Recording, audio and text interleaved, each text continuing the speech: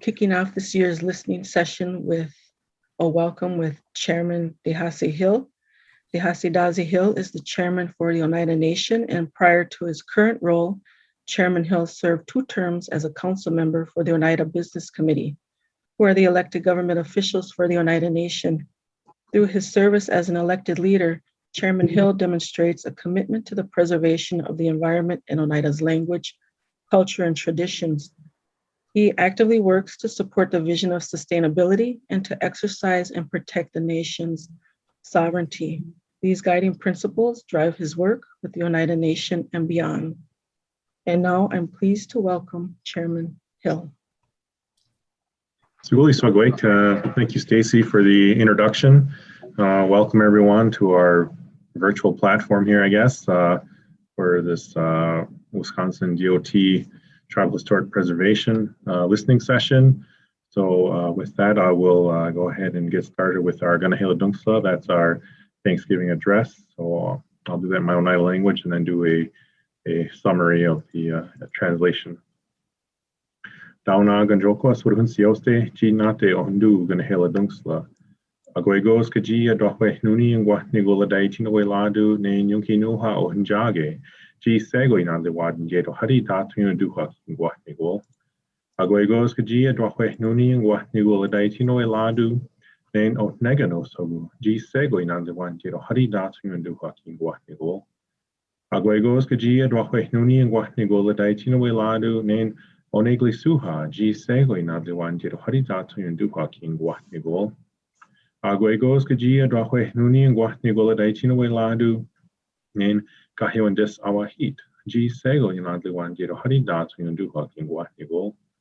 Aguegos kaji adohwe nuni ngwa nigola daitino ladu nen asanate godahundele. G sego inadli wan jero hari datu yunduha kingwa nigol. Aguegos kaji adohwe nuni ngwa nigola daitino ladu nen oyunkwa G sego inadli wan jero hari datu yunduha kingwa nigol. Aguegos kaji adohwe nuni ngwa nigola daitino ladu nen onunkwa togu. G sego inali wan jero hari datu yanduha kingwa nigol. Aguegos kaji adohwe nuni ngwa nigola daitino ladu nen natigalondot. G sego inali wan jero hari datu yanduha kingwa nigol. Aguegos kaji adohwe nuni ngwa nigola daitino ladu nen gundilia suha. G sego inali wan jero hari datu yanduha kingwa nigol. Aguegos kaji adohwe nuni ngwa nigola daitino ladu nen benjokwa. G sego inadli wan jero hari datu yanduha kingwa nigol. Aguegos kaji adohwe nuni ngwa nigola daitino ladu nen ojita hasuha. G sego inadli wan jero hari datu yanduha kingwa nigol. Aguegos kaji adohwe nuni ngwa nigola daitino ladu nen owela suha. G sego inadli wan jero hari datu yanduha kingwa nigol. Aguegos kaji adohwe nuni ngwa nigola daitino ladu nen lidisa gayonteese. G sego inadli wan jero hari datu yanduha kingwa nigol. Aguegos kaji adohwe nuni ngwa nigola daitino ladu nen yodahalut kwajiha. G sego lonadli wan jero hari datu yanduha kingwa nigol. Aguegos kaji adohwe nuni ngwa nigola daitino ladu nen yuki sota we nidale. G sego yunki nigola dari datu yanduha kingwa nigol. Aguegos kaji adohwe nuni ngwa nigola daitino ladu nen yoji stokwalu. G sego inadli wan jero hari datu yanduha kingwa nigol. Aguegos kaji adohwe nuni ngwa nigola daitino ladu nen gaye nyungwedage. G sego inadli wan jero hari datu yanduha kingwa nigol. Aguegos kaji adohwe nuni ngwa nigola daitino ladu nen skanadalio. G sego inadli wan jero hari datu yanduha kingwa nigol. Aguegos kaji adohwe nuni ngwa nigola daitino ladu nen sukwai disu. G sego inadli wan jero hari datu yanduha kingwa nigol. Danito. So again, thank you for asking me to open up this meeting with our Ganahela Dungsla, our Thanksgiving address. So we recite this as we gather as people to gather our minds as one to give thanks and prayer to all of creation. And so I generally start off by, thanking our Mother Earth for continuing to fulfill her responsibilities and duties. Then I move on to the different plant lives, all the grasses, the medicines, tobaccos, the three sisters, which are the corn, beans, and squash, all of the trees. I kind of move on to the animal life, thinking all the animals, all of the people, all of the birds. And then I move on to what we refer to as kind of the greater forces, things like the wind, the sun, the moon, the stars, our four messengers, one of our prophets, kind of DeLeo, and then ultimately ending with thanking Sunkwai Disu, the creator, for placing all this, all of creation here on Earth, and then and that they're still continuing to fulfill their original instructions that were given to them upon creation. And I guess for me, generally just serves as a reminder of all of creation and their importance to rely on one another and how we rely on all of creation. I guess creation will continue on without us, but without creation, we will not continue. So that's just kind of stressing the importance of, all of creation around us, the entire world, and all the plants and all the animals, and the greater forces that we rely on more than they rely on us. And so it's also kind of a humbling experience, I guess, as well, to again make sure that we're all doing our part, taking care of one another. We as people, our instructions are, to be caring and to use our thoughts and our prayers in a good way, and to assist and help one another in ensuring that things carry on. And so again, thank you for this opportunity this morning to address the group, and y'all go and enjoy the meeting. Go to Hase. It's going to be an overview that is taken from the perspective from the DOT staff and the TPOs out in the field. How do we get to that point when we have tribal monitors on site? Whom we have presenting today, we have Marvin DeFoe, and Marvin is the Red Cliff Tribal Historic Preservation Officer for the last 4 years, and he also serves on the Red Cliff Tribal Council for the past 2 years. He's worked for the Red Cliff tribe in many facets over the past 35 years. He's a birch bark canoe builder and birch bark artist. And Edwina Buffalo Reyes, she's the Red Cliff Assistant TPO for 3 years, mother of 3, and her passion is serving her community through the work she does as Assistant TPO and as a lifelong community member. Also presenting, we have Katie Kalashevsky. She is an architectural historian and works as an environmental review specialist in cultural resources at the Wisconsin Department of Transportation. She has worked in the field for 8 years. When she is not working, she is knitting, traveling, or training her dog in agility. We also have Lynn Cloud. She is an environmental review specialist in cultural resources at the Wisconsin Department of Transportation. She brings 25 years of experience working in this field. And when she's not working, she enjoys spending time with her husband, 4 children, and 5 grandkids. We also have Aaron Gustafson. He is one of the Northwest Region Environmental Coordinators and the Northwest Region Tribal Liaison. He has been working with the Wisconsin DOT for 4 years. And before the Wisconsin DOT, he worked for St. Louis County in Minnesota in their community grant program. Aaron grew up in Minnesota and attended the University of Minnesota Duluth, majoring in environmental studies. Aaron still lives in Minnesota and enjoys the outdoors. We'll be moving into this presentation. Again, this is steps to identifying the need for tribal monitors on site. Katie's doing that. Thank you for that opportunity from all of us to be able to present today. I would like to plug that we've spent lots of time with Marvin and Edwina and Aaron putting this presentation together. And I think we've all learned a lot from each other, just having the conversations we did to get to this point today to be able to present.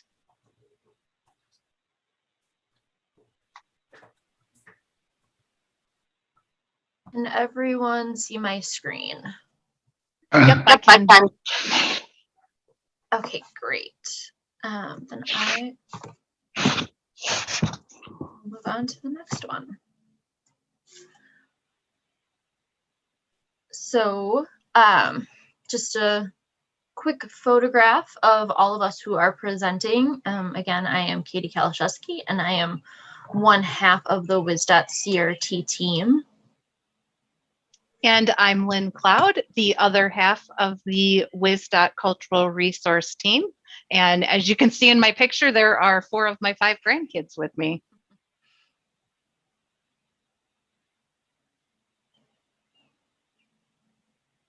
And Edwina Buffalo Reyes, I'm the Red Cliff Assistant TPO, and my picture is on a tugboat filleting whitefish. That was last year. And I'm on top there, Marvin DeFoe, stand by a wigwam. Apologize, I don't have my mask on in that picture, but first time I took my mask off when we were in the group, actually, right there.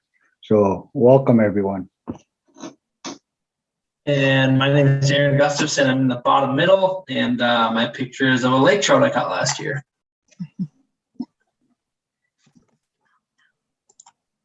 Okay, and so right now I will hand it over to Marvin to say a few words or many words. Yeah, bonjour. I also apologize. Look at there, I didn't even shave that day either. Holy crap. Man, looks like they picked the roughest picture of me, but that's me.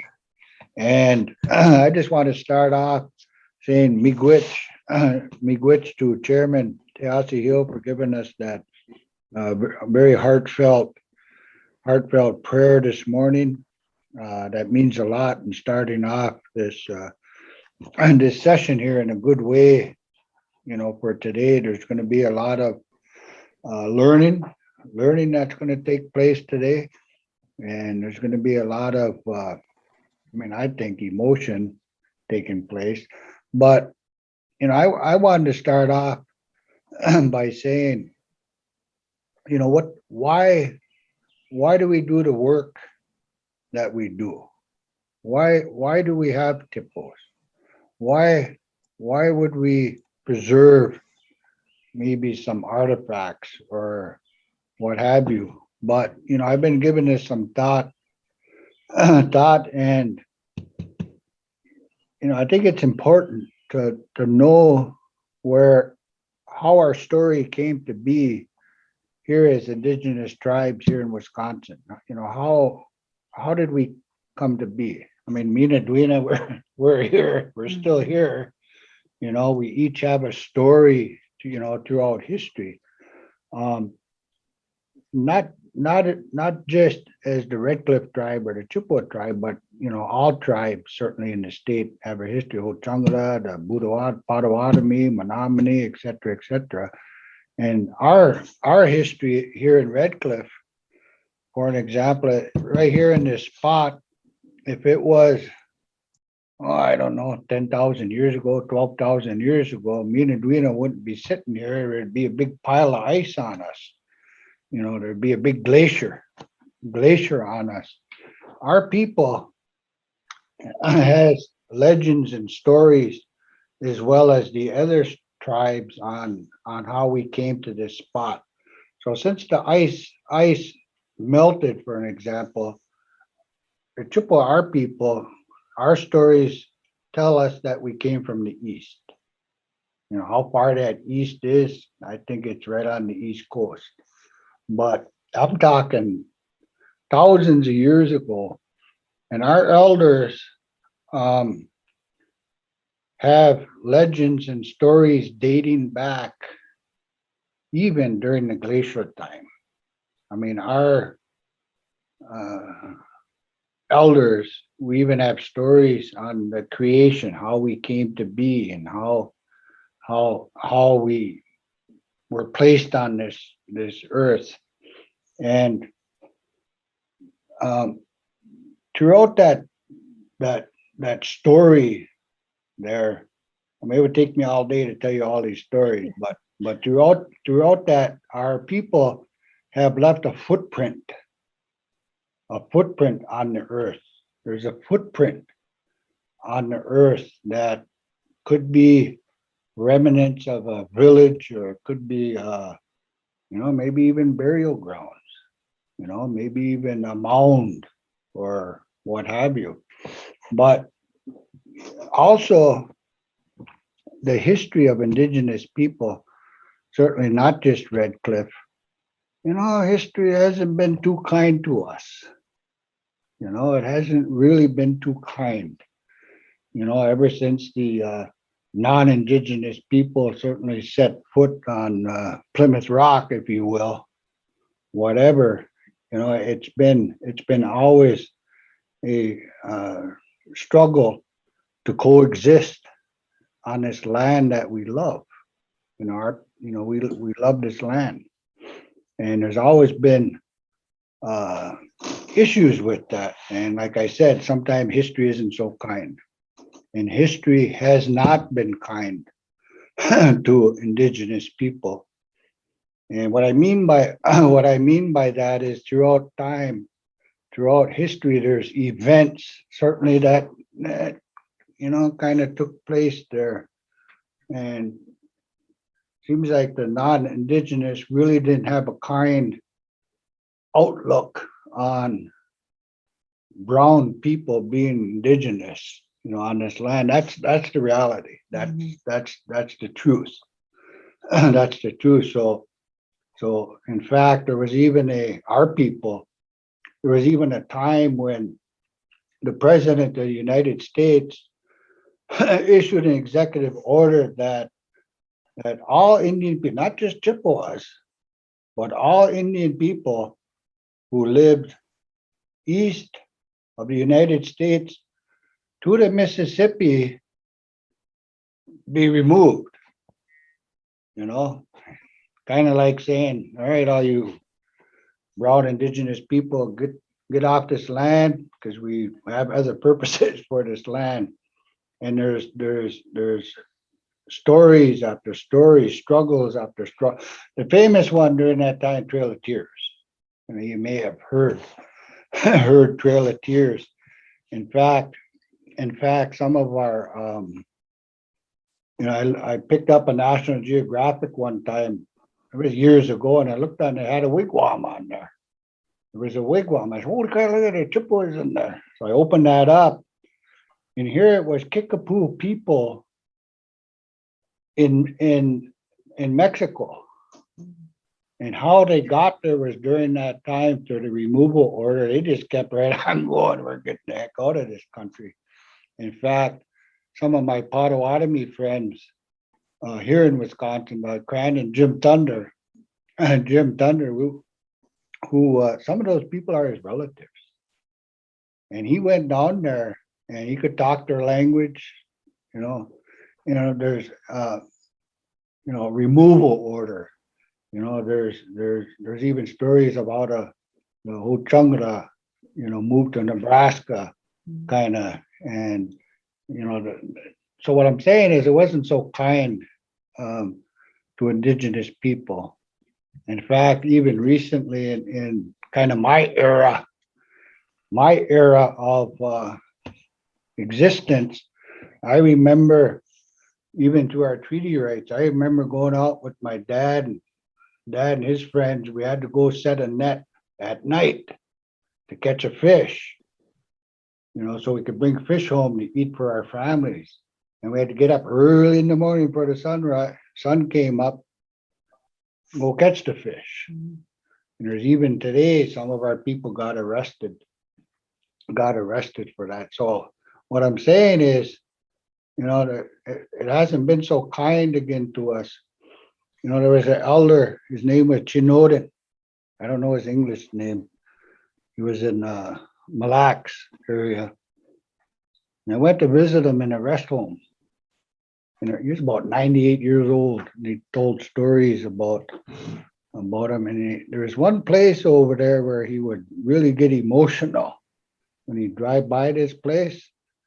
So I asked him one time, how come you're so emotional? How come by that place? He said he remembers when he was a young kid going by there, and his grandma and grandpa's funeral objects were hanging on a clothesline, you know, and he got emotional to that.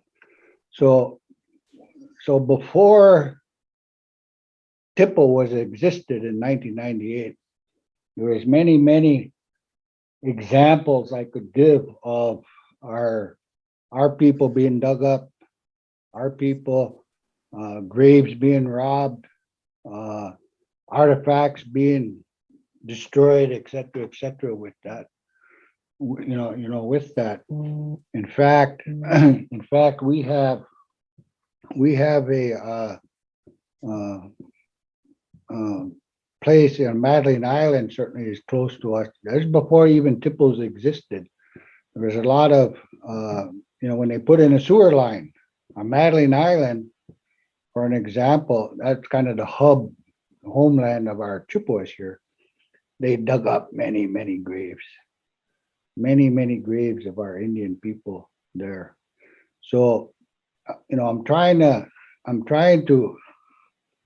tell kind of why we do the work we do. Why we do the work we do as TPOs, and why is it important for us to collaborate with WisDOT to continue working together to do the work that we do. And it's hard sometimes, our job, TPOs, for an example, is we try to preserve, and we try, but sometimes it's hard. You can't protect something if you don't know it's not there. It's hard to protect. So we have mechanisms in place where we can kind of get some idea on if there possibly could be some artifacts there. There could possibly be some grave sites there. There could possibly be some things there. I was involved in the last 2-3 years with not WisDOT but MnDOT in Minnesota. Some of them elders called me because they built a highway north of Duluth and Minnesota there, and what they discover is discovered a graveyard. They come upon it. They come upon a graveyard there, but my phone's ringing now. Just when I didn't want them, they were supposed to call me last night. They're calling me right now. Anyway, excuse me. But with that,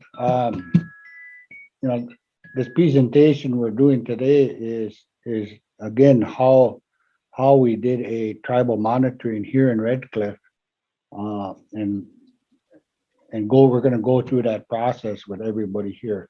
But again, I just want to emphasize the importance of the work we're doing, and with it, and it does get, it does at times, it does get emotional, and it does it does get emotional in the work we're doing. Madeline Island, there was we discovered that there's bones of our ancestors down in Logan Museum down in Beloit, and it's a man and it's a woman, or no, it's a Mother and child. mother and child, mother and child that was. I'm not even going to say inadvertently, because that's when they dug that water and sewer there. That they've been sitting down there for 40 some years in that museum, and me and Edwina start talking about that. And once we start talking, we get very emotional. We get very emotional with that because that history runs deep in our veins, about our people. But I look at it like this too. If that was my mother sitting down in Logan Museum, sitting next to my sister, what would you do? Right? You would do your best so that they could have some rest, with that. So, our work we do and the what we work with, that's real. That's real to our community, real to the tribes, and real to the families. In fact, even more recently, coming out today, within the past couple of weeks here, probably, and you know, that in Canada, in that residential school, 215 kids buried in the backyard, residential school. And I heard they discovered another one.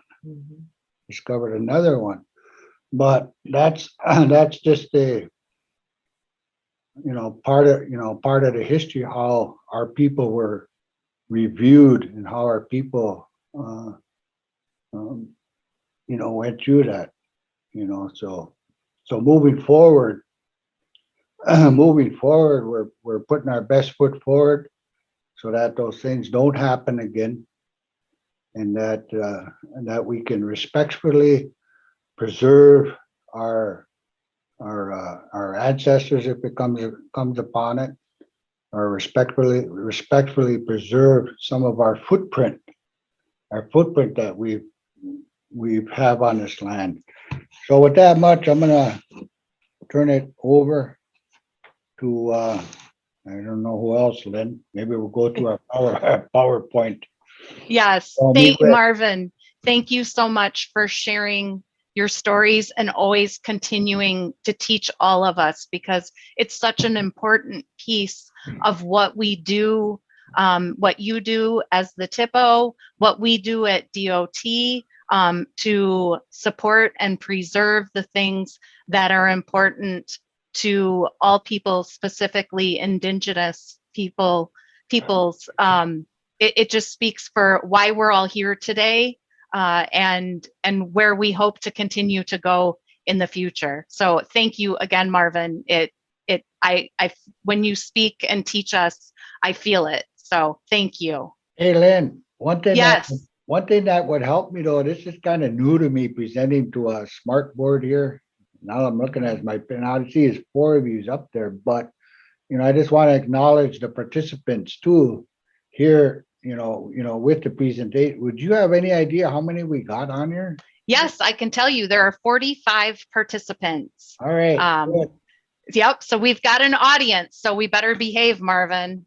All right, I'm trying. Great. Thank you, Katie. Do you want to take it over here?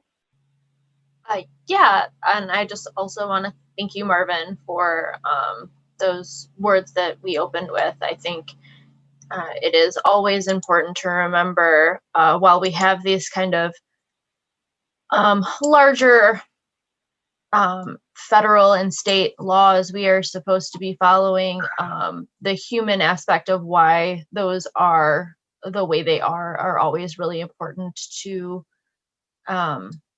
include when talking about consultation and why that's so important.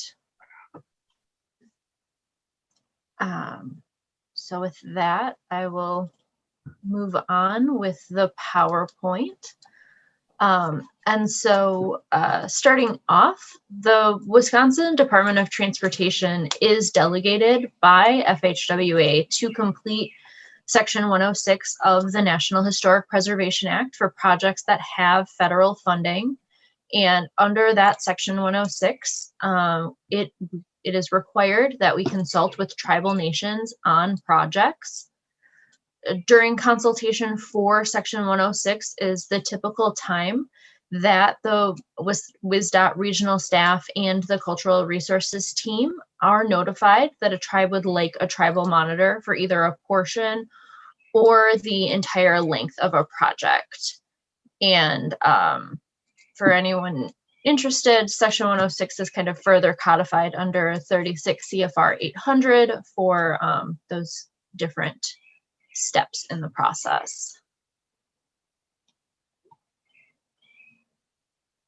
Great, thank you, Katie. At this point, some of you may be asking yourself right now, what is the difference between an archaeological monitor, which I think we more commonly hear of, and a tribal monitor? You can see from the current slide, an archaeological monitor and a tribal monitor do have many similarities. A tribal monitor, like an archaeological monitor, could be for on-site monitors for known archaeological sites and/or burial sites.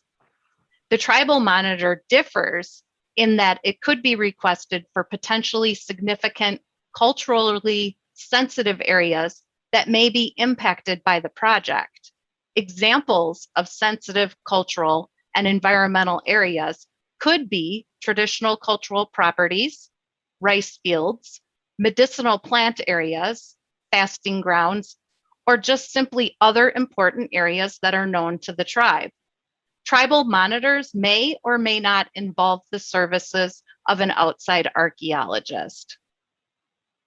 Marvin is going to give a few examples and information on how tribal monitors are certified. Yeah, bonjour. We have certainly in Red Cliff a training program that our TPO office, I guess we require participants to partake in that training to be certified to be tribal monitors. And it is quite extensive. It's a week-long, 5-day training. It's oversighted by a qualified archaeologist who gets right into the nitty-gritty of archaeology. And the reason why we do that is, when you're on a site monitoring construction sites, or we go out and do our survey, it'd be a good idea to know what you're looking for. Right. What are some of the remnants? You may even find one little bitty piece and of an artifact, for an example. It could be a debitage, which they say, off of a arrow, or it could be a what if it is a bone? Bone, yeah. What if it is a human bone? But anyway, we go through a week-long training with the participants to become a tribal monitor. The training isn't just the archaeology; we go extensively into the laws and the laws of TPO, Section 106, other federal laws, NAGPRA laws, all the laws that pertain to indigenous people relative to the work that we do. And also part of that training is documenting any like if you're on site. In fact, part of the training too is we actually go on a site. We do, yep. Actually go on a site, construction site, and go through that process of how being a tribal monitor on site, is for that. And our tribe, it is in our tribal law. We just recently updated our historical preservation law for the tribe, not the act, but the law specifically for our nation. And there is a requirement in there. Trying to think, is that 40 hours? Yep, it's 40 hours. Yeah. 40 hours of training to be a tribal monitor, plus on the years to come, they have to renew. Yeah. They got a Recertification. with it. So we're continually working with our tribal monitors on that certification. And that's just one of the things we do at our office, TPO office here in Red Cliff. To be a tribal monitor, you need to be certified. Right, yep. Right. That's a little bit about that. Mhm. Marvin, I was just going to add to that based on conversation that we had when we were preparing for this presentation. The authority that on-site tribal monitor has. I know we don't need to get too far into that here because Anastasia, whom everyone will hear from after lunch, will speak to that. But I know that was important to you, Marvin, the authority that person does have when on site during construction.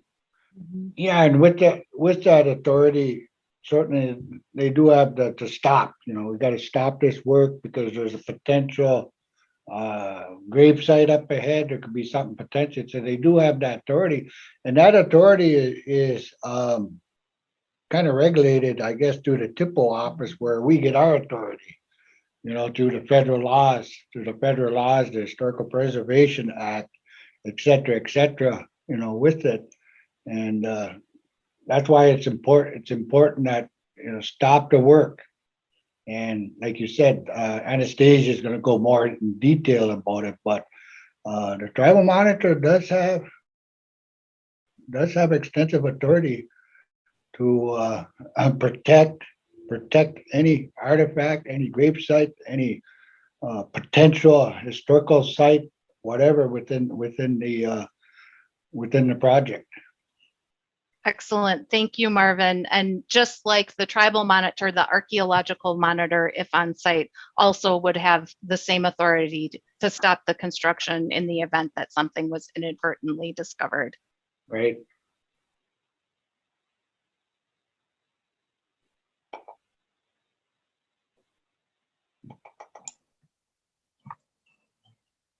Yes. So going back to the steps that we take to determine if a tribal monitor is required for the process. WisDOT CRT's role in the process is to be part of that consultation effort with the tribes prior to the Section 106 being completed, and then documenting that commitment.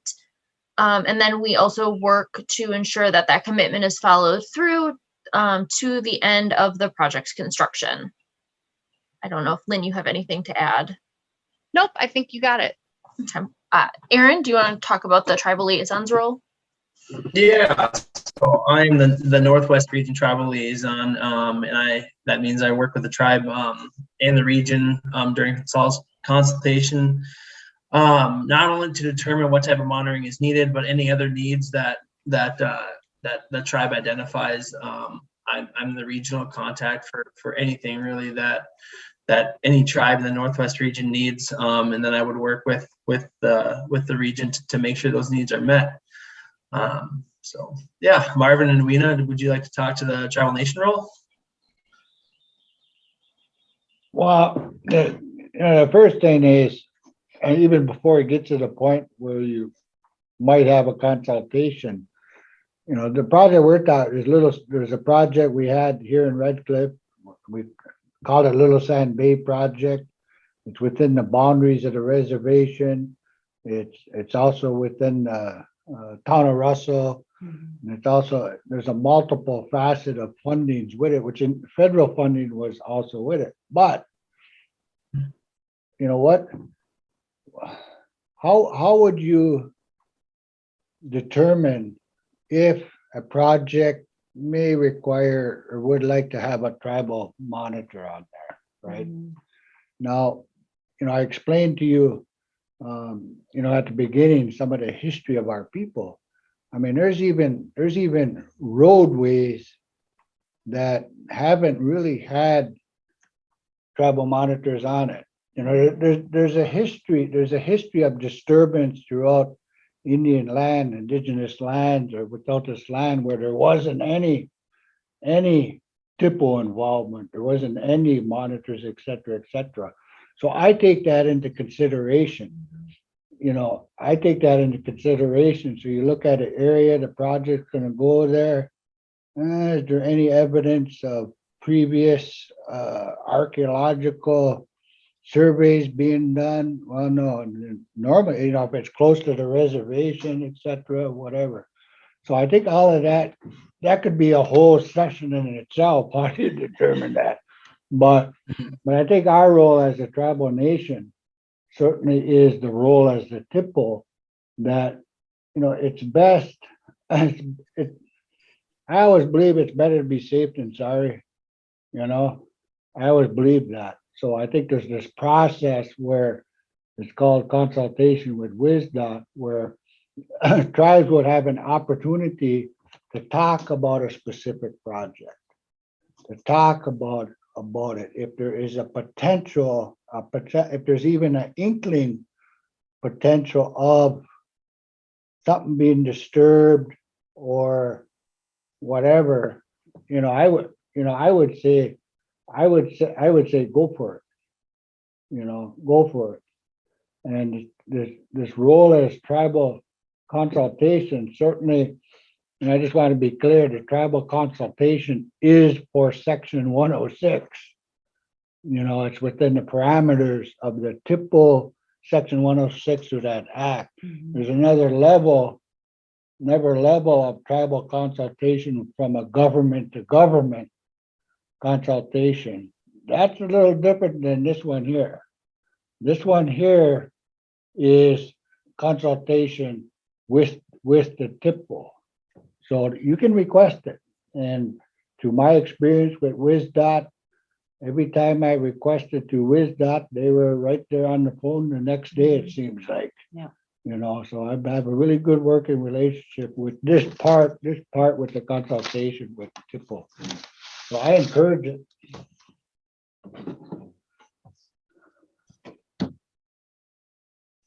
Thank you, Marvin and Anwita. That's always good to hear. I think now we're gonna talk about a specific project that used a tribal monitor. So Lynn. Excellent. Yes, Marvin started to speak a bit to the specific project that we are referring to today. But what you see here is an example of the Section 106 form that is a WisDOT specific form where we get SHPO concurrence. We document the notification and consultation and the commitments that are then carried forward into the construction project special provisions.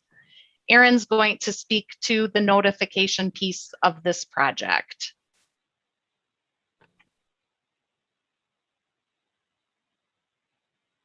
Yeah, so as a part of any WisDOT project, the first step in our environmental process is to send out our tribal notification letters. And through our tribal notification letters, that gives we ask if any tribe would like to be a consulting party. And for this project, the first phase, this project was done in 3 phases. The first phase of this project, which was from old County Trunk Highway K to the most northern project limit. We have a project location map a little later on in the presentation that will show you. But for the first phase of this project was on Red Cliff Reservation. And through the tribal notification letter, Marvin and Edwina and Red Cliff had officially requested to be a consulting party on the project, and through that process, through the process of the consultation, the Section 106 consultation, we were able to hire tribal monitors and make sure that we had the correct amount of monitoring on this project. So the initial tribal notification letter is a very good opportunity, and is the start of the consultation that WisDOT does with all the tribes. So Excellent. Thank you, Aaron. Mhm. So continuing on, we've specifically pulled out on that Section 106 form that I referred to, where we document that a tribal monitor was requested. And then this is carried forward again into the project commitments and special provisions. And we're going to take it back to Aaron here to talk a little bit more about the project. Yeah, and so it's that black line shows the complete project in all 3 phases, and it has each phase and where it starts and where it ends. And as you can see, hopefully you can see on the left hand side there, you'll see the phase 1, the start and end of the phase 1. So the start of the phase 1 is at the most northern tip of the project, and then the end of phase 1 is where it turns onto Mill Road there, I believe. And so that whole section of project is on Red Cliff Reservation. And so, yeah, and so like I said before, as the first step in our environmental process, we send out our tribal notification letters, and that includes a scope of work and other aspects of the project that the tribe needs to be notified about. And so for this project, the scope of work included improvements to the road, including some sections of the road were being widened, and most of the road was being repaved, all the way from Old County Trunk Highway K to Little Sand Bay Road. And on the sections of the road where it was being widened, those are the areas that we really need to pay a lot of attention to, because those are the areas that might not have been documented before, that might not have been studied. And so if it's in in undisturbed land, those are the areas that we need to pay particular attention to. Yeah, and so as a part of this project,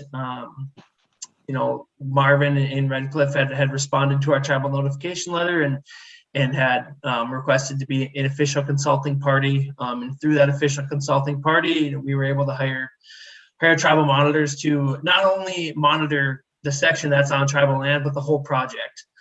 And so, which was very important. So, yeah. Yeah. Go ahead, Edwina. Aaron, from my memory, I think we also had certified archaeologists doing shovel testing on those areas where the road was Being widened. widened. Yeah, Mhm.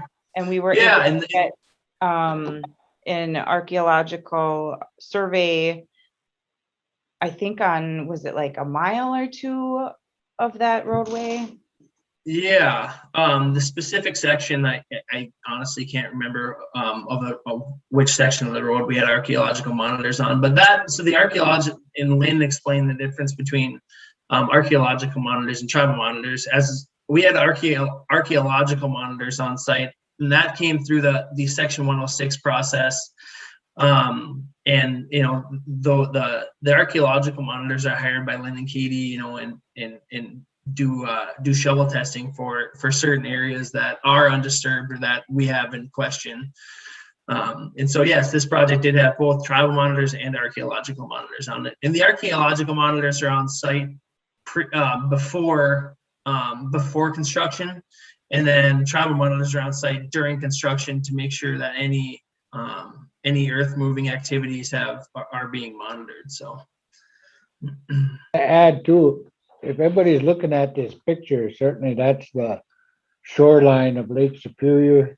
That Red Cliff's right there, and that's where your determination can come in.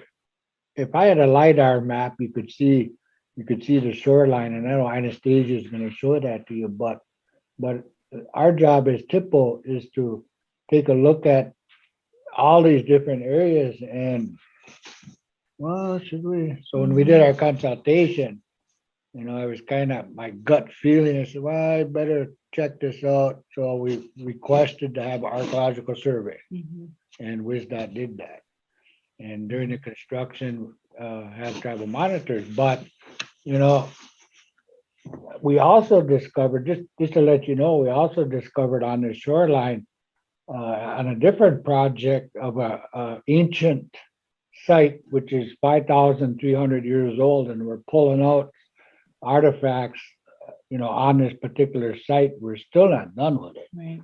So what I said earlier about our footprint, indigenous people, our footprint that we have on this land, there's a footprint there.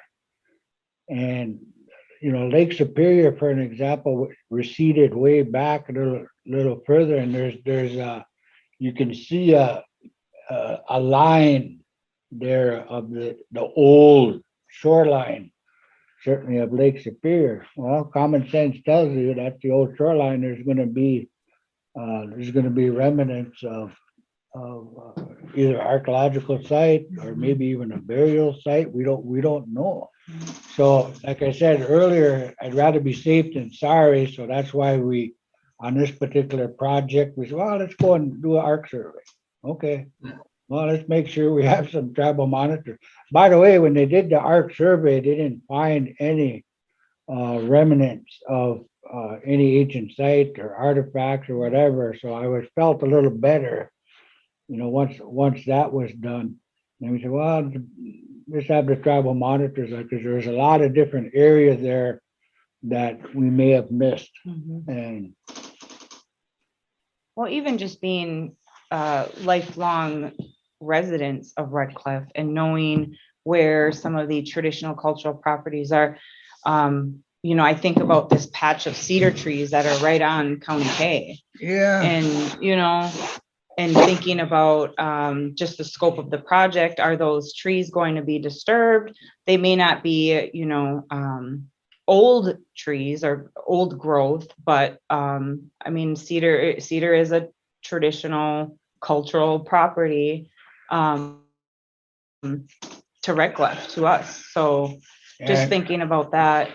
Yeah, was- she's talking, excuse me, I don't mean to cut. No, it's okay. She's talking about a site that we deemed as a sacred site. Mhm. It's a sacred site. You know, it's used for doing our ceremonial tobacco, et cetera. And with this project, I was sweating because I said, oh my God, that's within that corridor of thinning out them trees. So part of this process, what we went to, we talked to the contractor, we talked, are you gonna be cutting them trees? And they said, no. All right. Well, see, you know, if we weren't in this process, I was afraid that if we weren't in this process of consultation, et cetera, today that sacred site may have been cut over. Mhm. You know, it may have been cut over. So, you know, I take credit to this process that you out there now today, they're still, you know, they're still there. Yep. They're still there. You know, that spirit of that site wasn't disturbed. So Mhm. I almost forgot about that. Mhm. Excellent. Thank you for adding that, Marvin. That's great, great information for everybody, I think, to hear, you know, and again, kind of reiterates the difference of sometimes why we would have an archaeological monitor on site versus that tribal monitor, and the importance of the tribal monitor for those culturally significant things that an archaeologist wouldn't necessarily even know to be looking for.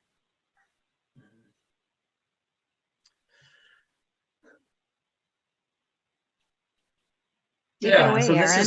is all right. So this is a kind of a timeline on how everything went. This project had been designed, redesigned, and designed again. There was a lot of eyes on this project, a lot of public involvement, a lot of local official coordination, and things that people wanted to see done with this project. And so it was, like I said, designed, redesigned, and designed again. And so on February 26th, we had sent out as the start of our environmental process. We send out our initial tribal coordination letter, and then wait for a response. You know, that initial tribal notification letter is really the first start in the best chance for us to get responses from the tribe to see what's needed and what needs to be protected and who we need to hire to make sure that's done. So next is the next, there we go. Oh yeah, okay, so on March 8th is when we received the official consultation request from Marvin and Redcliffe. There's different levels of consultation, but Marvin and Redcliffe requested to be an official consulting party, which is great, you know, which they were involved along the whole process, and you know, we made sure that what needed to happen happened. So I think the next is the week of April 28th. There we go. Yep, I was right. Oh yeah, so April to May. Specifically on April 28th was when the consultant archaeologists performed their shovel testing. So that's when we had the certified archaeologists on site testing different spots on either where we were widening the road or different spots that they had identified that needed to be tested. And then on May 20th is when the map archaeologists, the museum and archaeology program archaeologists performed their shovel testing on a different phase of the project. So on the 28th of April is when the first phase of the project was shovel tested, and then they moved down, and on the week of May 20th is when they shovel tested the rest of the project, like Edwina had said. So we can go to the next one, Katie. So yeah, then on May 23rd, WisDOT and Redcliffe had our consultation meeting. I think that was the first of many. But during that consultation meeting, WisDOT made commitments to include the or the Native American hike provision, which is included on any projects that are adjacent or on tribal lands. So that was included on this project. And then WisDOT also made the commitment through consultation with Marvin and Edwina, sorry, to have tribal monitors during construction. So those consultation meetings are extremely important, and gives the opportunity for WisDOT and the tribe to sit down and be face to face and really get an understanding of what needs to be protected and how we need to do that. So yeah, and then on that same day, actually, I had mentioned how there was a lot of different, this project had been designed and redesigned. The town of Russell had approached WisDOT about performing their own grading, which actually increased the area of potential effect for this project. Just adding another layer to this complicated project. And so when the area of potential effect increases, that means that we could have new areas of disturbance, and really it widens the project, and so those areas need to be accounted for, and they might not have been accounted for in our original design. And so when that happens, there needs to be reconsultation that happens, and many other things. So yeah, and there's the date right there, so we can go to the next one. So yeah, on June 16th, MAP reviewed the area potential effect changes that the town of Russell had requested, and there were no additional shovel tests that were recommended. So the archaeologists and shovel testers didn't have to go out and relook at those spots. But as a backup, the tribal monitor was going to be on construction, so those spots were still reviewed while construction was happening. It's just there wasn't extra shovel testing that was performed in those specific areas. So, and we go to the next one. So yeah, so July 17th, Redcliffe and Marvin, through our consultation process, concurred that there were no additional shovel tests required. And that was in those areas that the town had requested the additional grading in the area of potential effect to expand. So yeah, then we go to the next one. So yeah, September 2019, as a part of our Section 106 process, we had need concurrence from the State Historic Preservation Office, and we received the concurrence on that. And so receiving concurrence from SHPO kind of closes the door on our design process. That gets us through to construction and gives us our commitments on what we need to do, and if there was anything found and where things were found. So that concurrence gives us areas that we need to look out for and what we need to watch out for on construction. So yeah, and I think there's another slide of more dates. Yep, oh there, okay, yeah. So then July 2020, the tribal monitor was on site during construction. This project was constructed the summer of 2020, and I think started in July and lasted all summer. And so it was a great success. We have a slide later on about what was learned, and things that what was learned and things that we could do better next time. And so yeah, that's I'll add here, Aaron, real quickly to the group. As you can see from this timeline, even after Marvin responded that they wanted to consult, and then we did consult, and then with the scope changes, we continued to consult throughout this entire process. There is really no end point until the project is built. So as soon as Redcliffe expressed interest and wanted to consult, we then continue to do that consultation to ensure, that everybody, that we get those on-site monitors. So I just wanted to point out, as this project went through and we met certain, significant points where we got signatures and had conversations, it didn't stop there. Yeah, in consultation, it really needs to continue through construction, like Lynn said, because there's certain days where the tribal monitor might be sick, or where they might not be able to be on site. And on those days specifically, there's certain there's areas that can't be touched, or there's even construction that can't happen. And so it's critical that the tribal monitor and the construction consultant and the region are all on the same page about what needs to happen, and what can happen when or what can happen when the tribal monitor might be absent. So we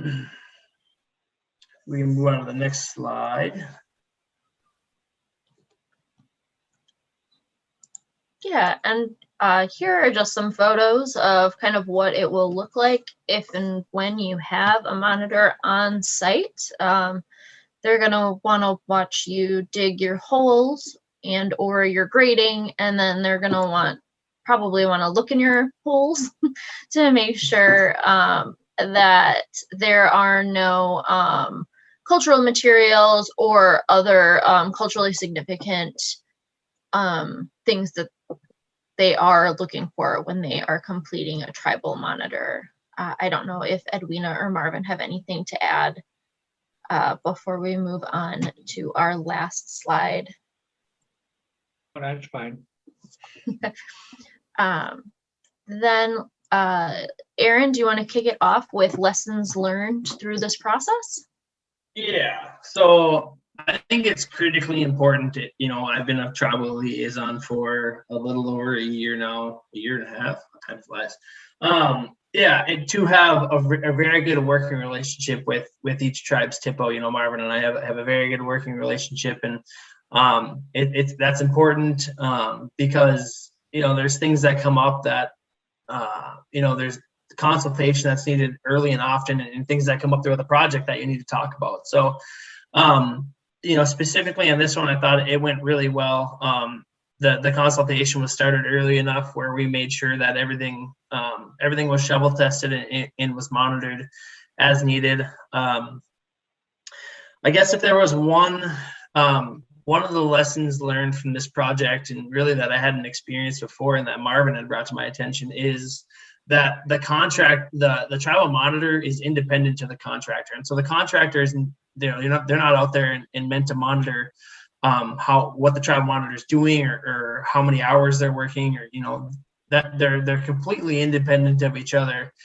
And we had a little bit of that happen on this project, where the contractor was trying to decide what needed to be looked at and what not, or when they were tracking hours and stuff like that. And so I think it's extremely important to make sure that the contractor knows their roles and responsibilities, and knows the authority that we had talked about in previous slides that the tribal monitor has, and to be aware of what needs to happen if they say that something needs to happen. So Marvin, would you like to add anything? Well, lessons learned is there was a lot more paperwork than I thought. And there are documents that's crucial to realizing the project. In fact, we developed a MOU specifically for this project between the tribe and WisDOT, and that clarified the expectations moving forward.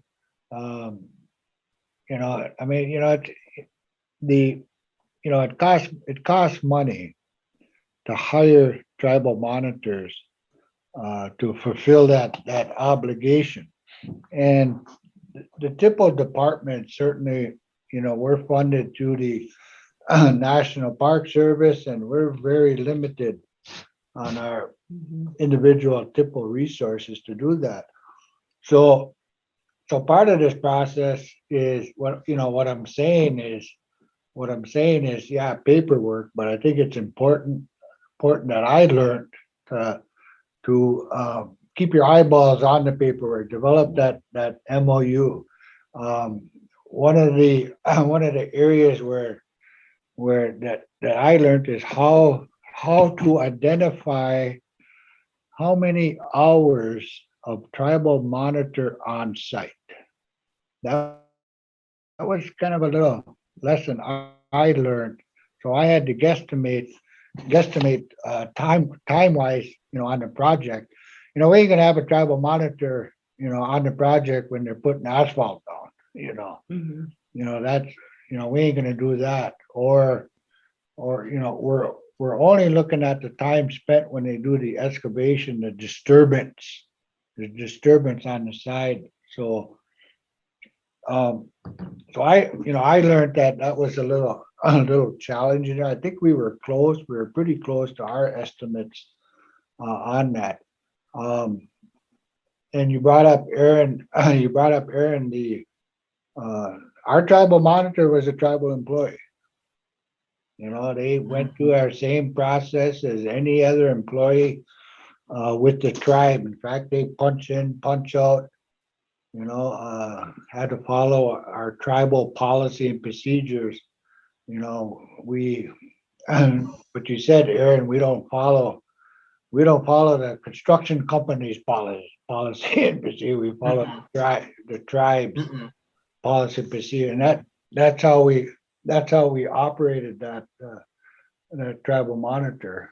If I had to do it again, which I'm anticipating, kind of doing it again, certainly in the future, because I think it's important to do that. It was a learning process for me, and that's why we decided, hey, let's present this. Here's some of the learning process that other tribes, other TPOs may want to go through. I mean, it's not all in detail, our presentation, but I think it gives a synopsis of the process to go through if any other tribe, TPO, or what have you, decides to have tribal monitors, or even requesting for archaeologists to do a survey work, certainly on site. So a lot of it.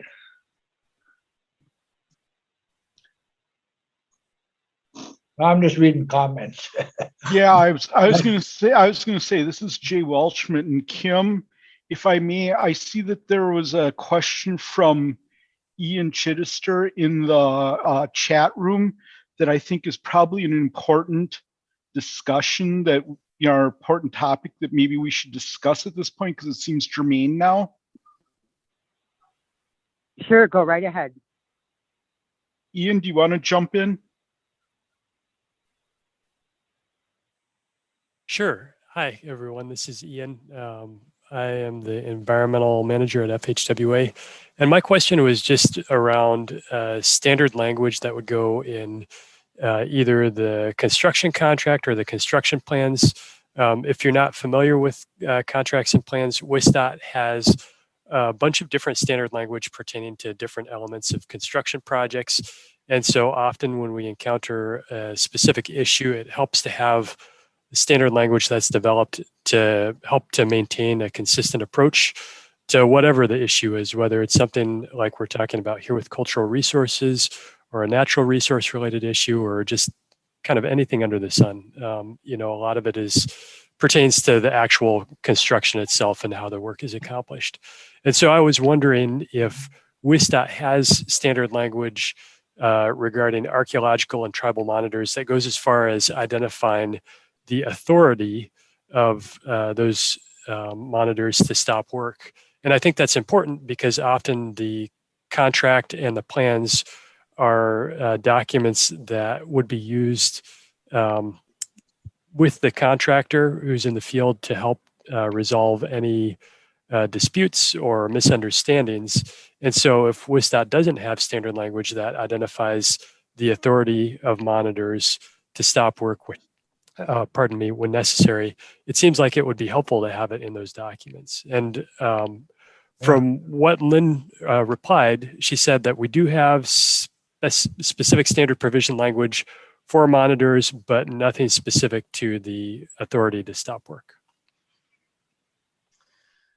Yeah, that's correct, Ian. There is specific standard special provision language in regard to the monitor, but there isn't anything that specifies that they can stop the work. So definitely, along with Chapter 26, Facilities Development Manual, Chapter 26, as Michael pointed out, we're definitely aware of some updates. And I'll be honest, these conversations that we've had with Edwina and Marvin have really educated me in all aspects of tribal monitoring, even after all these years of being here in this position. So I think we are in a position now at the department and with the TPOs to start, and Sandy Stankovich and I have acknowledged we do need to start some conversations to come up with policies and procedures.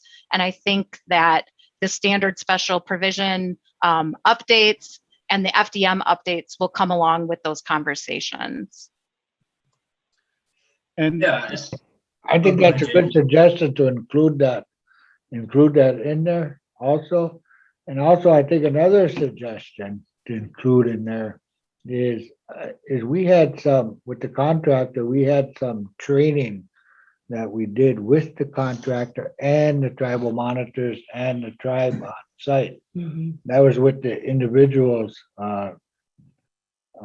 contractors doing the work. It wasn't the big contractor, but it was the ones who were subcontracted to do the work. So maybe some language relative to having some training on site. And what I mean by training is working with the tribal monitor, so it's very clearly understood with the guy running a 50-ton cat that they see our tribal monitor at what, how to communicate this, some provisions in there that would allow a contract. You got to meet with the tribal monitor because they're going to be on site. Let's go through a process there with it. So I think that would be helpful. That was one thing I learned too. Mhm. And this is Jay Walshmuth. I don't see anything on the screen where we can raise our hands, so I just thought I'd just jump in. And I'm going to be hiring another person shortly in our environmental process and documentation section. And that is one of the goals for this position, is going to be to get the environmental portion of what we do better ingrained into the PS&Es, the plan specifications and estimates. And I'm hoping that my goal is for us to end up with an environmental page in the plans that will list all of the environmental commitments and those kind of things, and the location of where those commitments are to be, to be held and to be, watched over in that. So this is good information from you guys about, some things that we could add to that too. So thank you. So Lynn, make sure that, well, this is being recorded, but Lynn and Katie, make sure that you guys remind me that that's something I want to add to that too. I wrote it down, but my mind, I will forget. Yeah, Marvin, I think it's important you don't know. Jay is who is responsible for me and Katie. Take down his email. Oh, your boss. Okay. Yes. I don't like the term boss. Trust me. We are a great team, and I get to have a little oversight on them. And trust me, with Lynn, it's even littler than what I'd like. Well, yeah, and kind of circling back to that MOU, that we had an MOU that was signed between the region and Red Cliff, and that's how we handled some of those, some of those unscripted areas that we had. Whether it was what the tribal monitor was going to be paid, or some of the duties. Now, I don't remember if it was laid out specifically in that MOU of the authority of the tribal monitors. Marvin, do you? No, I don't think so. Yeah, and so maybe that's something we can add next time to that, or any sort of agreement like that. Right, but I think what helped, though, I think what I'm hearing, what Jay is saying is include some of that in the contract of the ones doing the job, because I've worked construction, I've worked with construction people, and they can be a little pushy. Oh yeah, you can get some pushback, right? But I think it's important to put in there, hey, at least you need to meet with the tribal monitors and the tribe on this particular project, because we're gonna have tribal monitors on site. Absolutely. And the thing to remember there, Marvin, is that portion of the program is not really in my lane, but understand that I can also be very forceful as to what I want to see somebody else do in there. So I will definitely advocate for this idea.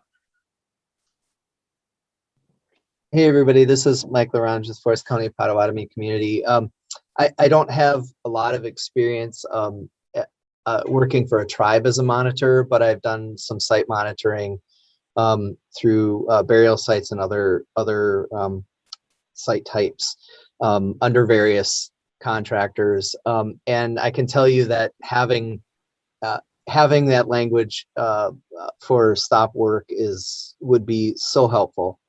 I had stopped a project to take 45 minutes to excavate a feature that was identified just right under some asphalt on a road replacement project, and I believe it was a municipal project, so it wasn't I don't think it was directly WisDOT, but you would have thought that I was, bankrupting the company.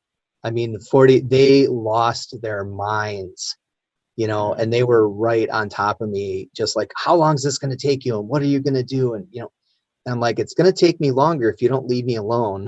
Like, that was the only thing that kind of got them away from me.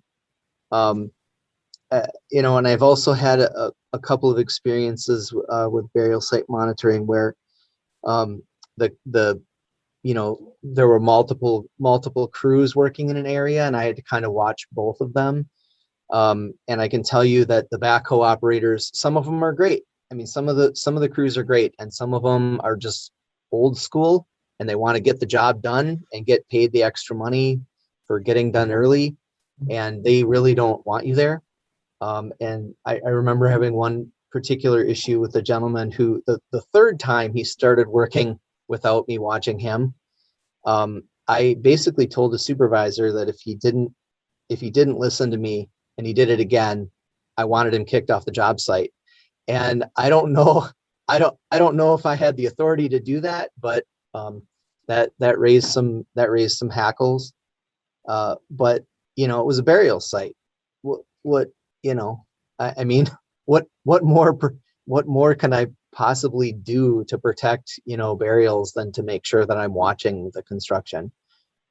So that piece, just a couple examples, that piece is super crucial. And that the education piece that Marvin laid out would be really helpful as well. Yeah, it's a super great idea. So just my Excellent. 2 cents. Thank you, Michael. This is all really good conversation. I think it's great for this group to be hearing all of this, because there are a lot of questions that come along with any type of monitor. Since we've kind of gotten off topic here, I know it was important. You see the last lesson learned listed here is the Native American hiring provision applicability. I think what this was, and Marvin, correct me if I'm wrong, is sometimes there is some confusion about who is responsible for what. And oftentimes it's thought that the TPO is just on the receiving end of all things. And although the Native American hiring provision is very important, it's not something that the TPO is responsible for. So I think, and again, correct me, this was just to point out that there are other staff and sections of tribes, just like in governments, that need to be spoken to as well. It's not just that everything doesn't just go through the TPO office. Is that correct, Marvin? Yes. I'm trying to read this at the same time, but that is and I think part of the question that Bill has, yes, you're correct, Bill. Within the boundaries of the trust land, even within the boundaries of the reservation, you do need to engage the Bureau of Indian Affairs head archaeologist there to get a permit. You know, within our boundaries in Red Cliff, for an example, that permit is required for any archaeologist to do archaeology work within the boundaries of the reservation. So, so that is correct on that end. I'm trying to read, Bill, your question. You got a long question. I don't know. I know I covered the first part, but oh, okay. Thank you very much, Bill. I read the last part. So there's a couple of them. Let's see. How, if any, does the BIA play a part in the recognition? Okay, so you Yeah. answered that. Right. I only got that far. What forms are the tribal monitors using to document their work on the project? Is this sent through the TPO to the contractors, or do they work directly with the funding source? Bill, that would be brought up to Anastasia, who we hired. She's the tribal monitor on this project. She'll go through the forms that she is responsible for documenting. Culturally sensitive items and processes and such. How are you keeping such things private in that most all things are subject to FOIA, it seems? Does the TPO or the tribal monitors take on the responsibility? Okay, so that first question, how are you keeping such things private, such as culturally sensitive items? Well, Bill, we review that daily with the tribal monitors. I know I did, every day before they head out in the field, we reviewed what was discovered the previous day. And it was our mutual understanding if there was anything, anything of significance there, that's up to the TPO department to release any of that information. It could be if it's sensitive or not, so that's entirely up to the TPO to review that and how they would want to handle that part. All right. Does the TPO or the tribal monitors take on the responsibility of introducing cultural awareness to the crew that are working on the various areas of the project's undertaking? Well, on this particular project, Bill, yes, I did take the responsibility of educating the crew on cultural materials. We spent at least 2 hours there that first morning going through why we're doing this, kind of the same presentation we're kind of doing here, what it means to us, as a tribe. And they were very, very receptive to that approach. So yeah, we do that. I just wanted to quick jump in here and just say, I'm wondering if that's something that we could add to the pre-construction conference with the contractor, that we also bring the TPO in or the tribal monitor in during that pre-construction conference to, for introductions and things like that. Aaron, your thoughts, or anybody out there? That would, go ahead, Aaron. Yeah, I think that's a phenomenal idea. The more we can get, the more we can talk to the contractor about the culturally sensitive areas and who's going to be monitoring and what the authority that the tribal monitor has is just going to create that better relationship and understanding during construction. So we aren't going to run into these issues, like monitoring hours and whatnot. And so I think that'd be a great thing. I'm not sure when the tribal monitor was hired for this project, Marvin, or if they were hired before the public involvement meeting. But that might be a hurdle that we have to overcome, is getting the project monitor or the tribal monitor on board before we hold our public involvement meetings, because sometimes our they're before construction and they might not be on board yet. So well, I think at the pre-construction meetings, Aaron, it would be helpful to articulate the process, what's going to take place on the site moving forward. Because at the pre-construction meetings, it seems to me you have all the contractors there.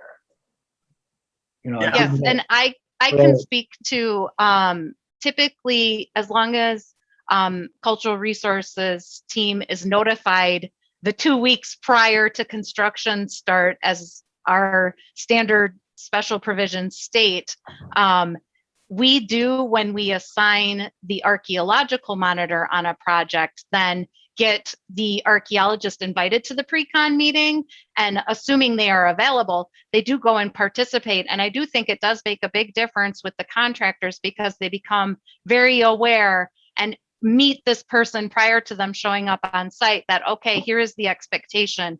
And that should also extend to a tribal monitor, that whomever is going out to do the tribal monitor should be invited to that pre-con meeting.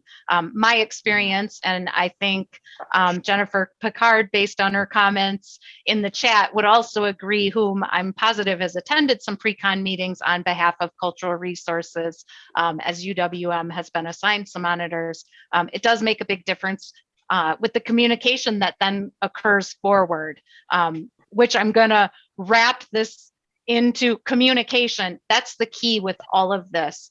The better communication everybody has, the smoother this all goes. So over communicate. And anybody who works with me knows I'm an over communicator. So I'm not just saying that, I do live it. And sorry, if you do have something to add, Marvin, I apologize. I didn't mean to interrupt you. Oh, I think the, you know, certainly reality of the work that we're doing, you know, you're going to have, you know, if you have a archaeologist or a tribal monitor, for an example, suspecting a bone fragment, certainly in on the site, and you have the contractor that says, hey, come on, hurry up, and they go and dig, you know, they're in violation of, I don't know how many federal laws. You know, they go ahead and do it. And one was that commented, well, you know, And state laws. Yeah, and state laws, they're in violation, and there's some hefty fines that goes with that. And I think if you're ever, you know, we can knock on wood, but if you're ever in a situation where you do feel threatened, you know, there's some tribal monitors that, you know, not just here, but throughout, that, you know, they were threatened. You know, you heard from, you know, several on the line here, call the sheriff, you know, call law enforcement, because if they cross the line of violating laws, well, you would have to do that. Fortunately, we never did, you know, we never had to, but, you know, that's part of the stop the project. If you got some individuals on there, I mean, if they went through and dug up some possible bone fragments, whatever, to me, in my opinion, that's in violation. And we just have to take them steps, those provisions, you know, take those provisions for. And I think when you have that pre-construction meeting, whatever, I think to be very articulate on, no, it ain't just a tribe wanting to have somebody out there monitoring, looking at the color of the soil. There's all these federal laws that is the backing with the TPO, federal law and state laws, like you said. You know, that is the enforcement, where we're trying to enforce that. So I don't know if somebody violated one of that. You know, they may be seeing some time in prison. I don't know. No, in reality, you know. Yeah, I just wanted to jump in and mention that Leslie Eisenberg from the State Historic Preservation Office did note in the comments that it's important to remember that most WisDOT projects are located on non-tribal land, even if a tribal monitor is involved, and that if a burial or a bone discovery is suspected, work must stop, and that if you're getting pushback, you should call the sheriff's office. Also, please call Lynn and I, because we take the work with State Statute 15770, the burial law, very seriously, and we want to know when work's not being stopped also, because that's very we value our relationship with the tribes and with the State Historic Preservation Office, and it is just important that we respect any burial discovery. So if you are getting pushback, please call Lynn and I. And if you can't get a hold of us, or if you are still getting pushback, please call the sheriff's office. Yeah, and if the sheriff doesn't work, call Bill Quackenbush. Yeah. Yeah. I'd just like to mention two things. First, I haven't done a lot of monitoring off tribal lands, but here on FCPC tribal lands, my standard operating procedure is to meet with the contractor before they do anything. And we outline the area that they're not allowed to go in, and I explain to them what's going on. They also know that I'm going to come back and check their work after they're done. So, and I kind of, because it is tribal land, ARPA applies. And so if they start picking up artifacts, there are federal, felonies that go with that. So I make that kind of clear to them. So that piece is important. And then just as a kind of a sidebar, under Wisconsin 15770, there's been a lot of debate in recent projects about what constitutes a burial. And there's been a lot of press recently about, not formal burials or, whatever. And I just want to be clear that under 15770, the limit for a burial is any human bone in any state of decomposition buried in the ground. So it doesn't matter if it's primary placement or if it's fill or if it's whatever. If there's a human bone in the ground, turned up during it constitutes a burial and then the burial site law needs to be enforced. So there's obviously a ton of work was done by the DOT before Section 106. And there are human remains that are mixed into fill and have been, graded across surfaces, unfortunately, back in the past. And so those will come up. And, just because it's not a whole human person doesn't mean it doesn't, carry weight, both under the state law, but also, the tribes really don't care if it's a whole person or a part of a person. It's a person. And that needs to be treated, with respect. Anyway, just a couple of thoughts. Thank you. So thank you, Michael. I think that's a really important thing to note also, particularly because I do know that it's come up on other projects, and that is an important thing to think about, particularly because we did put a lot of roads in before there was Section 106, and there is the potential for us to encounter these. It's also important to tell us, because unfortunately it will stop your work, but it's really important because then we make sure that an archaeologist gets out there to look at the remains and makes determinations. And that's it's part of 15770, and it's incredibly important. I'd also like to point out that also includes if you find, we would like to know if you find portions of coffins also, because that can, of course, show that there are human remains. There was just a project in the Milwaukee area where they found not technically human remains, but coffins. And so we stopped work and had an archaeologist come out and look at all of that.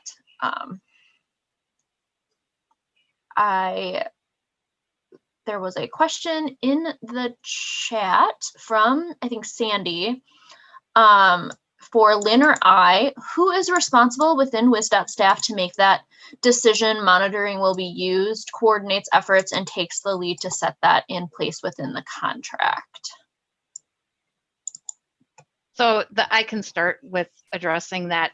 The 106 process helps to make the determination based on either requests for consultation and or what the archaeological field surveys have identified. So although the Section 106 comes to Katie and I, and we do that final SHPO coordination and concurrence, the process identifies the need for a monitor is how I would answer that. Katie, do you want to add to that piece of that, or did I answer that sufficiently? Yeah, I agree with that. It's really what the work will be doing and where they are doing that work. We use the Wisconsin Historic Preservation Database, us and our archaeologists, to do work for us to determine kind of what the known boundaries are of a site. And that helps us determine what the next steps are. And we tend to monitor almost all work within a burial site if it's being done for a WisDOT project. Excellent, thank you. This, And this then, is Sandy. Sure. Yeah. This is Sandy. Just to clarify and just to give a little more direction to your answer, and I apologize, Lynn, you're probably going to go there. But once you've made that determination, do you work with the environmental staff then in the region, or do you then start working with the liaison or with the project manager? Who gets the go ahead from you guys that, okay, you folks have to start arranging for a monitor? And I know this is a work in progress because you and I will be determining this, but how does it work right now? Because right, I know we want to try to centralize this.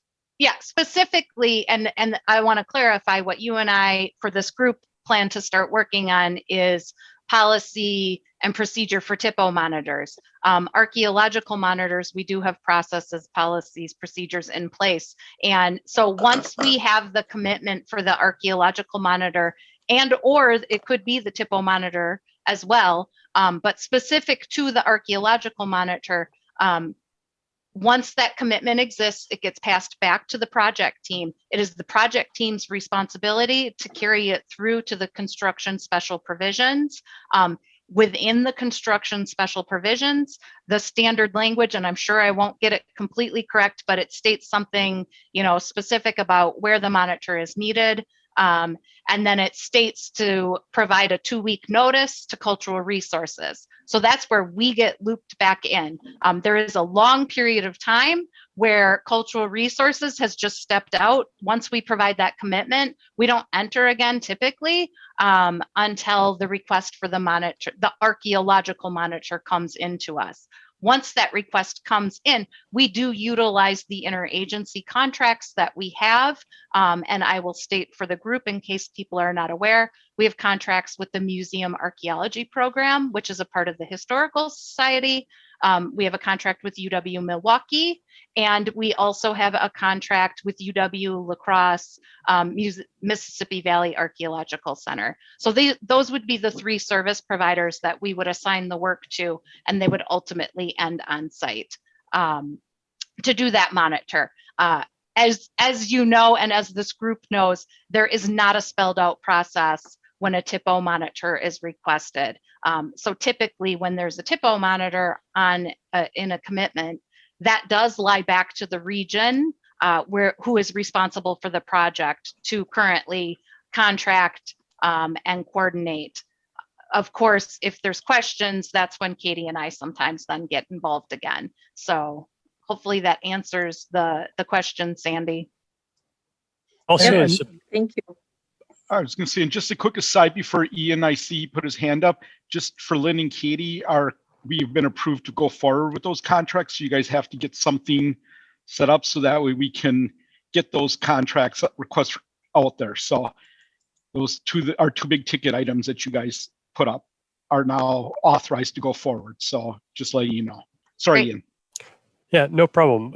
I also wanted to note, just in support of what Lynn is saying, our environmental document form for our categorical exclusion checklist, which would cover most of the projects that WisDOT processes, has a statement on the cover. It's actually the signature statement for the WisDOT project manager that notes that the project manager certifies that mitigation measures and commitments in the environmental document will be incorporated into the project plans and contract documents. And so it's pretty explicit on those environmental documents that it is the responsibility of the project manager to ensure that those commitments are carried forward into the PS&E.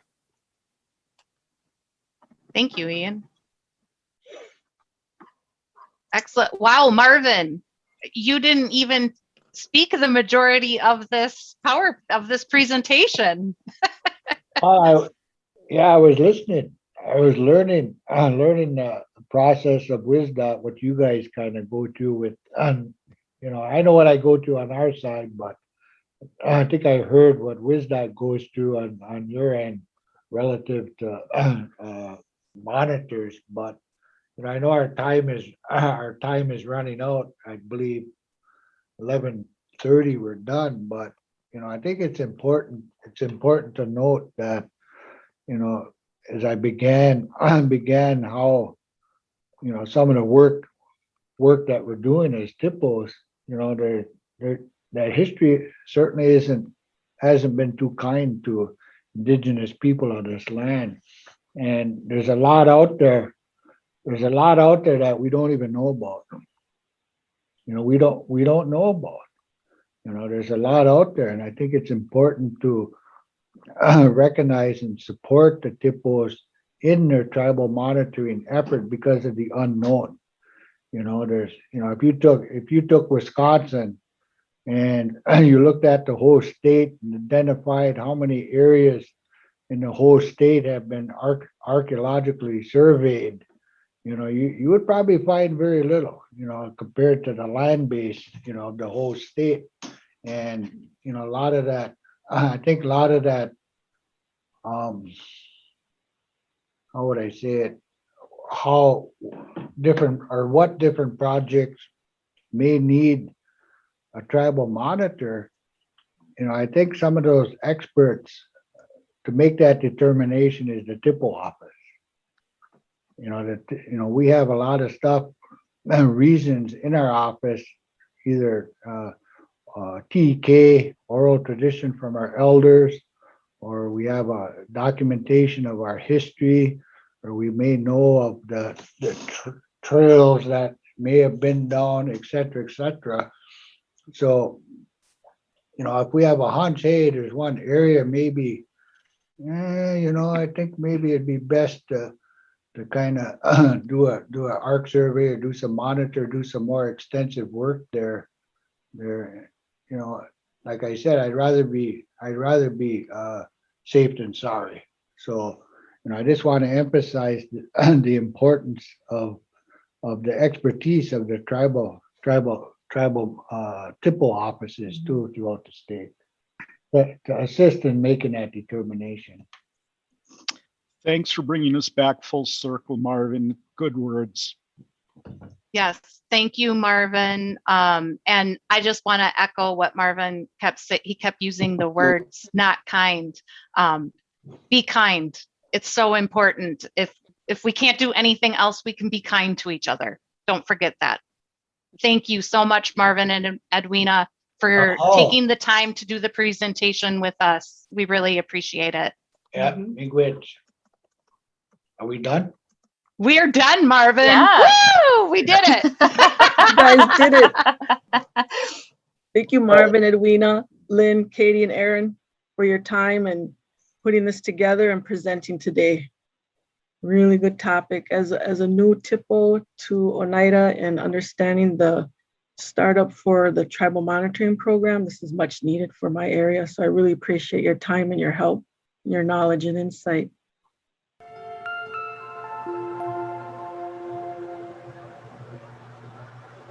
It's hard for me to explain to people what's it like to do a process, to do a project on tribal lands, or to get the special permissions that we have to get, or when we sometimes do more on tribal reservations than we do in municipalities. I can't say, well, it's like when we worked in Minocqua or Spread Eagle or Wausau. It's not like anything else. These are sovereign nations. We have government-to-government relationships with these tribes. And we respect it differently, we carry on business differently, and we just have to wrap our minds around the fact that it's going to be different.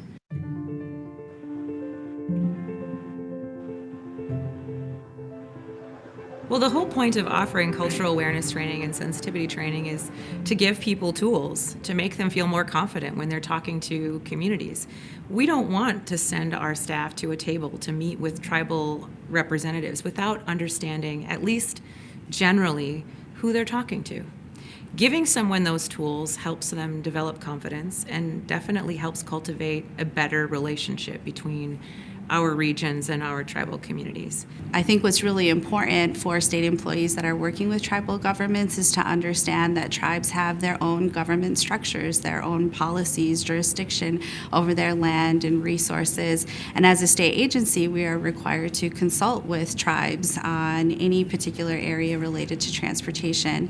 So this really serves as a comprehensive overview of what it means to work with tribes. I think it provides a great way to bridge the gap that had existed for many years. You know, our relationship with the federal government has not always been a good one, you know, so it kind of is reducing the paternalistic relationship that we have with the federal government. It's kind of putting the ball in our court.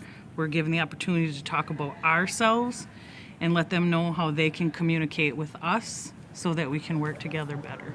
From my experience, when you're working with state employees, they might not understand, and for that reason, they're always kind of hesitant, and they're avoiding trying not to offend anybody.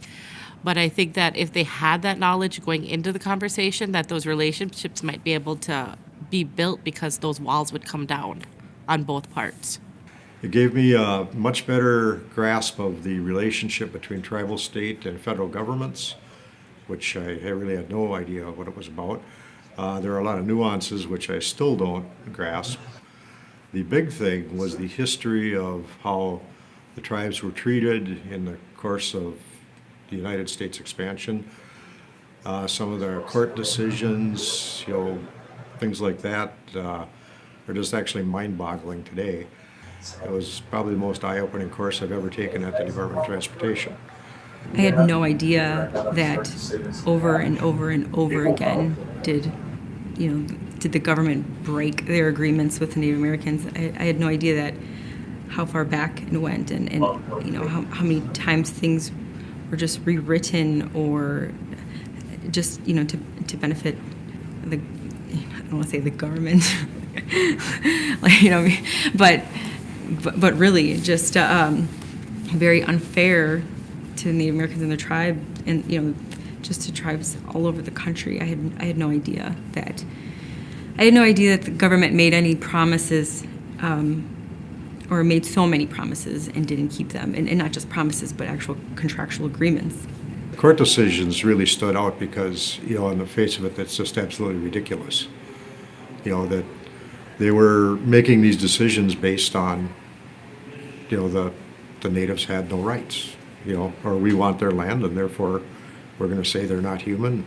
They have to have residual effects of that era because that's what's passed on. And I had never considered that before. And I think that really struck me as a pretty sad time in our history that we did that.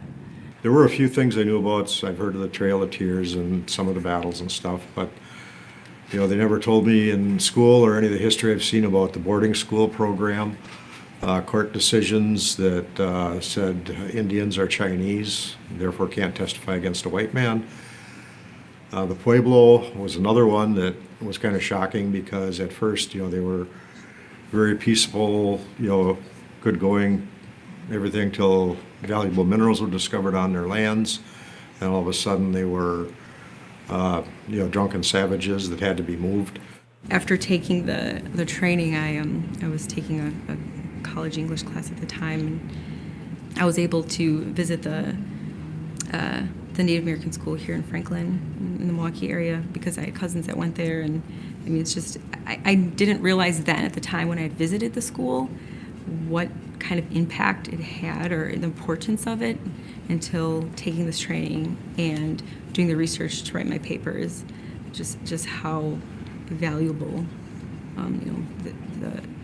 our culture is to us, and how that Native American culture is to Native Americans, and how we really need to respect that and value that. We're woven into the history of Native Americans so much, and people just either take it for granted or don't really have a desire to learn it, but it surprises me that more people don't. And the other thing too is they should want to take the class just to be able to do their own job better, professionally, and and personally, to accept their neighbors and friends that might be Native Americans that they don't even know. They don't even know their background or history.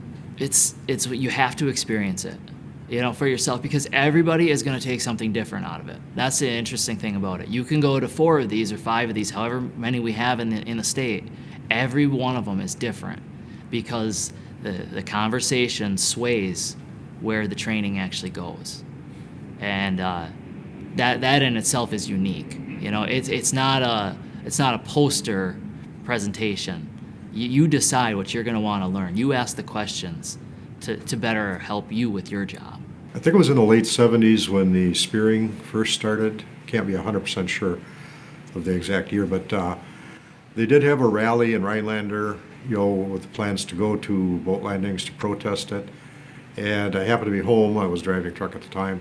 I did go to the rally, listen to it, basically agreed, but I thought the idea of going to boat landings to actually protest was probably over the top. But if I had known then what I know now, I probably wouldn't have been popular because I would have said something. Anytime you get a chance to learn something new, take advantage of it. And this will be something that it's mind-blowing. It really is. It's a great opportunity, and it's worth every minute of it. You won't be disappointed.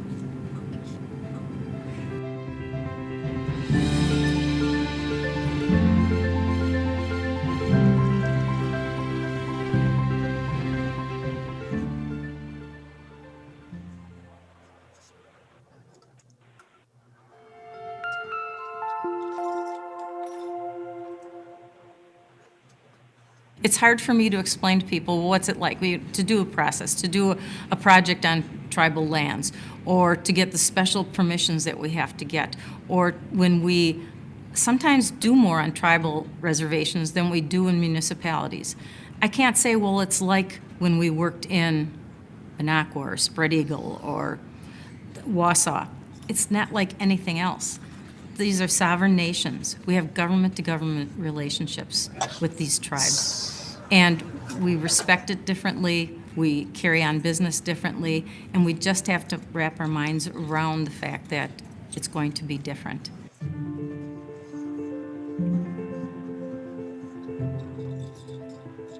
Well, the whole point of offering cultural awareness training and sensitivity training is to give people tools to make them feel more confident when they're talking to communities. We don't want to send our staff to a table to meet with tribal representatives without understanding, at least generally, who they're talking to. Giving someone those tools helps them develop confidence and definitely helps cultivate a better relationship between our regions and our tribal communities. I think what's really important for state employees that are working with tribal governments is to understand that tribes have their own government structures, their own policies, jurisdiction over their land and resources. And as a state agency, we are required to consult with tribes on any particular area related to transportation. So this really serves as a comprehensive overview of what it means to work with tribes. I think it provides a great way to bridge the gap that had existed for many years. Our relationship with the federal government has not always been a good one, so it kind of is reducing the paternalistic relationship that we have with the federal government. It's kind of putting the ball in our court. We're given the opportunity to talk about ourselves and let them know how they can communicate with us so that we can work together better. From my experience, when you're working with state employees, they might not understand, and for that reason, they're always kind of hesitant, and they're avoiding trying not to offend anybody. But I think that if they had that knowledge going into the conversation, that those relationships might be able to be built because those walls would come down on both parts. It gave me a much better grasp of the relationship between tribal, state, and federal governments, which I really had no idea what it was about. There are a lot of nuances which I still don't grasp. The big thing was the history of how the tribes were treated in the course of the United States expansion. Some of the court decisions, things like that are just actually mind-boggling today. It was probably the most eye-opening course I've ever taken at the Department of Transportation.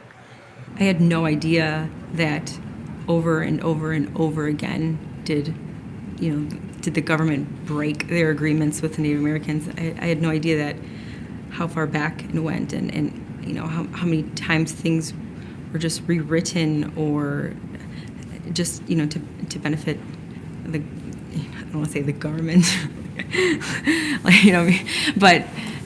but really just very unfair to the Native Americans and their tribe, and just to tribes all over the country. I had no idea that the government made any promises, or made so many promises and didn't keep them, and not just promises but actual contractual agreements. Court decisions really stood out because, on the face of it, that's just absolutely ridiculous. That they were making these decisions based on, the natives had no rights, or we want their land and therefore we're going to say they're not human. They have to have residual effects of that era because that's what's passed on. And I had never considered that before. And I think that really struck me as a pretty sad time in our history that we did that. There were a few things I knew about. I've heard of the Trail of Tears and some of the battles and stuff, but they never told me in school or any of the history I've seen about the boarding school program, court decisions that said Indians are Chinese, therefore can't testify against a white man. The Pueblo was another one that was kind of shocking because at first, they were very peaceful, good going, everything till valuable minerals were discovered on their lands. Then all of a sudden they were, drunken savages that had to be moved.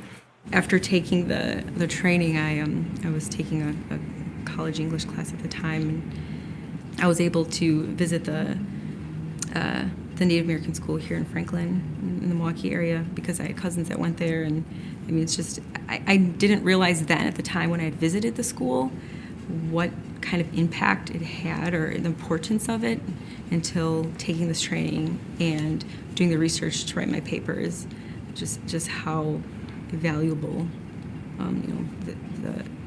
our culture is to us, and how that Native American culture is to Native Americans, and how we really need to respect that and value that. We're woven into the history of Native Americans so much.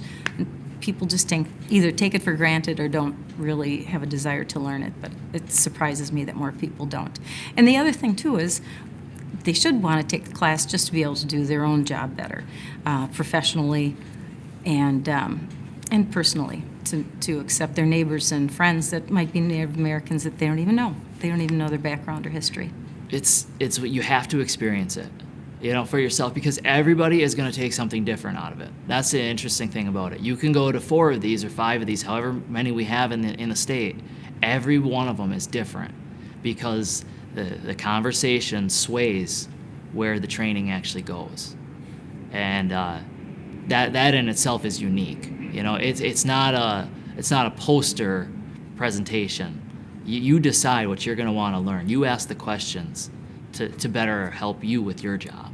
I think it was in the late 70s when the spearing first started. Can't be 100% sure of the exact year, but they did have a rally in Rhinelander, with plans to go to boat landings to protest it. And I happened to be home. I was driving a truck at the time.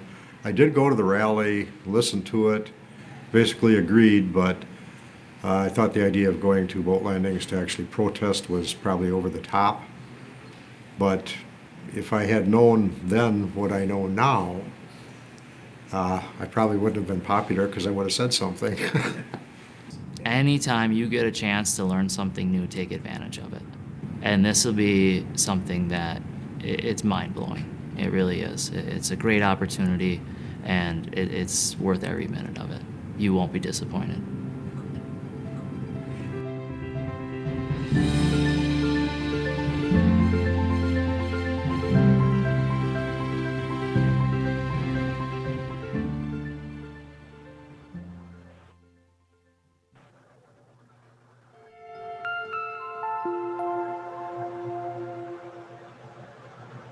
Move into the next part of the agenda for the day. So right now it's 12:30. Well, we're approaching 12:30, And Bill Quackenbush, he is scheduled to do a interactive instructional demonstration on the Native American cording flute. Let's see. I'm going to start with an introduction for Bill. Bill Quackenbush, I'm going to say your name, your Ho-Chunk name. Nawachagishe. Bill Quackenbush is a Ho-Chunk Deer Clan tribal member and Tribal Historic Preservation Officer and Cultural Resources Division Manager for the Ho-Chunk Nation. In 1999, William began a career in the Ho-Chunk Nation Heritage Preservation Department as a land specialist focusing on realty, land into trust applications, and cultural and natural resource management. In 2005, the Cultural Resources Division requested for William to be transferred to the division to become the Tribal Historic Preservation Officer for the Ho-Chunk Nation, who was at that time creating their Ho-Chunk Nation TPO program to address tribal preservation needs. William has served as the Ho-Chunk Nation's TPO from 2006 to present, and in 2009, Bill became the HCN HPD Cultural Resources Division Manager. I'm pleased to welcome Bill Quackenbush, and he will be facilitating our next segment. Thank you, Bill.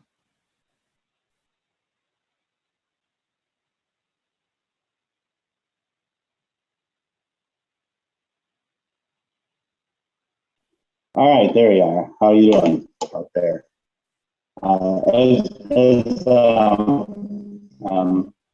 As Stacy mentioned, I do work for the Ho-Chunk Nation as their current Tribal Historic Preservation Officer. And recently, in the creation of the listening session, it was talked about a little bit about it being, of course, virtual, and the possibility that there'd be a difficult time doing a cultural exchange process. So that said, we put our heads together a little bit, and we did determine that it was something that we could do if given enough time and resources in order to create a cultural item and send it to participating folks in the listening session. And then the cultural exchange process would be then to have people who have received this gift here give back to the listening session their experience of receiving that cultural item and their ability for them to process that item a little more, which ended up being a Ho-Chunk cording flute that was mailed to I believe 30 individuals during the event.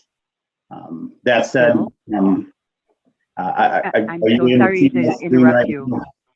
Are you able to see my screen? Just your screen, not you. Yep. Okay. Hang on a second. So one of the things that we talked about though during that was, let me get off of this screen right here if I can move this. Get that out of the way, but there we go. All right, get off of this here. One of the things we talked about in developing was this cultural item to be sent out there. Although the time frame was a little tight, we managed to pull it off, I believe. And on top of that, I also made a short video last evening here and sent out the link to that video that's on YouTube here. It's going to be on there for a short period of time. I found out I'm not a videographer, and that whoever does those many videos on YouTube, hats off to them. It's a lot of work and a lot of effort just for somebody to see something of your own. That said, I also thought, since given the time here for the discussion for the cultural exchange process, I'd talk just a few moments about the history of the Ho-Chunk cording flute and how I came to have knowledge about not only the history of the flute and how to make a flute, but also I still enjoy it to this day. And so that said, way back when I was just a youngin', they say, for a period of time, we lived real close to my choka, or my grandfather here down here by Millston, Wisconsin. In fact, we had moved from Whitehall over here when I was quite young with my brother and the other siblings. And so we began to interact quite a lot with my grandfather. And one of the things that he was locally known for was his working with, his hands with wood products. So his name was George Bear. And Choka, or Grandpa George Bear, would sit outside his home. He lived right along Highway 12, if you know Black River Falls and the Millston and Toma area. Highway 12 runs right alongside the interstate that also runs alongside the railroad that goes through here. And he was, when he passed away in 78, he was 90-some. All right, he was, well, he was born in 1900, so he must have been about 78 years old. With that said, he's lived there all his life, or most of his life. And along Highway 12 and many of the highways and byways of Wisconsin, it's well known that Native Americans would often put up basket stands, or stands where they would sell their wares there, in part to make money. And to bring in a few dollars, where, they would then use it for whatever purpose, right? Purchase needed clothing or food or whatever them few dollars that they would gain from that process. That's what it's for. Well, he would make handles for black ash baskets, back scratchers, right? And all these little trinkets that bows and arrows for the kids. As along Highway 12, before the interstate was in there, there's just literally thousands of people going up and down that highway between the major cities during the week and weekends.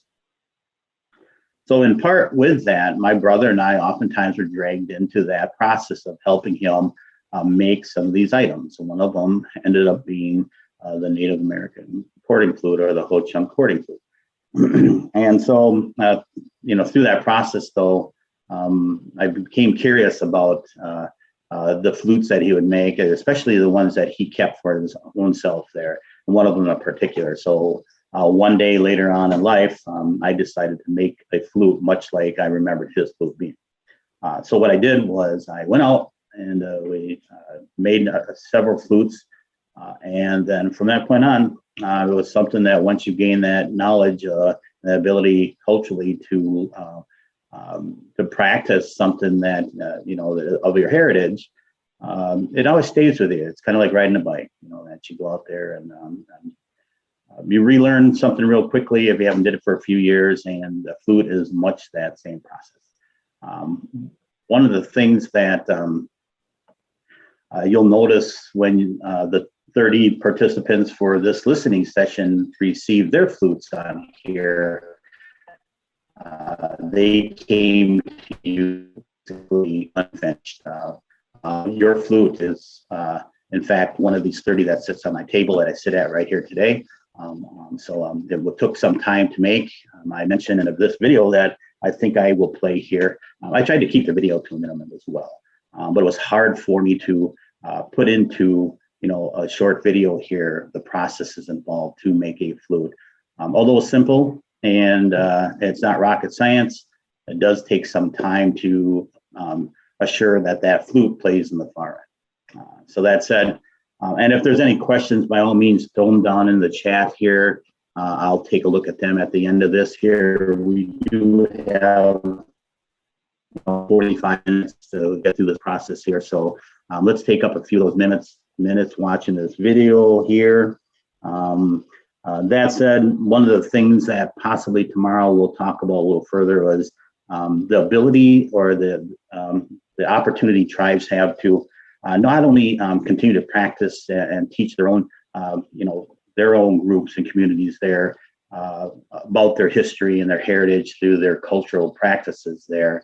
We're finding that it's somewhat of a convenient tool as well in order to break those barriers and work collaboratively with other agencies and groups and communities there by the use of our culture. And not to commercialize it or turn it into tourism, but our elders of old did much the same thing that we do today.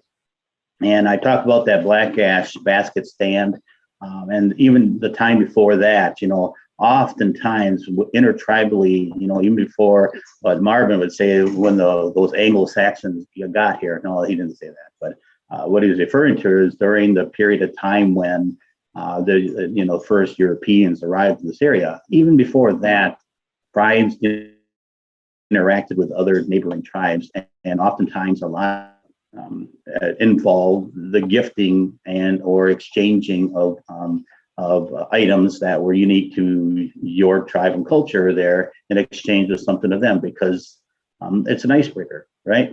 This has the ability, much the same as in this listening session, to allow other people to learn a little bit about yourself and vice versa. You learn a little bit more about the people that you're interacting with. And so that it works well for that. That said, let me start this video here. And I'm gonna, again, forewarn you, it's pretty cheesy. I think I finished it around, I don't know, 10:30, 11 last night. So, okay, so I'm not going to say anything further. Let's play it. Can you see the video? You're receiving this video here. You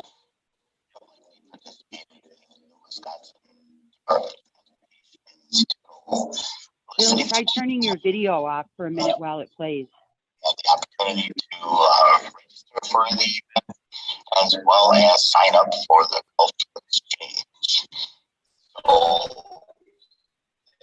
doing that, we thought we would put together a cultural exchange process that we could do virtually.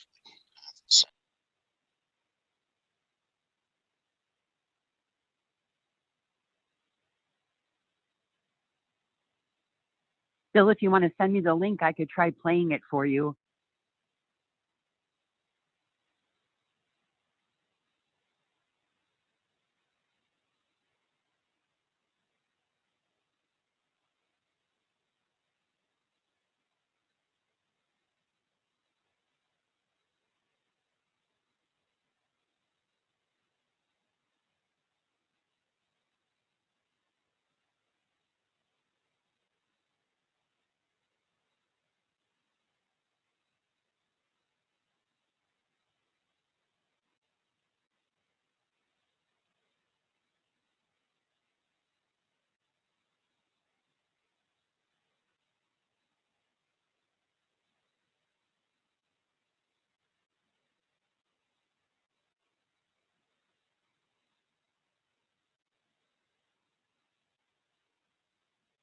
Okay, I got the link. Is it okay, Bill, if I play it and then you can take the screen back over when it's done?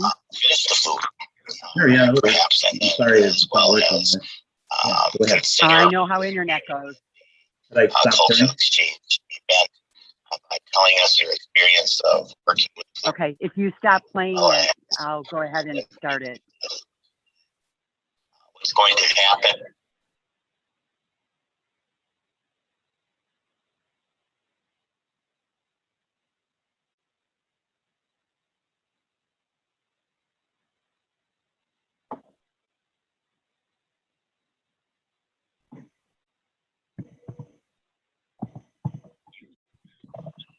Likely participated.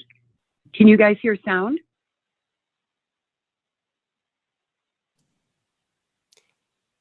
I can hear you, Kim.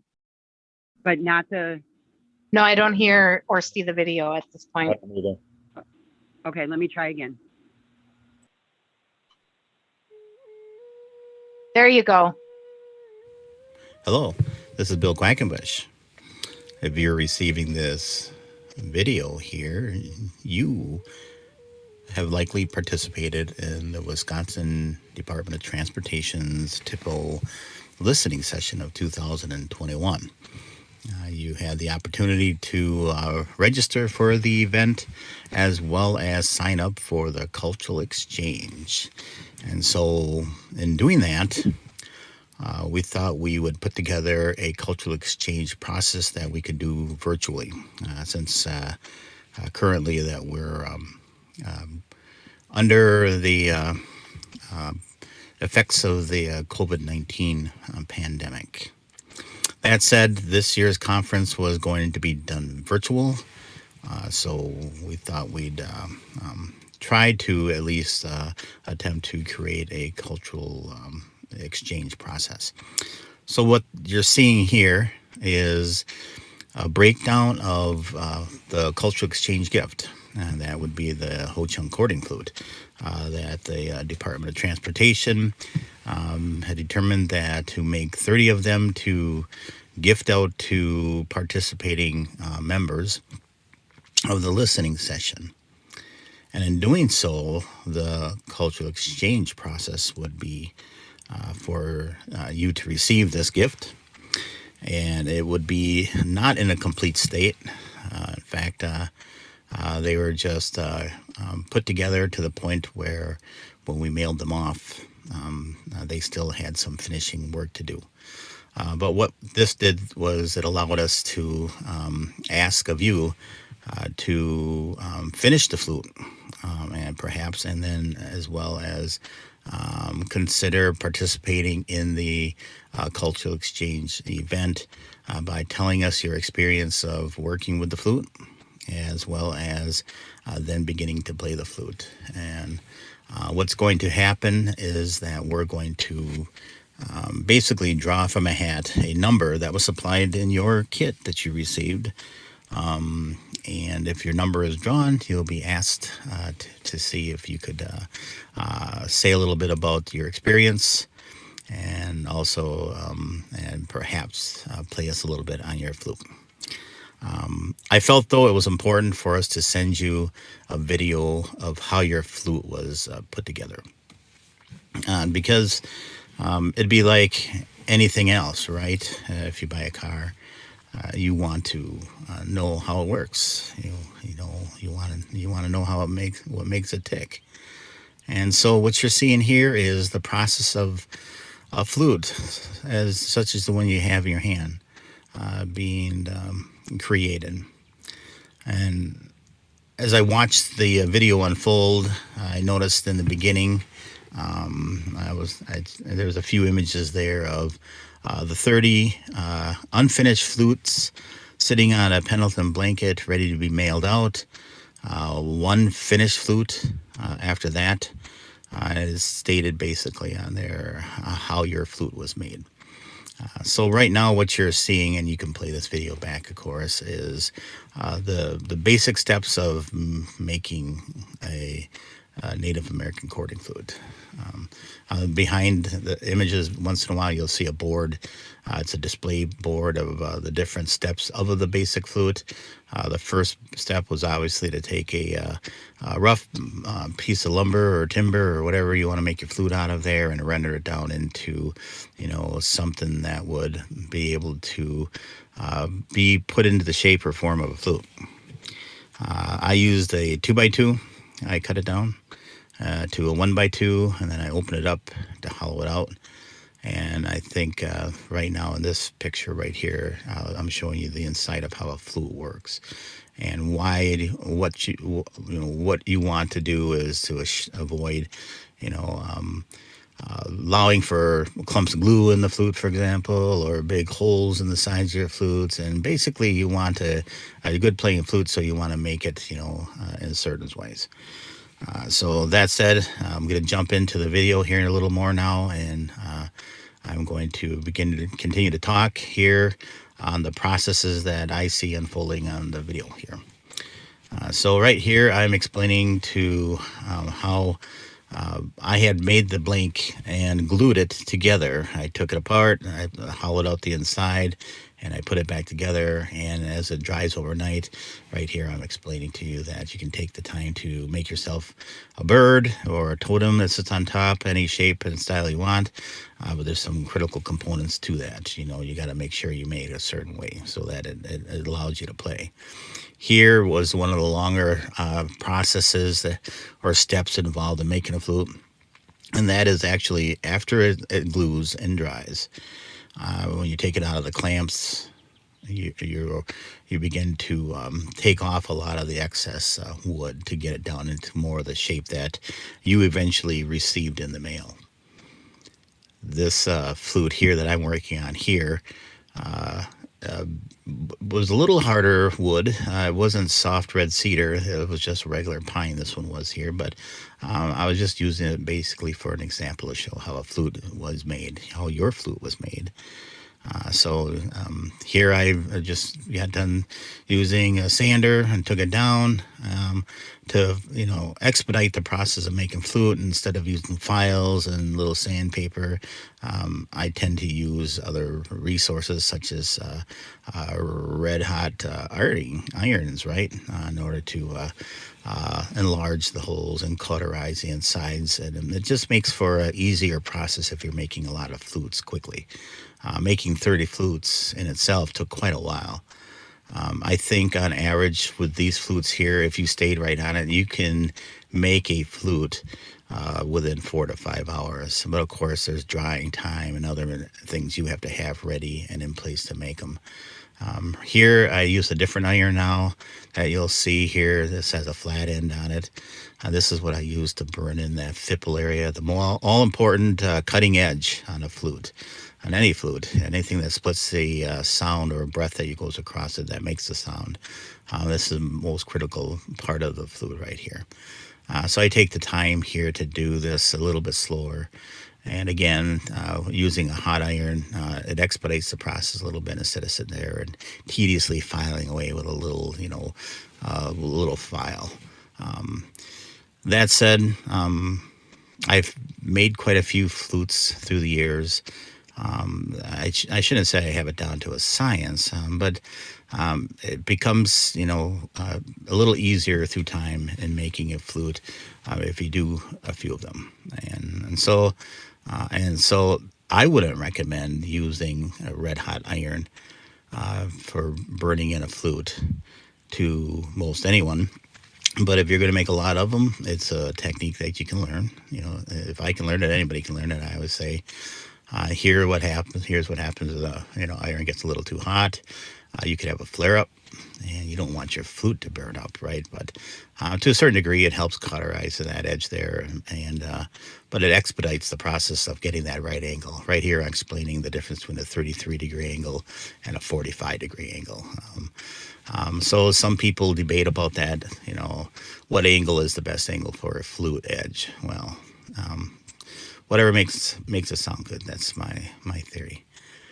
So here I'm kind of touching it up more. I'm using files now and cleaning it up a little bit. They also has to aesthetically look good. And one of the last steps I do with that fipple area is I put a little bit of crazy glue on there in order to harden up that cutting edge there a little bit, because that cedar is quite soft, or this pine is quite soft on there. So I kind of put a little bit of glue on there in order to assure that it doesn't get damaged, when you're sanding in there or playing around close to that fipple area. So that said, excuse me there. So that said, at this point, I believe I find that it actually sounds quite good. And here now I'm telling you, that in order to bring this up to the key of A, I left the flute long. And now I'm going to cut the ends of the flute off, the bottom ends of that, and down there with a saw here to bring that key up to 440 hertz. Now, the reason why I'm recording over the top of this is that I had quite a few minutes of video time here, but I didn't want to sit and take up the whole 45 minutes of the listening session portion for this cultural exchange process with a video. So I tried to get it down to 10 to 12 minutes. And so here now with the flute, we're going to begin marking the areas where I'm going to initially drill the finger holes for the sound holes there. And then then I cauterize that process as well. It works really well, it keeps around, and it works pretty good. So I turn that back around, get that torch back going over here. And I wish I could move that fast, right? I suppose my boss wishes I could move that fast, right? But so anyway, so here I'm making the finger holes to the key of A, a pentatonic scale of key of A. With all your fingers on those 5 holes, it's A at 440 hertz. with all your fingers off those holes with the 5-hole flute. It's at the higher scale of A, of 880 hertz. After you've played a few of them and tuned enough of them, you're going to hear those sweet sounds coming out of each of those holes. And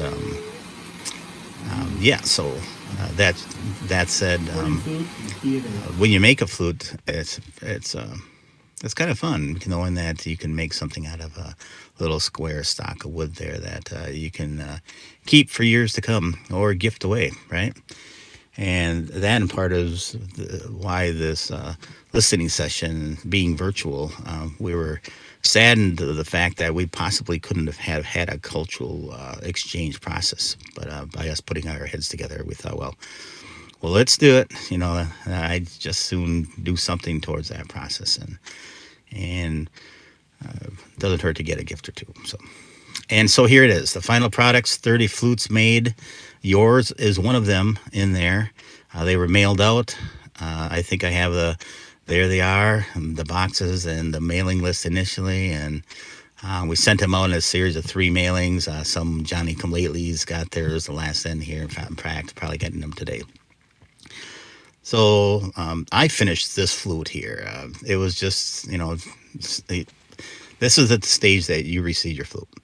I did have somebody email me, writing me, asking if they could use semi-gloss or varnish on their flutes, she had asked several different things that she could asked if she could do, and I said you can do all of them, and if you want, it doesn't really matter. They're pretty easy, and the only thing is you just got to be careful around that fipple area and that sound tract right there, and where that bird or totem sits on top. Don't try to change that too much, and then you should be okay. And this here I used a darker, I can't remember what it was, some type of redwood stain or something of that nature. I can't remember though. Yeah, so the next day I went back over there. It was really hot and humid these last few weeks. So I'd let it dry overnight, and I went and stuck a second coat on here after my first cup of coffee in the morning here. And I let that dry a little bit, and then I decided that, well, I'm going to water sand it, 1,000 grit here, and then put a third coat of semi-gloss on it here. I kind of wanted to contrast the bird, and the dark wood on there too. So that's what you'll see on the final end of this flute here. The far end I figured this flute is probably going to be given away. I don't think I've ever really sold too many flutes, so this will probably end up being someone's gift as well. But it was kind of something I needed to make in order to show how your flute was made. So I hope you enjoy your flute, and you continue to play your flute, and if you ever get interested in making your own flute, you know who to call. All right. Enjoy the conference and listening session here, and we'll talk to you soon.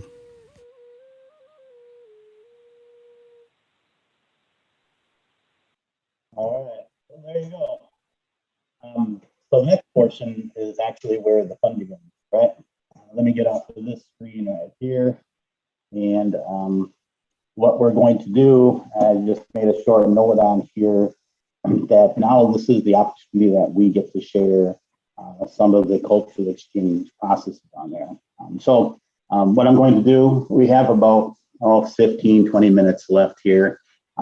If those people that are participating in this have their flutes out already, right, and you're ready to play that flute, just keep in mind that on your flute, I had left some little tick marks there on your flute area there in order to make sure that bird is in the right place.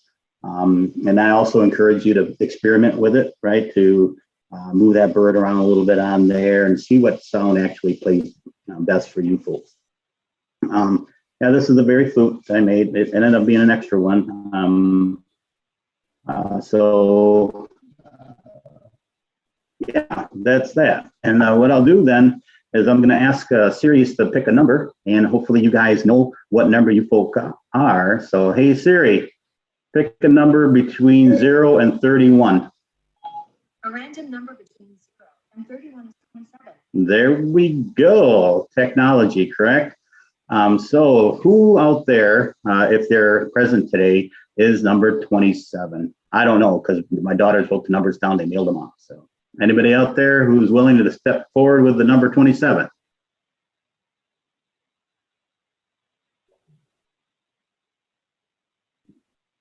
Anybody at all? Last call for 27. You're not getting out of this because I'll haunt you until I find out who number 27 is. Where do you find that number? Where did you put the number, Bill? On the directions that were sent in there, it was written in red marker down on like the last page, right down in there. Okay. Ooh, someone's proposing they want to go next, Lynn Cloud. I mean, I'm number 23, Bill, but we could pretend it's 27. There we go. So we have an eager beager on here. So Lynn Cloud, 23/number 27. Let's have it. Great. First, Bill, I want to say thank you for taking the time to do this. When this box arrived, I'll share with the group what Bill already knows because I immediately sent him an email. I saw the box and I think I told my coworker, Katie, oh my gosh, I think my flute is here. So I excitedly opened it. And my experience with the flute was the smell that came from the box, the immediate wood and smoke brought my dad to me. My dad passed now 5 years ago and he was a farmer. And so Bill has heard other stories about my dad from me, but this flute immediately made me think about my dad. And I had to tell Bill. So of course I wrote off the email and told him. But that said, it's so beautiful. I didn't want to harm it, but I took Bill's advice and I got some stain out. You can see it's a little darker. I stained it only one time because I did like the natural look of it. And then I added, hopefully you guys can see, a little bit of color to it to make it a little more me. And now I'm going to torture your ears with a little bit of me trying to play the flute. My husband was extremely entertained by me on Sunday as I was playing the flute all over the house. And I have never played an instrument in my life. So here we go.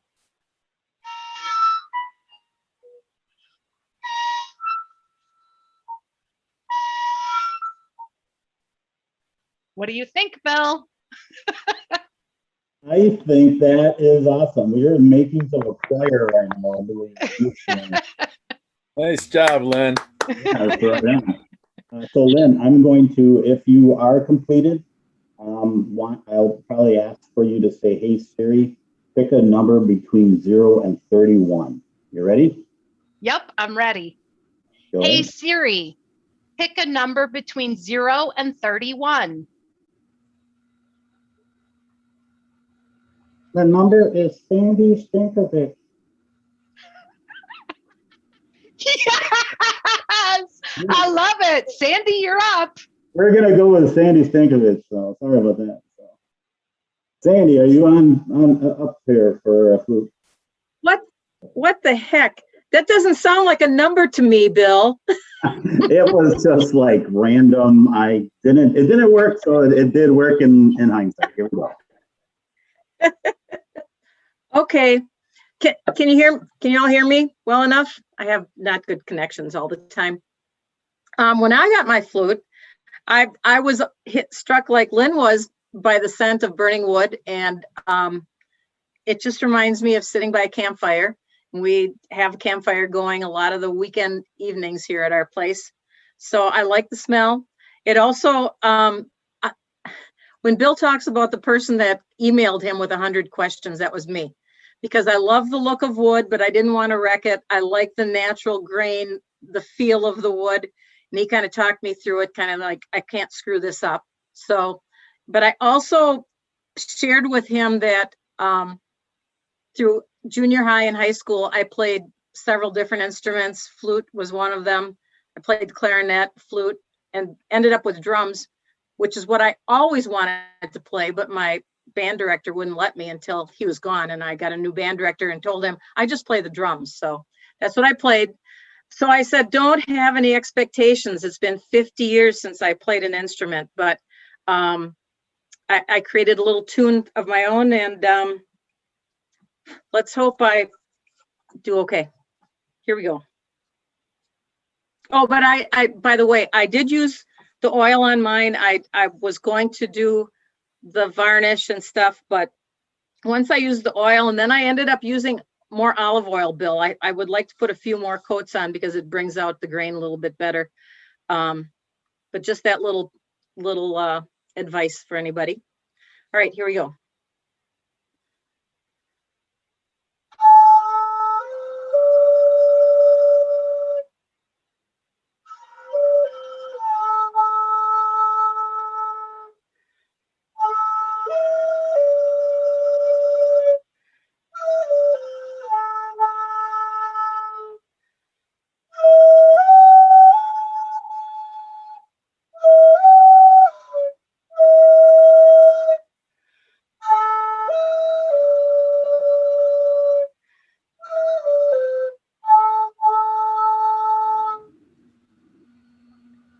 Wow.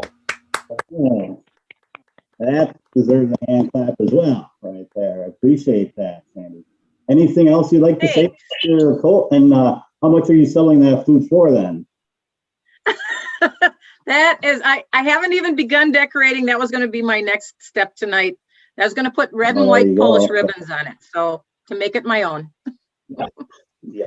Thank you for the opportunity, and thank you. After seeing all the work you went through, I have a even better appreciation for what this is worth, and I will value this. Yeah, I'm glad everybody that when we are in the listening section, we had to consider could have went with something as simple as a back scratcher. But anyway, these foods work out pretty well for us here too. Also, Sandy, I guess I'm just going to ask for you to say off the top of your head a number between 0 and 30. Actually, you better make it 31 because the daughter said that there was 31 numbers that they use, so there might be a missing number out there. So. Okay, I'm going to pick number 16.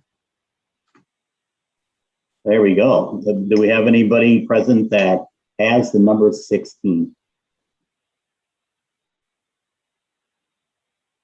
Sandy, what was your number? My number was 5. Okay, 5.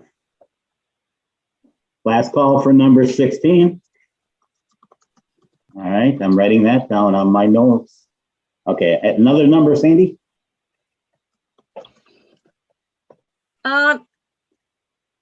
Number 7. There we go. Lucky 7. Who is lucky 7 out there? There has to be someone.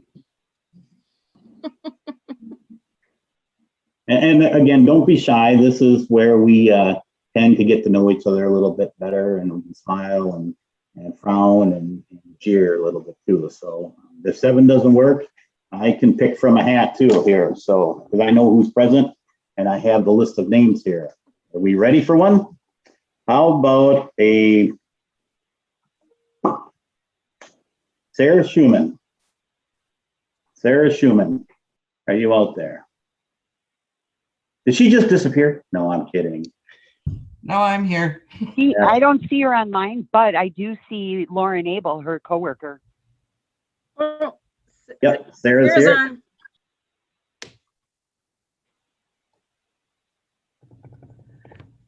I just jumped on, Bill. I'm sorry. That's perfect. So we were in the process of selecting names out of the cultural exchange process on here. And all we've been asking folks is there to talk a little bit about them experiencing receiving their flute, and if they had worked the flute down to a more finished state, and perhaps if you had tried or attempted to play the flute, or if you've mastered that thing and you are now working at an orchestra size. I have not been able to do anything with the flute right now. Mm-hmm. And when did you receive yours? Friday. Friday, yeah. I know I sent some in the mail. I ran into 3 series of mailings out there. The last ones actually were sent, I believe, last Friday. So, but anyway, okay. So Sarah, you pick a number from between 0 and 31, and it can't be 27, 23, 5, 16, 7, or now 10. 9. 9 it is. Anybody out there with the number 9? Well, that'd be me. My goodness. Everybody sit back, relax, go grab one. Yes, Ricky. Hey, Len. Well, Bill, I got this in the mail late last week as well. I was very excited when I got it. But I then immediately went to Door County. So I opened it this morning and was really happy to sniff that wood and then immediately get out in the shop and start sanding it with the tools you so helpfully included in there. And I even, well, it looks like I murdered a Smurf and then painted it with its blood, but I stained it with some blue stain there, you can see, and then put a ship on what do you call it? The bird, Bill? Yes, totem or bird, anything you want to call that thing. Just don't call So it. it's kind of like the top of a lake, you can see here. Yeah, so I guess been noodling around and I'll see if I can play something for you.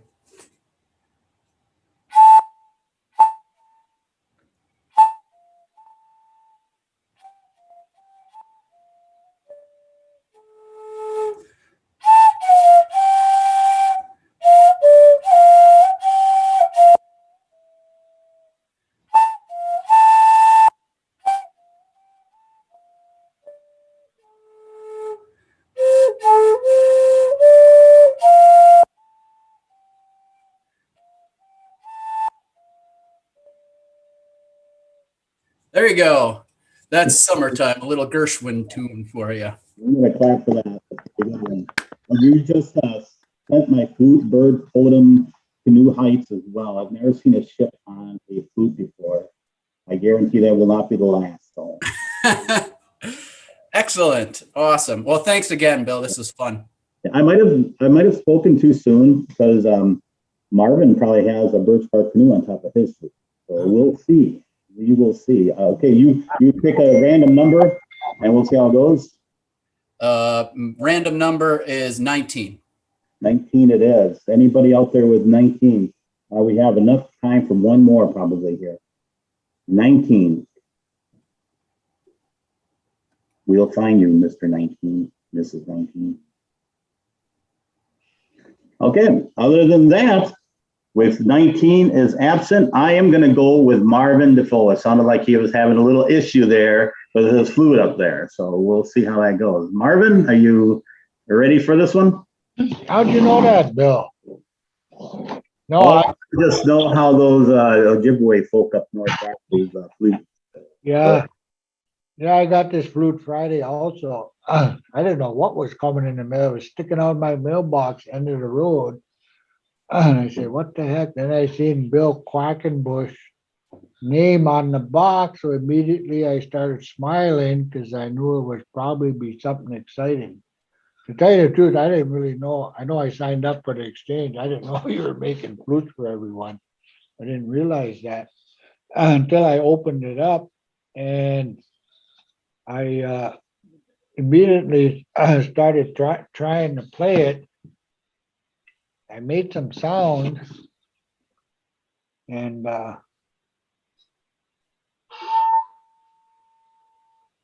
that's about as far as I got. I'm still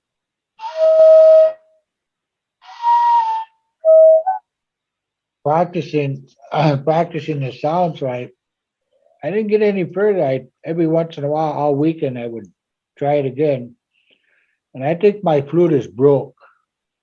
I don't think it works, Bill, because it's accordion flute. Nobody came around. I was going to say, look out, girls. Man at the flute here. Nobody came around. So, of course, every time I played the flute, my wife would hit me over the head. what are you doing? What are you doing playing that flute? You already got me. You already got me. But no, I'm only kidding. But I think I'm a woodworker too. Make canoes, I do craft, make a lot of different things. And I've made flutes before, and there's a tremendous amount of craftsmanship that goes into, even getting this far. The easy part is sanding and learning how to play it. That could be pretty easy too. But actually making the flute, this is probably about 90% done when I got it. So I really appreciate the looking at it, the work, the work that went into it. And I know there's a lot of a lot of work that went into these flutes. This is the one I have, but all of them. And it is. You told a very interesting story, Bill, about your your grandfather teaching you, and that's kind of how my grandfather. I watch him, and I try to replicate things that he would make also. And in our culture too, there's stories about the flute. There's spirits, kind of that goes with it. And for us here, it has to do with a deer in our culture. It has to do with a deer that we as Chippewas that we give reverence to. This is a gift. This is a gift, but it's also a gift.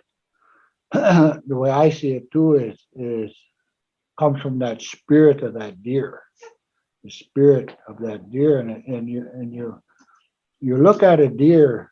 Even right now, I really enjoy going out in the woods. I live in the woods, so I enjoy going out in the woods and seeing we call them wawaskishi.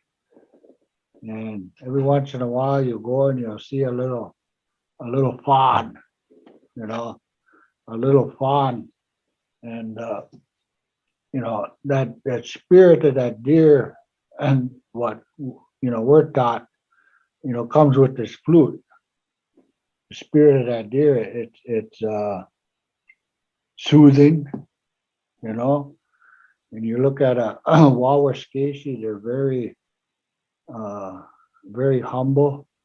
And if you've ever seen a mother deer with their little fawn in the woods, you'll kind of know what I mean. I spend a lot of time in the woods, and it just brings to my thought. There was this deer. Wherever I go, that pelican deer would follow me. Usually I'm going after deer, but this particular deer was following me in the woods. I go 20 feet away and he'd come right by me. It's like 10 feet away. And I go a little further. And what I realized what he was doing is he was trying to steer me away from the fawn. And I seen the fawn, and the fawn was just sitting there very gently, very quiet in the woods. The sun was a little bit sparkly. Sun was shining through the trees. And in the woods, you could hear, I could hear the bird. I love listening to birds in the woods. The birds, when it's just you in the woods. So them birds were singing, kind of singing in the woods. And that's my thoughts, Bill. When I got this flute, I almost sit back and I start meditating and thinking of all this stuff, I can't help it. But a lot of them songs, certainly with the flute, a bird can give you a song. The sound of the bird chirping. There's a bird when that deer was. In fact, there's a bird. I can't remember the name of that bird, but when that bird sings, it sounds just like a flute. Just echo, just like the sound coming out of these flutes. It would sound out. So that's what I get from the flute, Bill. this gift, this wonderful gift that you gave us. I think it's very special.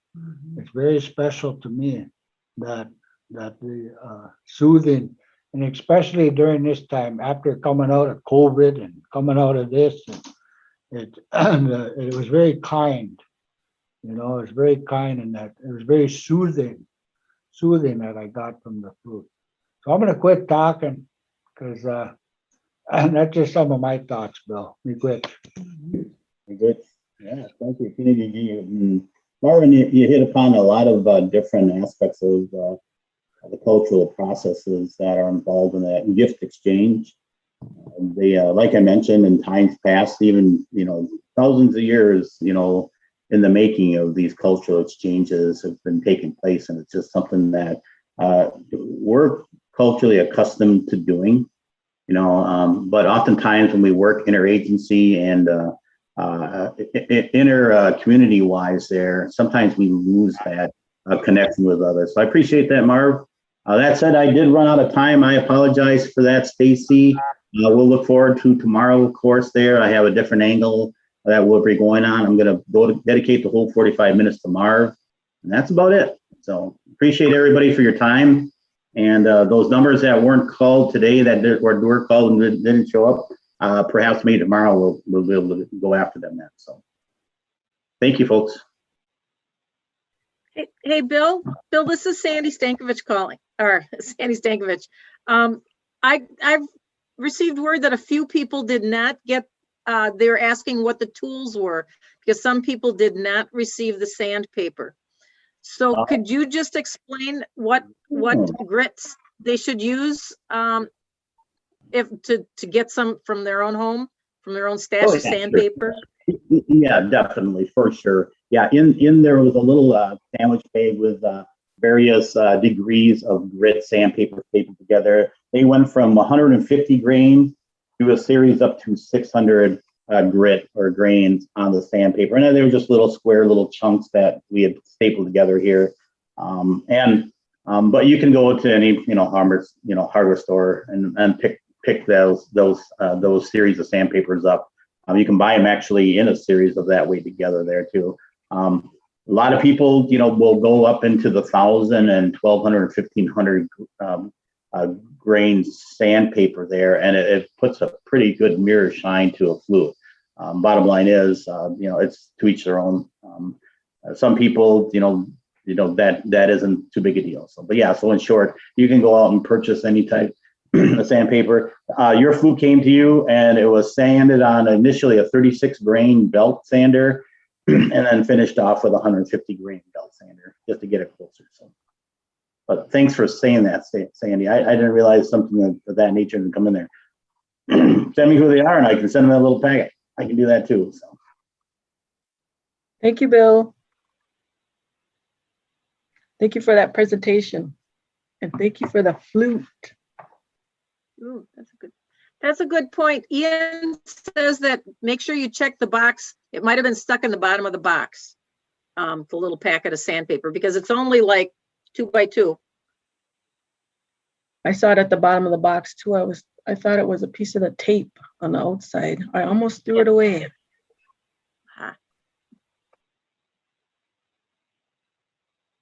We're moving into the next part of the agenda, and what we have right now is the Tribal Monitors presentation with Anastasia Walholt.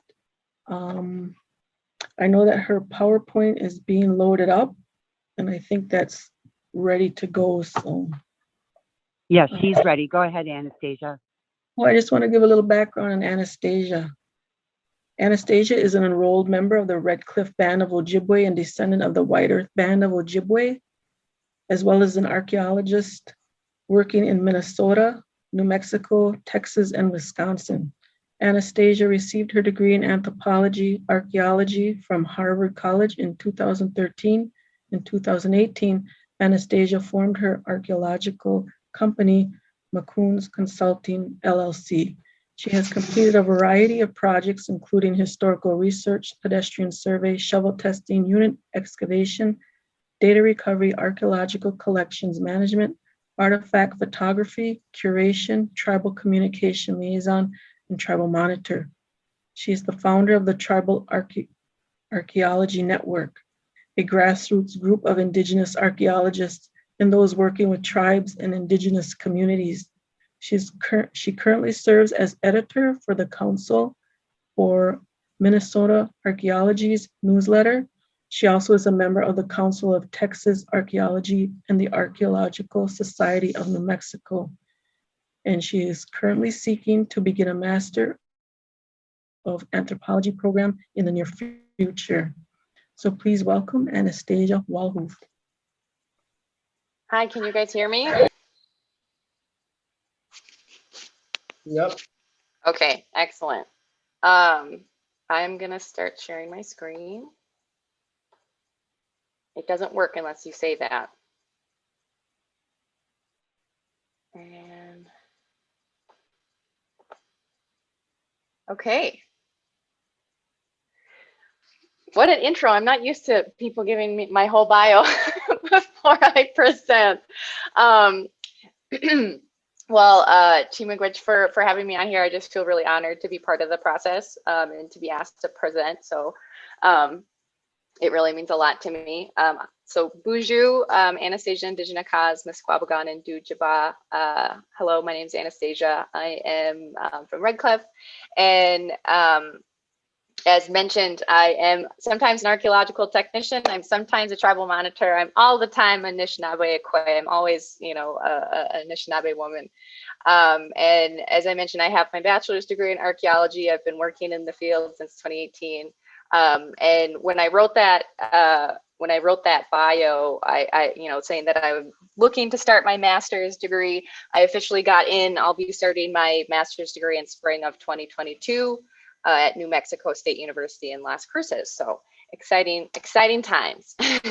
So for those of you who have some background on tribal monitoring or archaeological monitoring, this is going to be a lot of information you might already know. For those who don't, or it's really new to you, this will hopefully be really informative.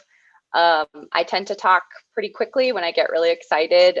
So if you have any questions or I go over anything too quickly, please just let me know and I can go back and touch on things a little bit with more detail. So we're going to do like a tribal monitoring one-on-one. What is a monitor? What's a tribal monitor? What do they do? Where do we work? Who are they? Why do we need them? This is going to build, I think, quite a bit off of the presentation that we had this morning from you know, representatives from WisDOT and then from Marvin and Edwina. So I'll go over the 101. I'll give my own experience of the Little Sand Bay Road project that I was the monitor on, and then we'll have some Q&A at the end. We should have hopefully quite a bit of time to do that.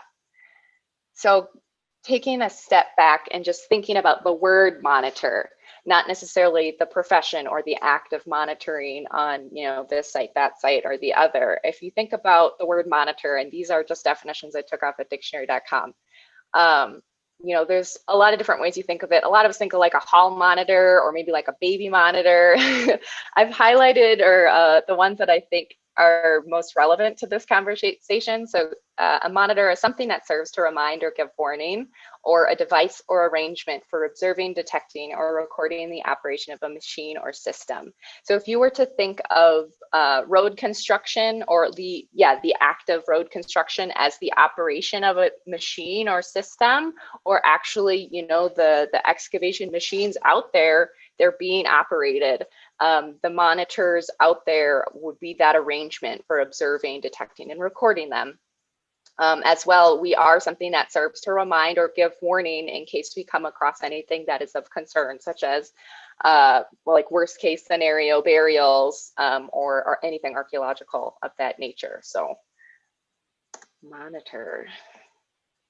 This was also touched on a little bit. I'm going to go into a little bit more detail, or I guess just from my perspective. So there's two kinds of monitoring. There's archaeological monitoring, And then there's tribal monitoring. And I've been able to do both. I've been monitored by tribal monitors as I was an archaeologist. So I've looked at this from lots of different ways. So archaeological monitoring is the observation of construction excavation activities by an archaeologist in order to identify, recover, protect, or document archaeological information or materials. And I thought that was a nice broad definition of archaeological monitoring. I just borrowed that from South Carolina's SHPO office.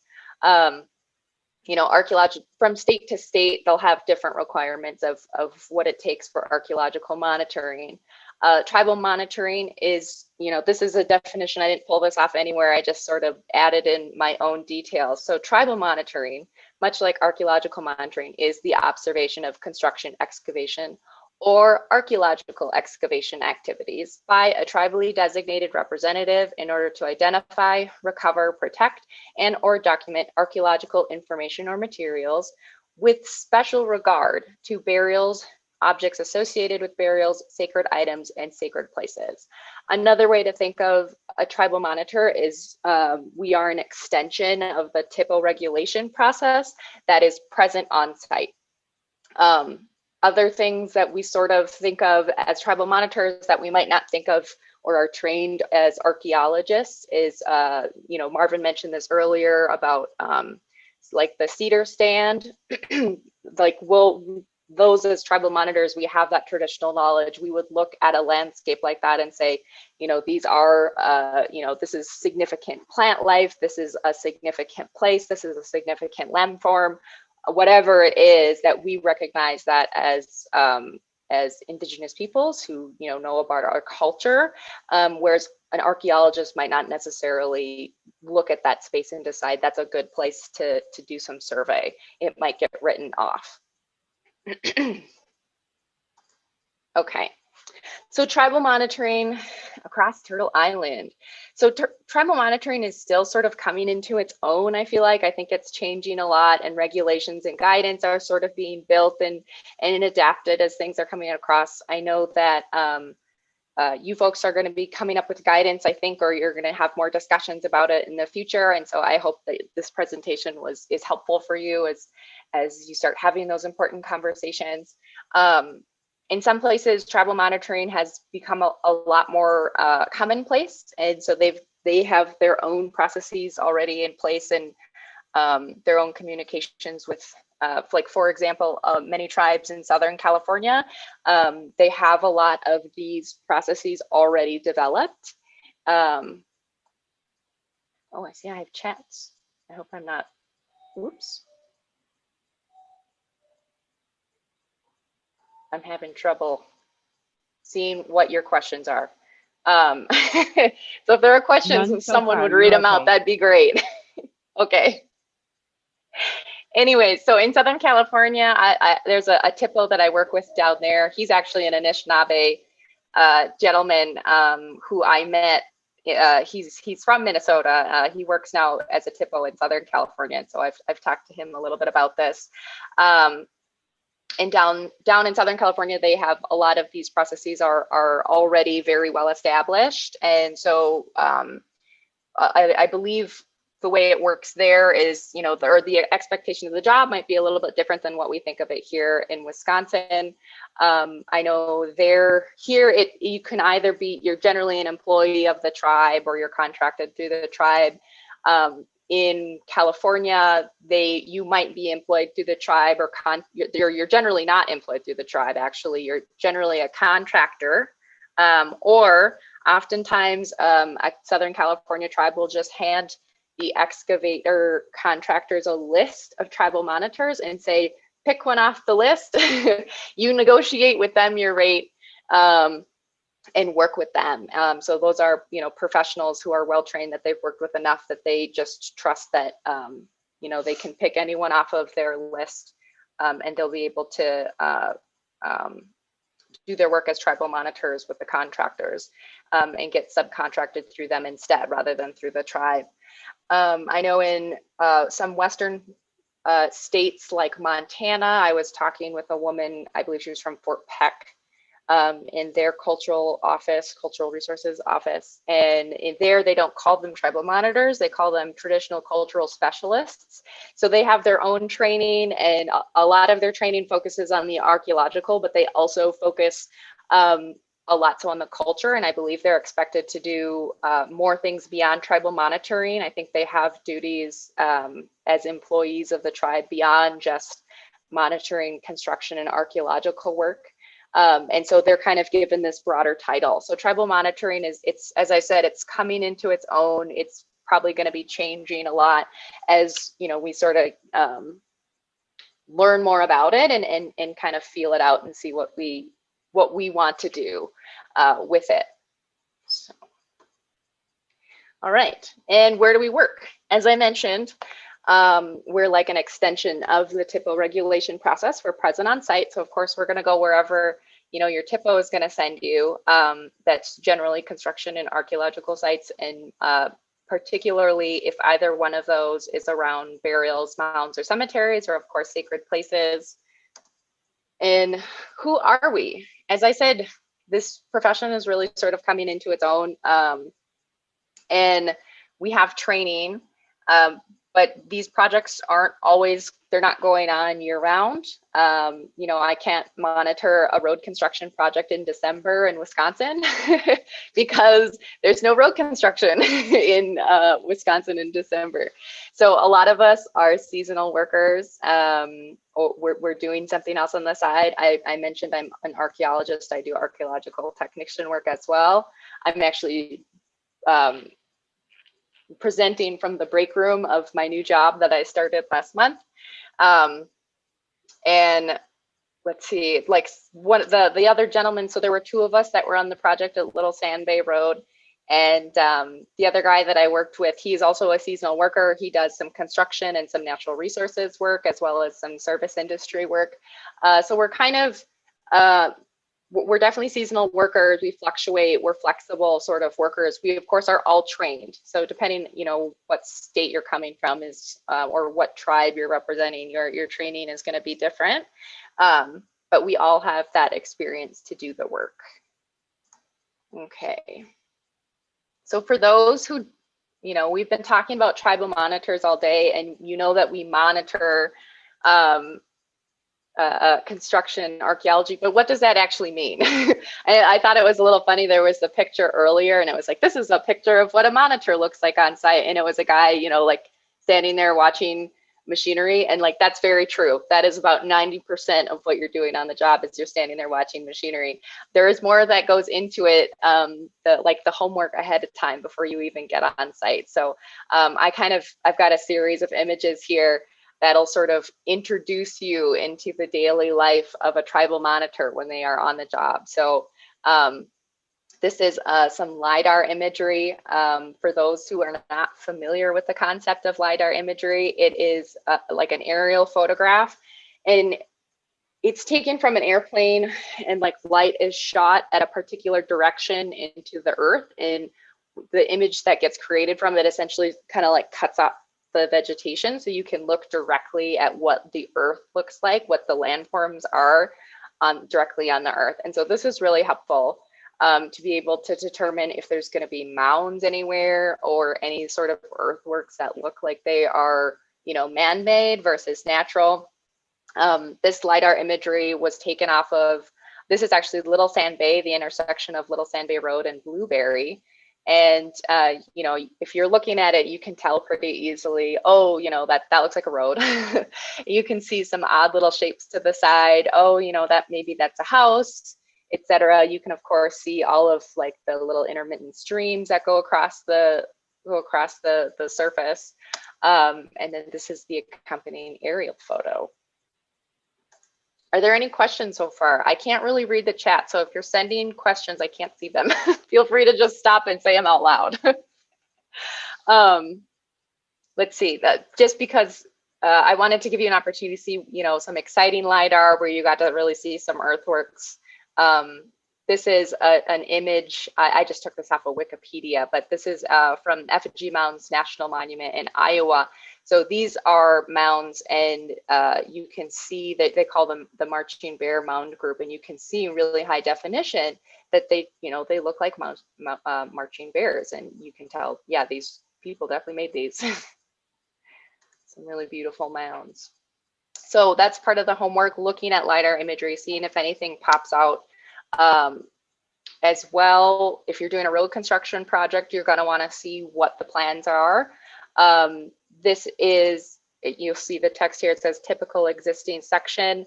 Every 50 meters or so on a road construction project, they'll have an image that corresponds with what they call a station. So that's just a wooden stick that they stick in the ground very precisely. They line it up with GPS and all their fancy equipment, and they spray paint it. This is station 145, this is station 150, this is et cetera, et cetera. So they'll do an image of every station, of what the road cut is going to look like. So you'll see here, this is all the measurements for what the road is going to be. Me as a tribal monitor, I'm not necessarily interested in all of the measurements here. I'm mostly interested in, and I don't know if you'll see my mouse here, but at the angles on the side, they're the dashed lines that say varies. And I kind of had to cut this image so it would fit, but they'll tell you when the engineers are already expecting to hit natural soil based off their own information and their own measurements. And so that's going to guide you on, okay, we're definitely going to hit natural soil here. We need to pay attention and, get ready for that spot.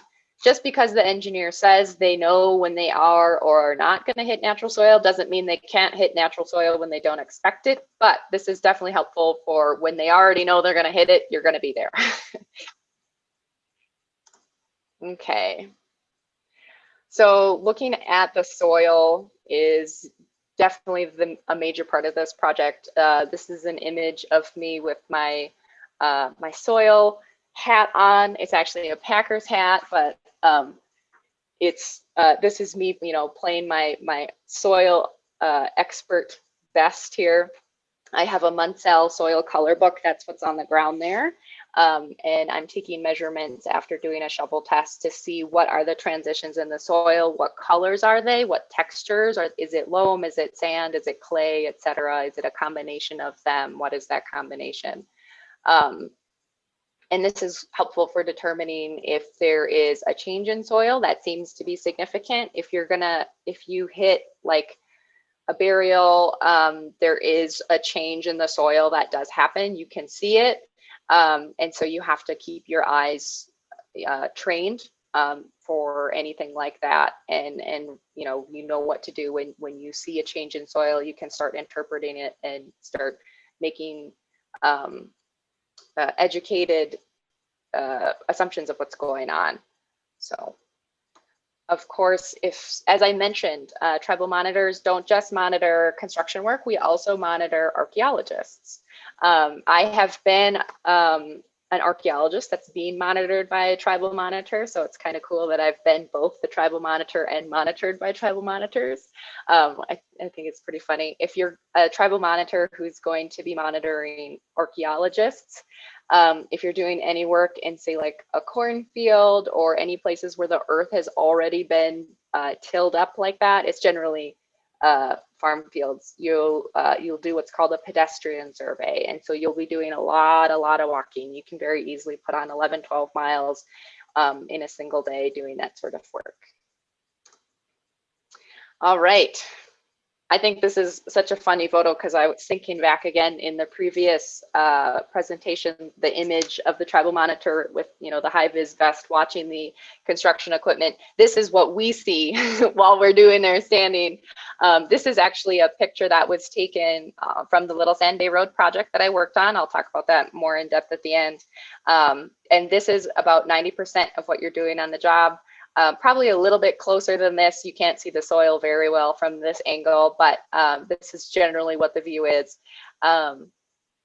This is a grader, and riding in it, or operating it, is Ron. Ron and I became good buddies. I spent a lot of time with Ron. And then you can see towards the back on the road, there is an excavator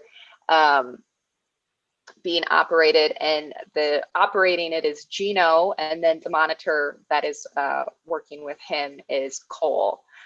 So there was generally 2 pieces of equipment going on site, and so luckily we had 2 monitors, and so we were both able to watch each piece of equipment at each time. Let's see.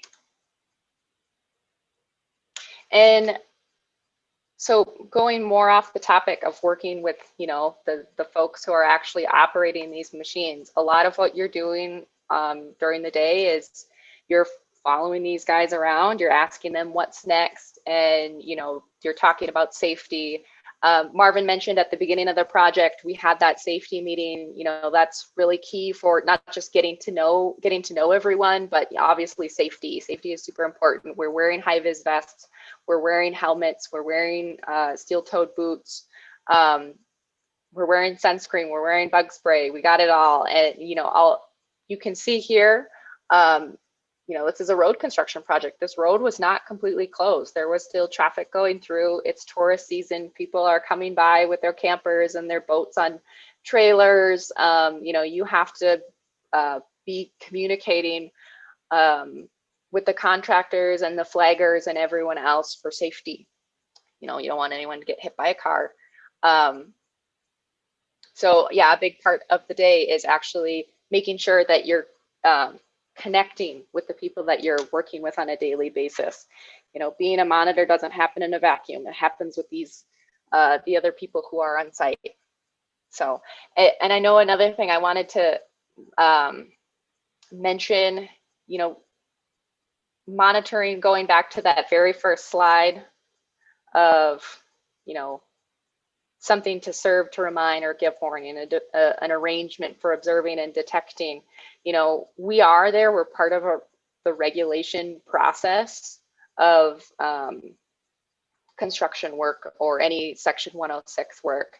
And so when you get on site and you start meeting the people who are actually operating the machinery, or meeting the contractors, and you're having that very first meeting, it can be a little uncomfortable, like when you meet them, because, you know, no one likes knowing that a regulator is going to come and stare at you for many hours a day at a time. I mean, if you imagine you're starting a new job and someone says, "Hi, I'm I'm the regulator, and I'm here on site, and I'm literally going to watch everything you do."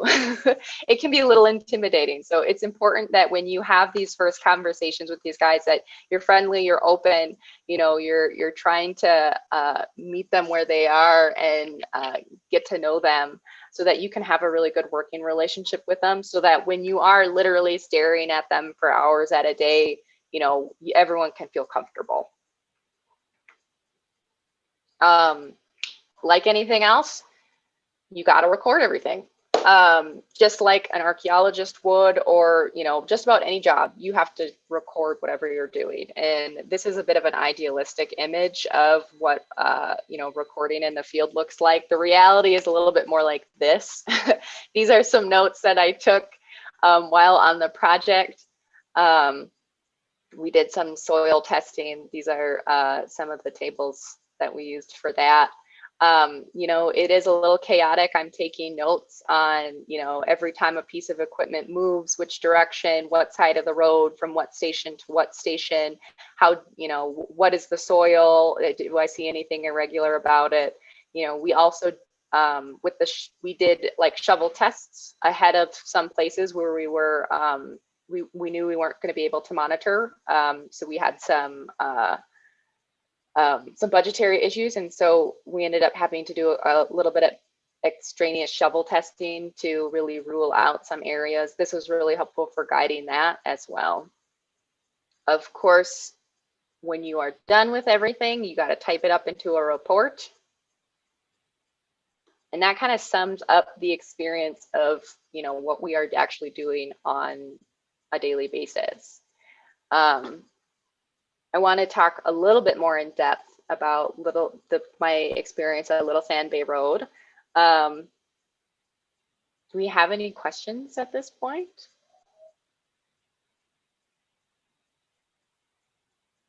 Okay.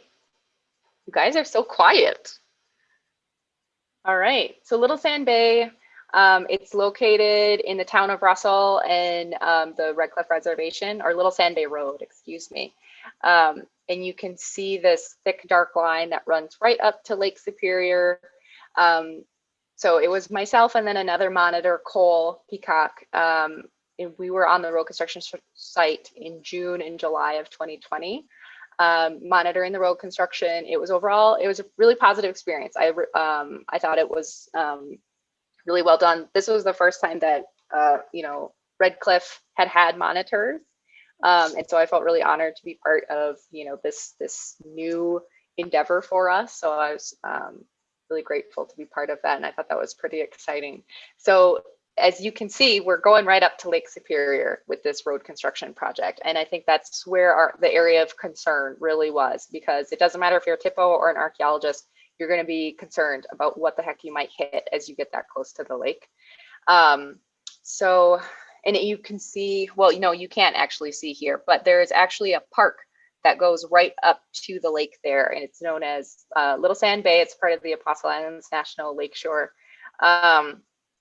Let's see. So we ultimately wanted to be able to monitor as much of the project as we could. We did have to make a couple of sacrifices. So some of the construction activity ended up taking a little bit longer than I'd anticipated. It was not at the fault of anyone in the TPO office or anyone that was on site. It was an image with some, or an issue with some of the engineering. And I'll go back just to kind of explain what happened. When the engineers started drawing up these plans here, they're taking measurements of, you know, what are the elevation of the road from where the top of the road is to the bottom, the road cut, the ditch, etc. And then from that, they draw up their plans and they tell the contractors how many inches to take off, etc. In order to do their work. And apparently the contractors followed what they were told to do to a T. But when they went to go measure their work after they had completed it to make sure it had, you know, they had changed the angle of the earth they wanted it to be, it didn't measure up. And so what happened was whoever took the measurements for a certain section of road, when they drew up the plans, they had taken their measurements incorrectly.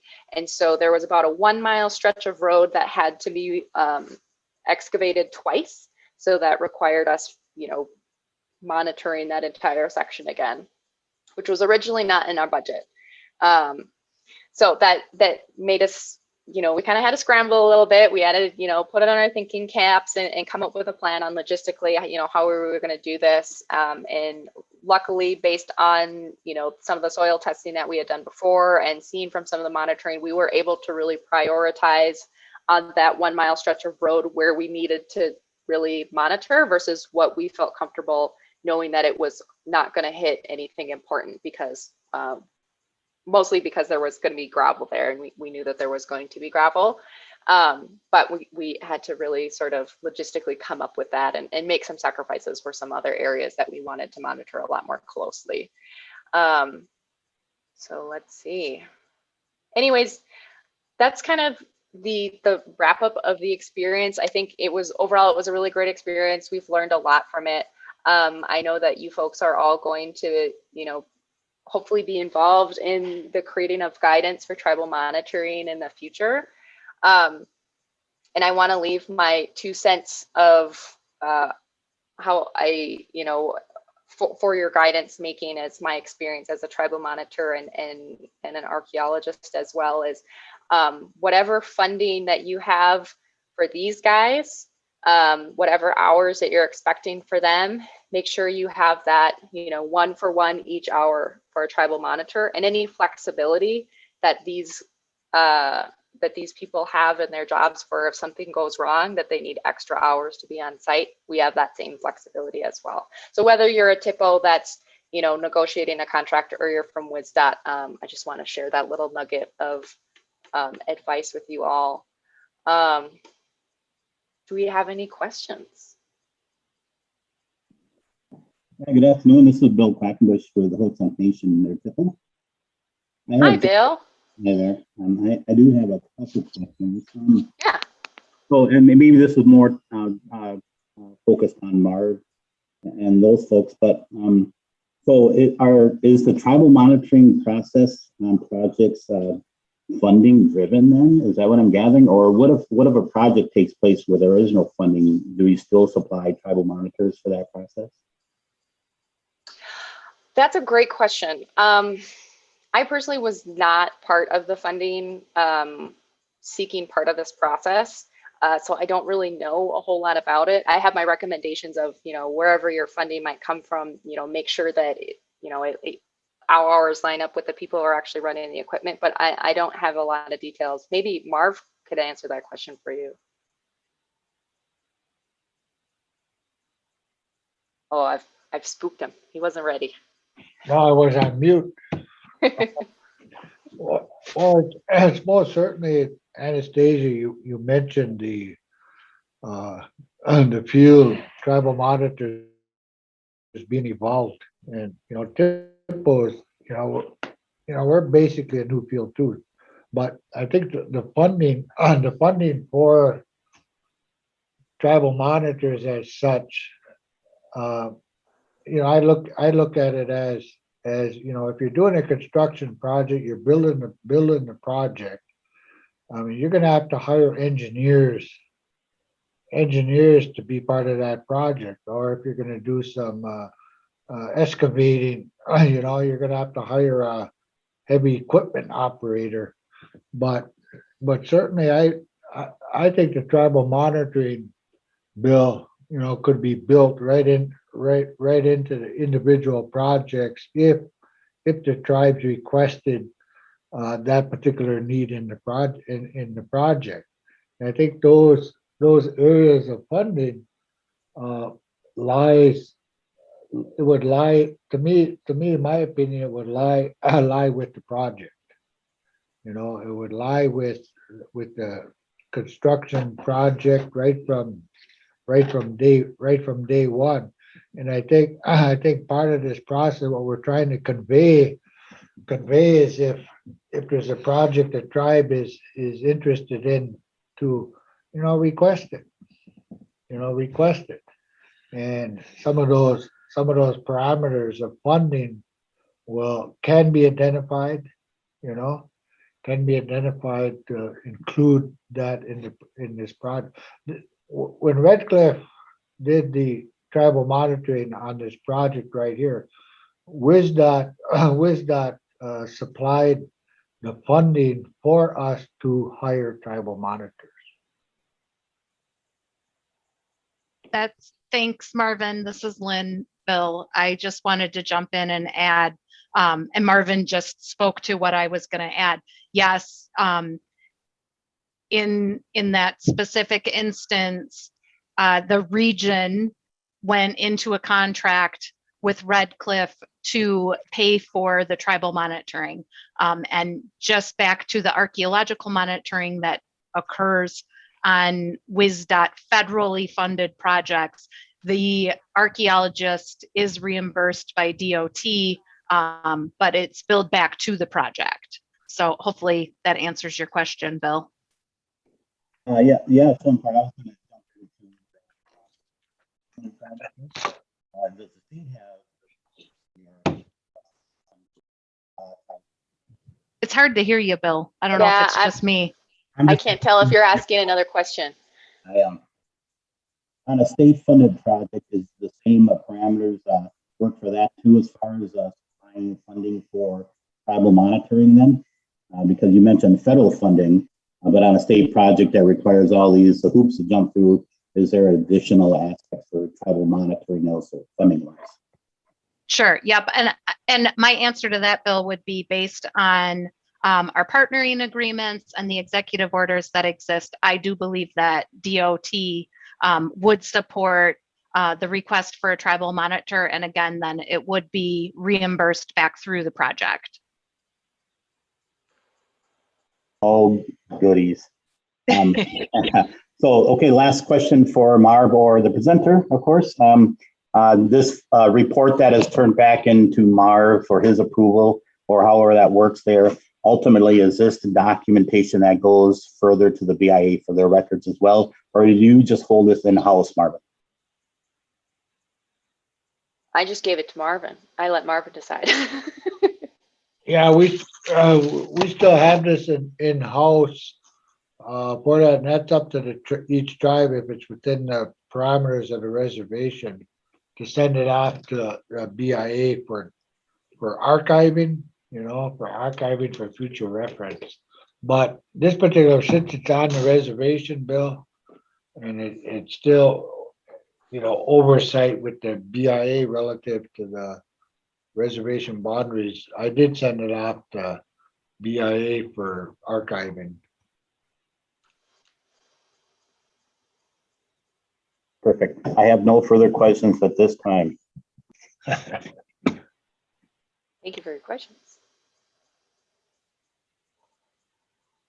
Someone sent something here in the chat, and I'll just read it aloud.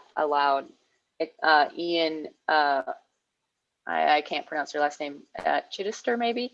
It's wrote, to go along with what Lynn is saying, when we have a federal project and agree on the need for monitoring during Section 106 consultation, monitoring costs are a project expense eligible for federal reimbursement.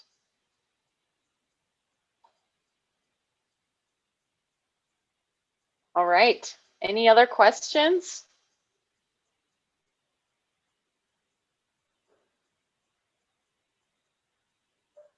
So quiet after all the flute playing. Everyone's hungry.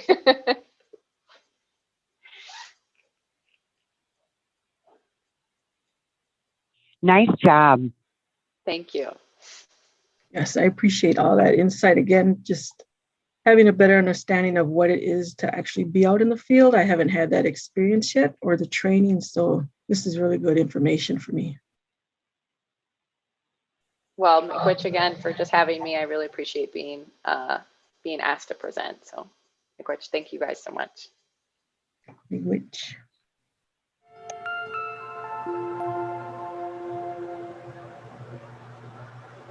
It's hard for me to explain to people, well, what's it like to do a process, to do a project on tribal lands, or to get the special permissions that we have to get, or when we sometimes do more on tribal reservations than we do in municipalities. I can't say, well, it's like when we worked in Minocqua or Spread Eagle or Wausau. It's not like anything else. These are sovereign nations. We have government-to-government relationships with these tribes. And we respect it differently, we carry on business differently, and we just have to wrap our minds around the fact that it's going to be different.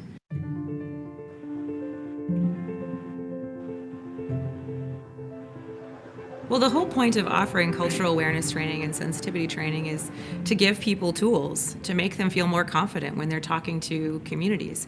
We don't want to send our staff to a table to meet with tribal representatives without understanding, at least generally, who they're talking to.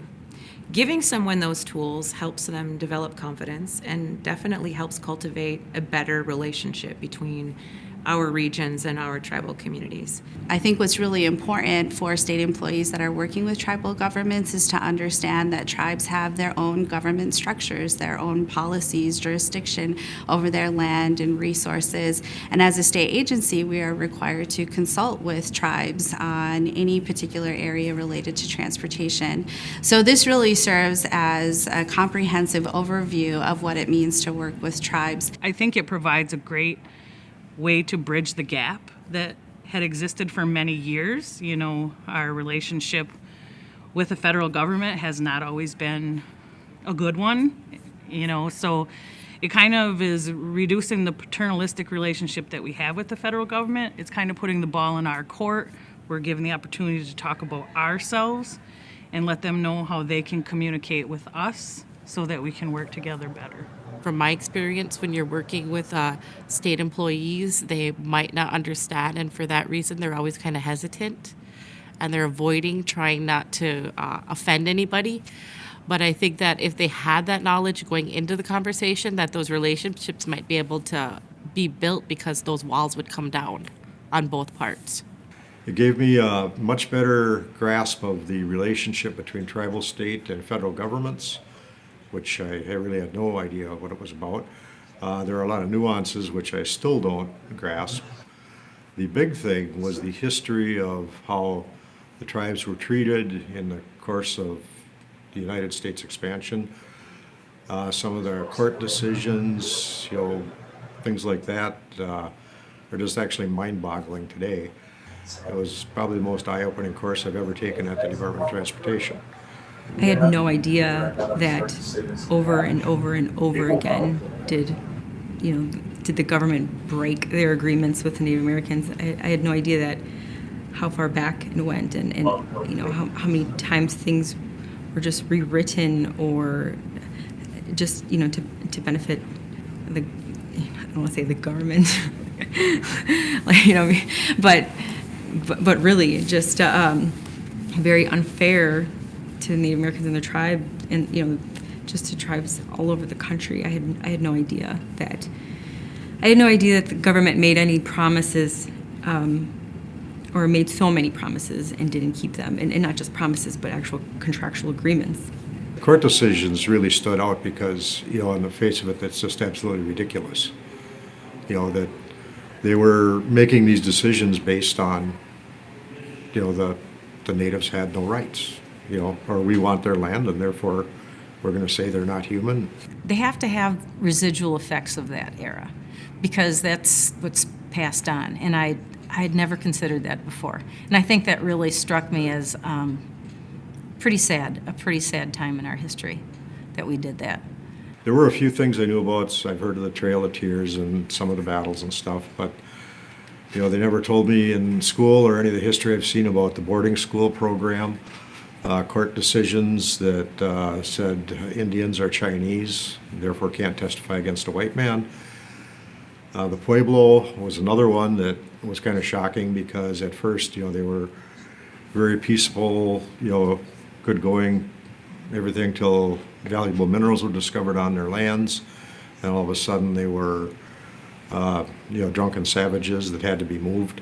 After taking the training, I was taking a college English class at the time, and I was able to visit the Native American school here in Franklin, in the Milwaukee area, because I had cousins that went there, and it's just, I didn't realize then at the time when I had visited the school what kind of impact it had or the importance of it until taking this training and doing the research to write my papers, just how valuable our culture is to us, and how that Native American culture is to Native Americans, and how we really need to respect that and value that. We're woven into the history of Native Americans so much. People just either take it for granted or don't really have a desire to learn it, but it surprises me that more people don't. And the other thing too is they should want to take the class just to be able to do their own job better, professionally and personally, to accept their neighbors and friends that might be Native Americans that they don't even know. They don't even know their background or history. It's what you have to experience it, for yourself, because everybody is going to take something different out of it. That's the interesting thing about it. You can go to 4 of these or 5 of these, however many we have in the state.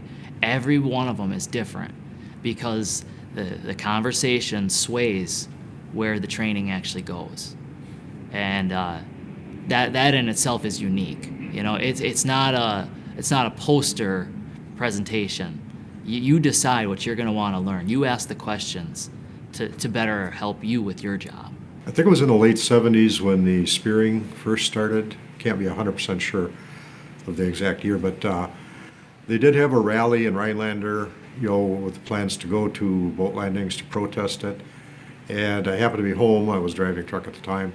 I did go to the rally, listened to it, basically agreed, but I thought the idea of going to boat landings to actually protest was probably over the top. But if I had known then what I know now, I probably wouldn't have been popular because I would have said something. Anytime you get a chance to learn something new, take advantage of it. And this will be something that it's mind-blowing. It really is. It's a great opportunity, and it's worth every minute of it. You won't be disappointed.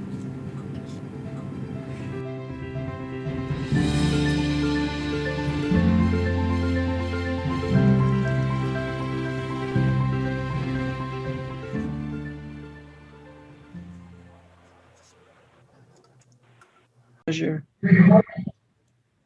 More than 30 years later, his relationship with Monoman continues to expand as a steward, researcher, harvester, small-time finisher, and dedicated consumer of wild rice. My husband is a Ojibwe, so yeah, we have some dedicated consumers in here. And then we have Mike Steger, and he is the St. Louis River Area of Concern Coordinator with the Wisconsin DNR located in Superior, Wisconsin. These are our two presenters, and they're doing their presentation on Monoman. Please give them a warm welcome, as this is the end of the day, and thank you. Thank you, Stacy. Can people hear me all right? All right. It's a pleasure to be here. Thanks for the invitation. So I'm going to try to do sort of a general overview. With Monoman, there's so much you can talk about, the history and the harvest, and there's some things that I won't even be able to get to touch on today, but I'll do kind of an ecological overview and talk about some of the threats and some of the stewardship things that are possible out there. And then Matt will step in and really drill that down to show you how some of those general concepts are being applied in the St. Louis estuary in sort of a real way. So with that, I'm going to try to share my screen.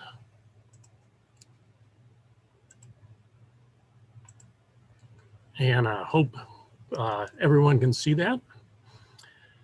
But I'll jump right into this. So this will be kind of skipping a stone across the top again, but at least it'll give some background introduction on some of these general topics.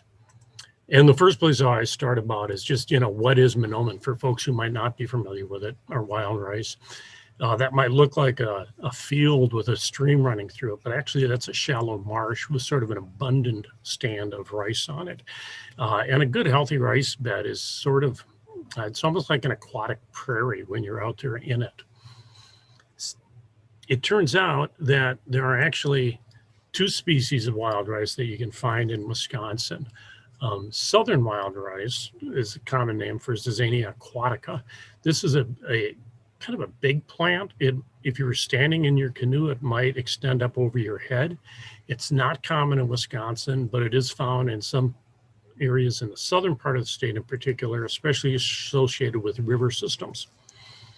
The one that I really work with the most is its close brother in here, which is northern wild rice, or Zizania palustris. This plant is a little bit shorter, typically 3 or 4 feet over the water, sometimes a bit taller. And even though the plant is shorter, it turns out that this one has a larger seed. And because of that, it's really been more important to human harvesters. That being said, both of these species really have a lot of value to wildlife and can be, really beneficial ecologically to manage, regardless of whether there's human harvest or not.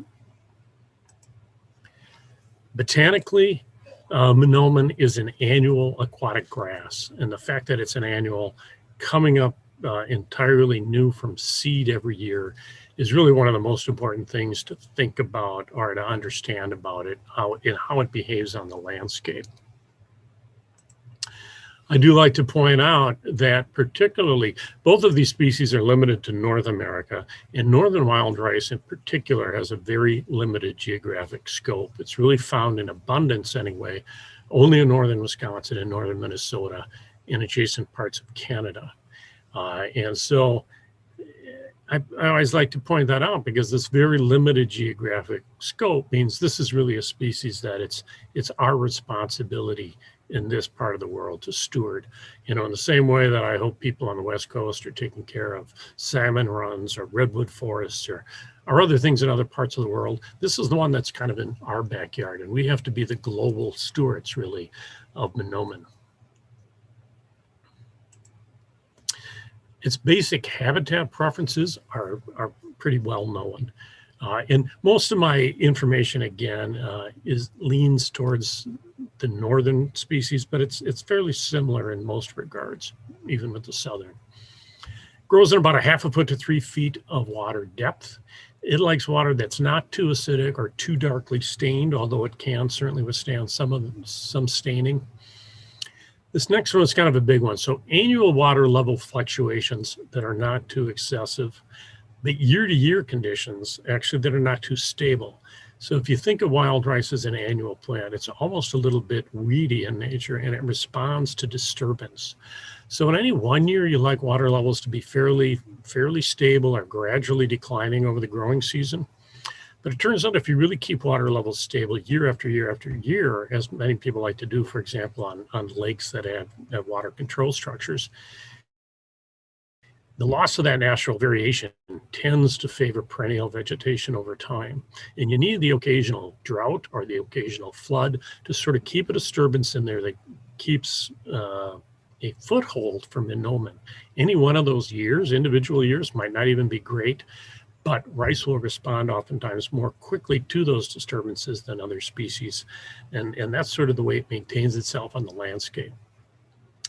It likes a rich, organic, mucky substrate. It will grow in some places, particularly on fairly sandy sites, especially on some of the rivers, but especially on these lake-like environments. You like a bottom that's pretty soft and mucky, the kind of thing you can probably take your canoe paddle and push it into the muck, a foot or even several feet. It likes areas that are low in sulfates or sulfides, and that's not been a big issue in Wisconsin, where background levels are generally not a limiting factor. But in certain areas, and we've seen this a lot in Minnesota, where mining or other activities elevate sulfate levels, that can be highly damaging to rice beds. And then the other thing that rice requires is gently flowing water. And so I'm lucky, I guess.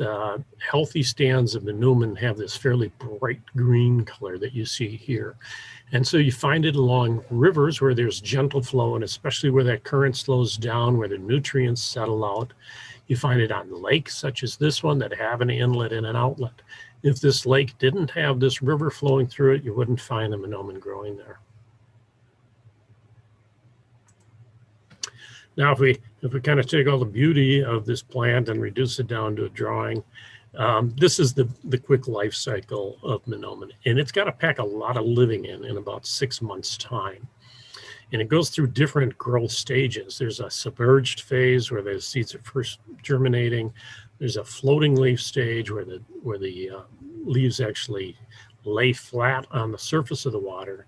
And then sort of about this time or a little bit later, around 4th of July, the plant starts to become emergent and will send up these aerial stalks. And there may be just 1 or 2 on a plant, or in some instances, there may be 15 or more, with each of those producing this spike that has a seed head on it. And you can see the seed head that forms there. The male flowers are on smaller branches just below the seed head.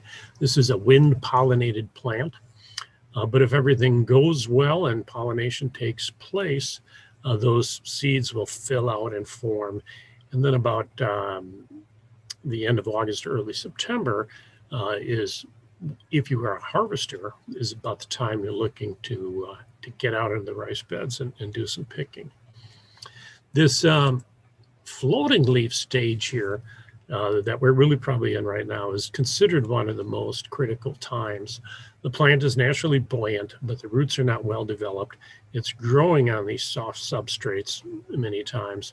So high winds, high wakes from boats, those kinds of things can really quite easily dislodge the plants and uproot them. So we're always happy, I guess, when we get past this and get to the point where those plants start to become emergent, and generally they're a little more resistant to water level changes and those kinds of things at that time. Now, because rice is an annual, rice beds look very different at different times of the year. So very early in the spring, not long after rice, the seeds will start to germinate, but you know, if you look at this top left picture, you wouldn't even know that monomen is present there. As we move into the seasons here, again, about this time of year, you can see an image that reflects that floating leaf stage. Below that in the lower right, the plant's beginning to become emergent. And then here in the lower left, these plants are starting to brown up already. That's really that harvest season taking place. This is a river. Rivers tend to ripen earlier than lakes. And so on this particular site, which happens to be one of the earlier ripening ones in Wisconsin, where this picture is taken from, this is about the 3rd week of August. But most of the season typically follows a bit later than that. Rice beds also look very different from year to year. So unlike the last sequence, which was all taken in a single growing season, these pictures were all taken in August, but in 3 different years. And they really reflect, I think, the first lesson of TEK that the elders taught me, which is what they called the 4-year rule. And that was that in a 4-year period, you could expect one really good rice crop, like you see maybe at the top here, a couple of sort of fair midland crops like you see in the lower right, and then something close to a failure. And that's not at all unusual. This applies primarily to lake growing wild rice. It's less true on river systems, and we think that's because rivers constantly have a flow of new nutrients coming into them. Whereas on these lakes, the nutrients are a little more constricted, given the amount of volume in there, to what's in the system. And after a really good crop, for example, some of those nutrients don't break down. They're not available in time for the next year's growing season. So that's probably one of the things that drives this. But changes in water levels and other things can also have really big impacts. I would note this isn't really a cycle so much as a amount of variability that you see. So it's hard to predict from one year to the next what the crop is going to be like. But in the long run, this was sort of the pattern, this 4-year rule.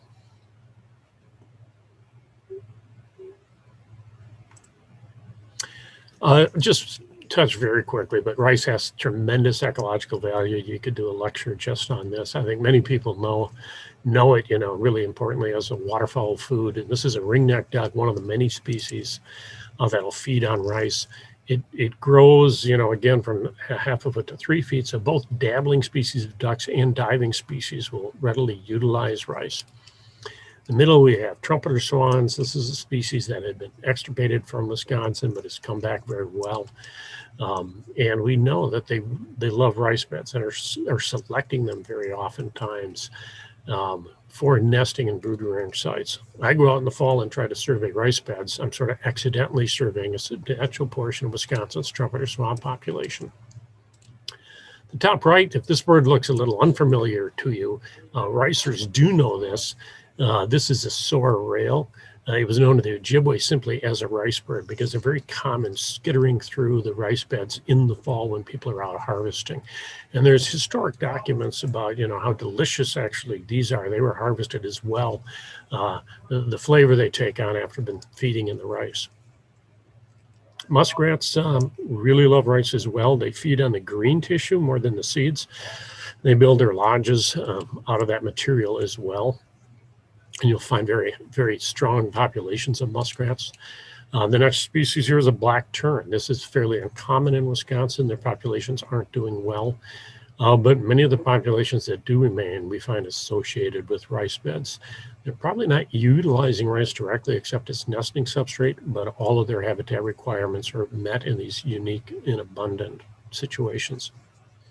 And this last picture in the lower left is just sort of a reminder of maybe some of the general ecological benefits of rice. Again, it's growing in shallow areas with soft, mucky sediments that are rich in nutrients.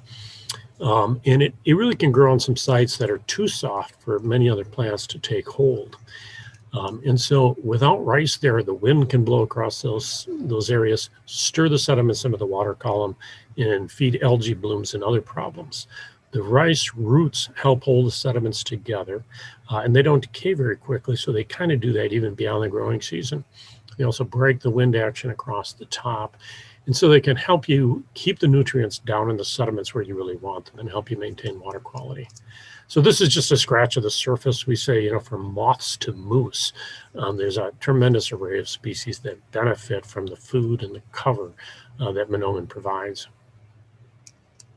I also have to give at least a quick passing to the tremendous cultural significance of Manoomin. And the Menominee Indians actually take their name from this plant. They were the wild rice people. And there was much more rice historically in some of the areas that the Menominee occupied. The tribes that I work for, I live with, the Ojibwe or Chippewa or Anishinaabe, also have a tremendous cultural affinity to wild rice. And it goes back to the tribe's migration story, where the Anishinaabe were at one time living along the eastern seaboard. And prophets in the tribe were given the vision that if they were to survive as a people, they were going to have to undertake this westward migration. And they didn't really know how far they had to go. They didn't know how long it was going to take them. Excuse me. But the prophecy indicated that they'd be at their destination when they came to the place where the food grew on the water. And so this migration probably took place over actually multiple generations with stopping points along the way. But when they eventually reached this western Lake Superior region and that wild rice bowl of the world, their travels were finally over. And that makes this really a religious motherland, Ojibwe people.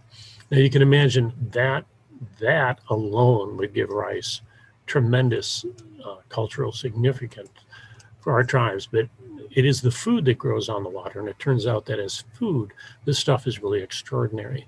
It has higher overall nutritive value than any other food that was available to the native diet in this region. And this gives you just a few of the nutritive values of wild rice. It's an extensive list.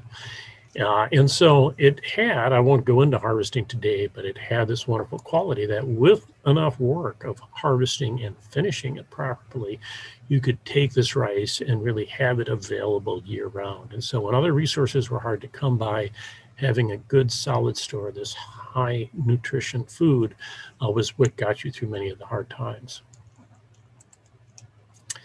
Also point out quickly that rice was also the foundation of other subsistence harvests.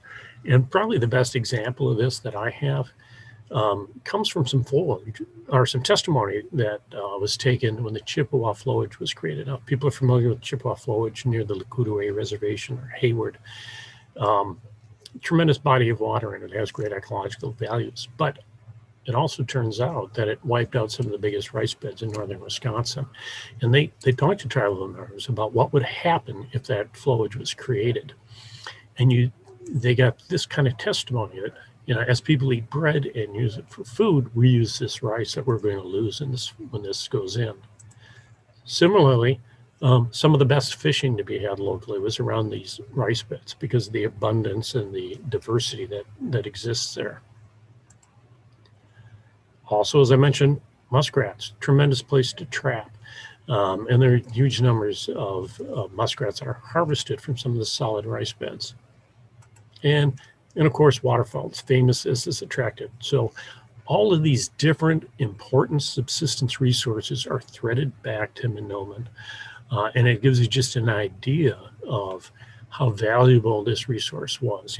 I've heard it, referred to as the original Ojibwe supermarket.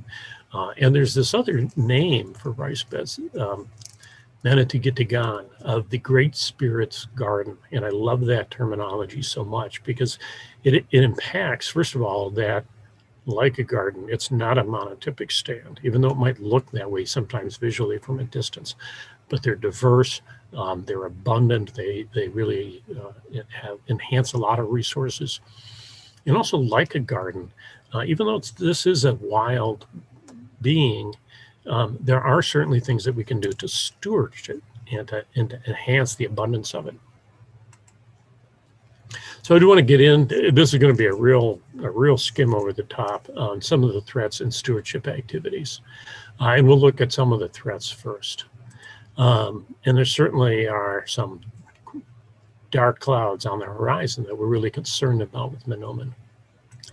I want to start off maybe with a little bit of a historical perspective on this, and I often use this quote: "We left this bay to enter the river that discharges into it. It's beautiful at its mouth and flows gently. It's full of the bustards, ducks, teal, and other birds attracted thither by the wild oats of which they're very fond. The wild oats, of course, being wild rice here.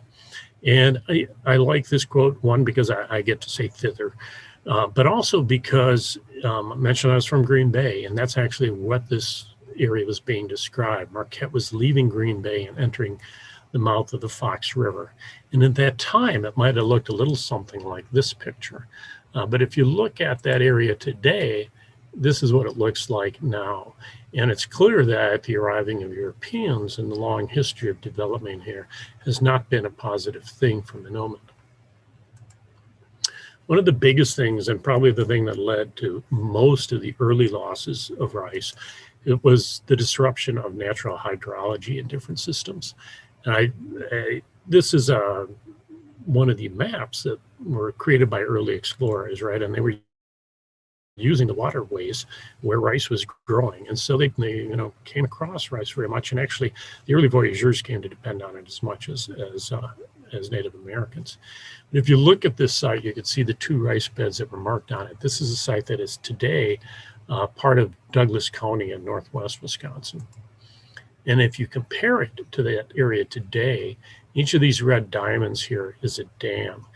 This one actually has been removed recently as part of restoration, but you can imagine how that changes the hydrology, as does building these highways, the culverts, the ditching, the roads that go in. Here we have a cranberry operation. And if you look at the site today, it turns out this bed is actually still there and doing quite well. Most of this second bed has been lost due to all of this kind of alteration that's taken place. And we don't really know statewide how much Mahnomen has been lost from historic levels, but 50% probably isn't a terrible guess at that. Invasive species are another thing that we're really worried about. Now, if you're a Native American, you might look at that picture and say there's at least 2 invasive species present there. But these can have big impacts. Some of them, like carp, are very interesting. They seem to have marked impacts in some situations and not others. We're also very concerned about some of the invasive plant species, curly pondweed and Eurasian water milfoil in particular.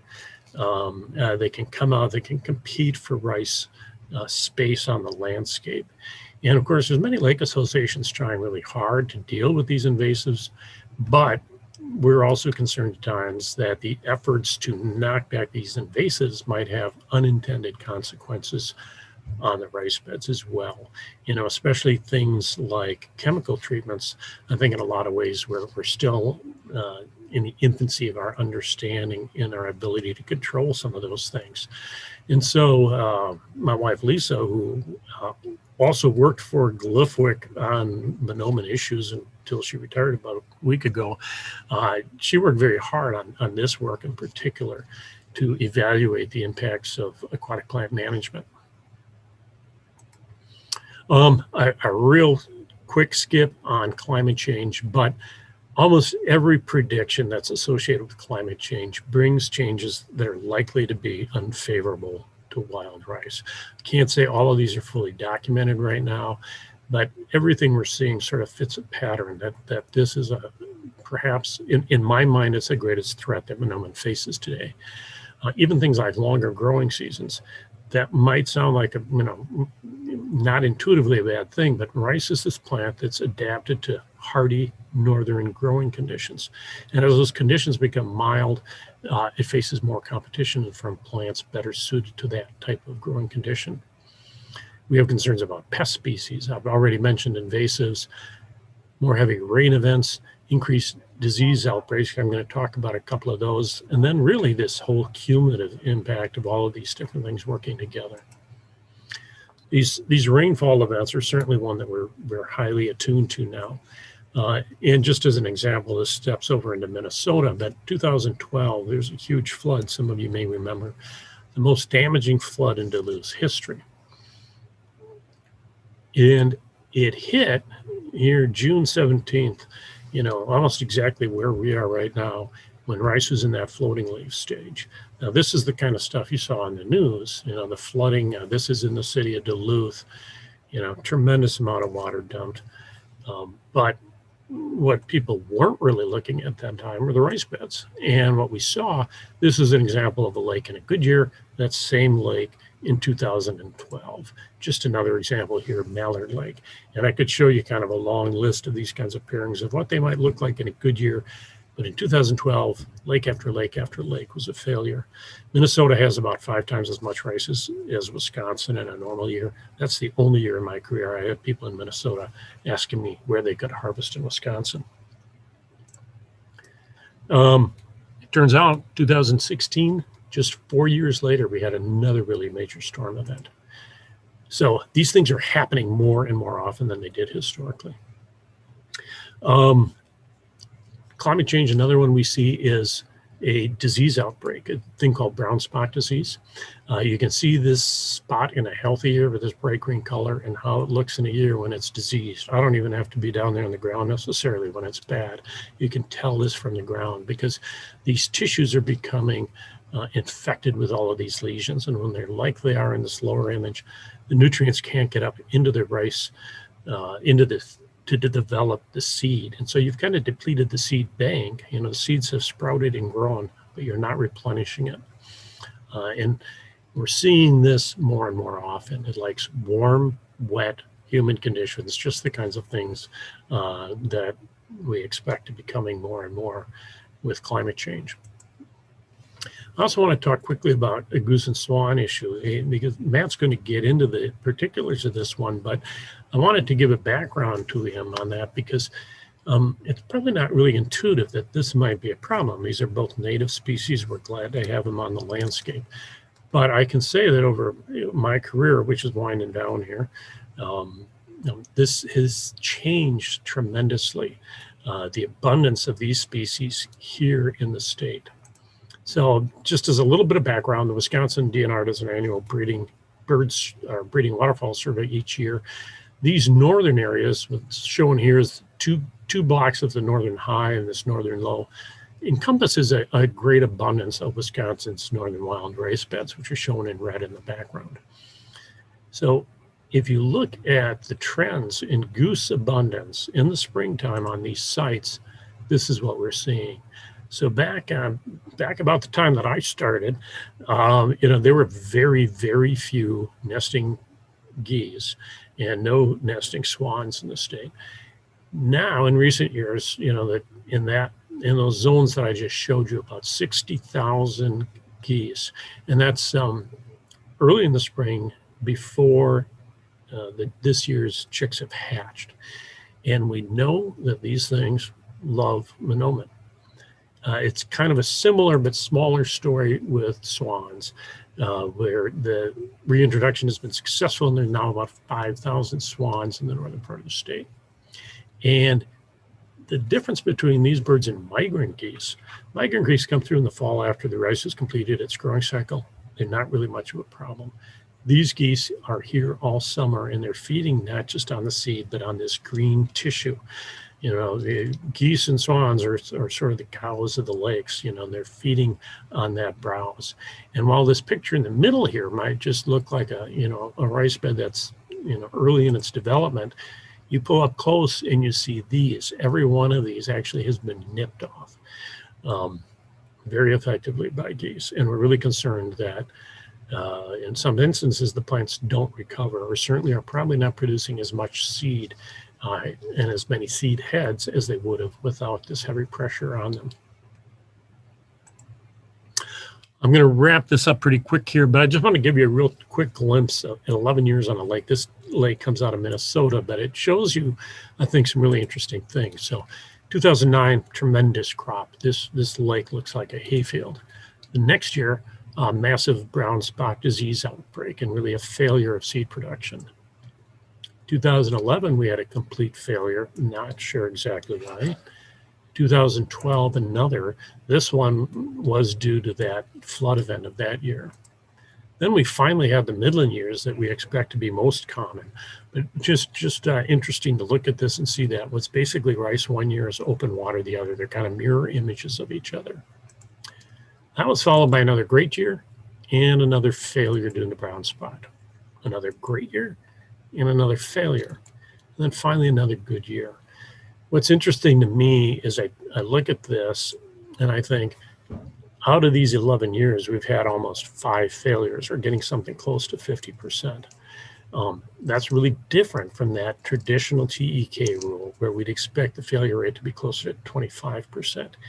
And I'm really concerned about how many failures can you have before a more than human being like this one starts to go into a permanent decline. The reaffirmation of treaty rights has led to, I think, a real resurgence in cooperative stewardship activities. The tribes, this is something that's on the front burner for them. It's maybe on the back burner, but certainly the interest is there in other natural resource agencies. And so a lot of cooperative work has been done. And it's all grounded in sort of this historical stewardship, again, of Manatee-Again, the Great Spirit's Garden. One thing I really encourage is just air and ground abundance surveys. We conduct both of these, and we do these in cooperation also with partners at times. But if you don't know what you have, you don't know how healthy it is. And really, because rice is this annual plant that can vary so much from year to year, you not only need this data, but you need it over an extended period of time to really see what's happening. Because what happens in the short term really might not reflect what's happening in the long term at all. Seeding can be a very useful tool, and especially in some cases on artificial impoundments. Human-made impoundments can have oftentimes all the right habitat characteristics, but this seed is big, it's clunky, it doesn't have much of a dispersal ability. So intervening by doing some planting can be really successful. And we have, for an example here, this is Phantom Flowage Estate property in northwest Wisconsin at the Creeks Meadows Wildlife Area. And you can see the test seedings that were done here. And then several years later, with additional seeding and the plants rapidly beginning to seed themselves, the flowage looked like this. And this was a tremendous recovery here. Restoring hydrology can be important in certain sites. And this is one that was interesting to me. This is a lake, again, in Burnett County, that had gone kind of flatline. It had historically been a good rice lake. We went about 20 years with very little crop. We came to believe that it was due to the culvert at the lake's outlet being raised about 1 foot and raising water levels on that lake. And just even that small a change was enough to largely wipe it out on this site. So the culvert was replaced. It was set back at the proper level. And we saw here, this doesn't look like a super thick rice bed, but this was really a rather remarkable response the first year after that work was done. And this actually took place without any seeding addition. This was seed that had remained down in those sediments for that period of time. We also work cooperatively with federal folks on doing meek control in some places. This is very targeted. Beavers can create habitat and they can destroy it. And so we really try to just go to those places where we think it's really important to keep the water levels down. And this is an example of Chippewa Lake, which was, again, a historic rice bed. But you could have seeded it year after year after year. And if you didn't get the beaver dams off the outlet and get those water levels down, it wasn't going to be successful. So that's sort of a quick summary. All of this is being done just so that we can try to maintain images like this, for generations yet to come. We want to maintain both Monoman and Monoman culture here on the ceded territory landscape and in the region. So with that, I'll hand things over to Matt, and he'll show you how it really gets done on the ground. Thank you.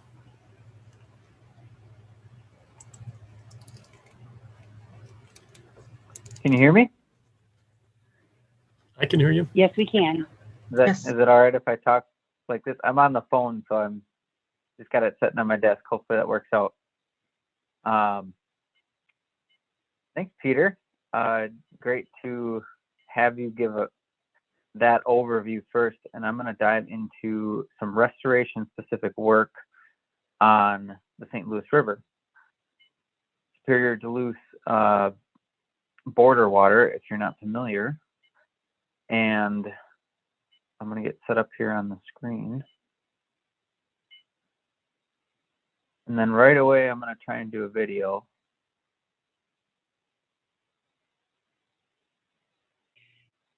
Hi, this is Kim. I just need to make sure that you have your volume up before you start to play. Yeah, I'm gonna try and switch back and make it work. So Okay, bear and with then me, mute your folks. phone so that your Yep. computer volume doesn't echo. Okay. All right. Well, I'm gonna try it, but thanks everyone for having us describe our work here, and hopefully it has implications on the work you're doing too. We have a abundance of wonderful partners that have been involved specifically in the St. Louis River wild rice restoration for over a decade. And I'm not going to name everyone, but as you can see, it's a wonderful mix of funding sources, governmental entities, tribal entities, and local municipalities and nonprofit organizations. So really, really fortunate to have a lot of different entities excited and involved in our work. This is an image here that I like to share. It's some artwork that we had done as part of the work on just an interpretive display. And I think we are grounded in the cultural significance and importance of this resource as we move forward, trying to bring it back to the St. Louis River estuary, as Peter described better than I can. All right, I'm gonna give this video a try.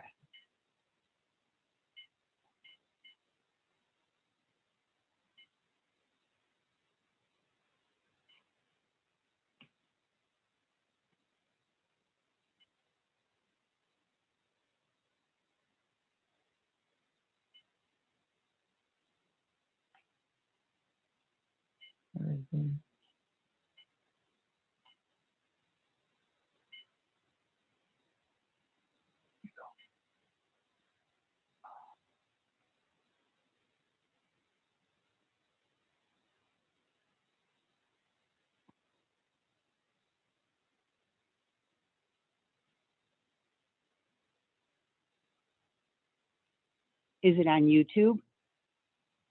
It is. If you want to send me the link, I can play it for you. You could put the link in chat if you want. I will do that.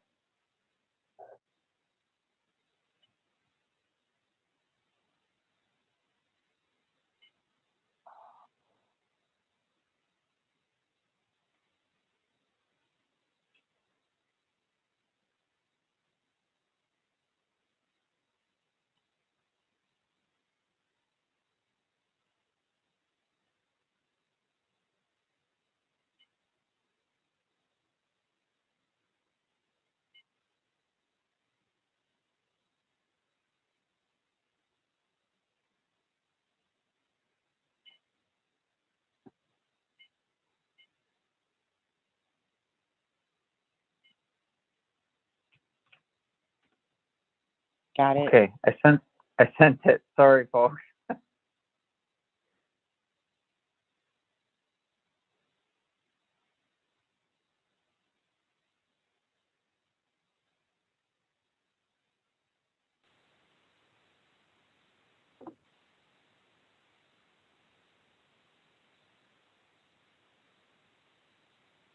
This is the checkers game where grandson and granddad will bond. This is the kitchen where the new boyfriend will unofficially.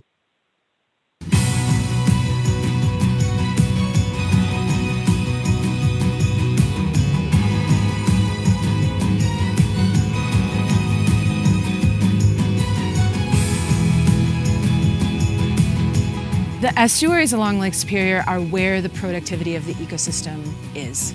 And so everything is spawning here, birds are nesting here, it's a migration stopover. The diversity in plants is really amazing. And that's partly because of that warm, protected nature of estuaries. if you're here at the mouth of the St. Louis River, which is the largest freshwater estuary in the Great Lakes, you are taking warm, nutrient-rich water and mixing it with cold, clear water in Lake Superior. We're one of the largest ports in the country. So without the estuary, without the St. Louis River, that wouldn't be here.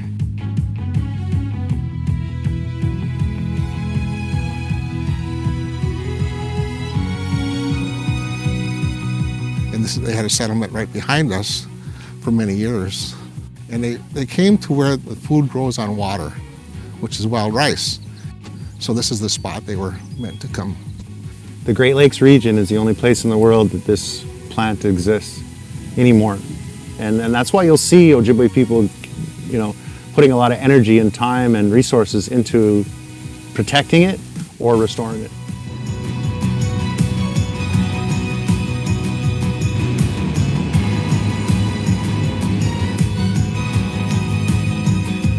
Mahnomen is special. It's something that's given its energy to the Ojibwe people and to all people that have eaten it. You'll hear Ojibwe people even say that if this goes away, so do we. We cease to exist as a unique cultural group because this is that central to our identity.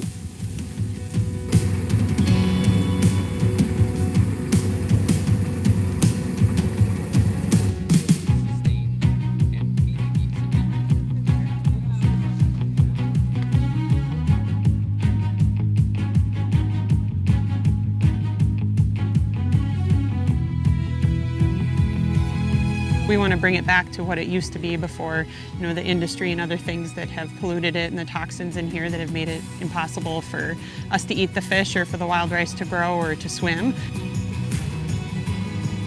The future of, our community really depends on us taking care of this great natural resource we have here, and people will choose to stay here, will choose to move here because of this. And so it's integral, not just for our enjoyment, but for our economic vitality as a community.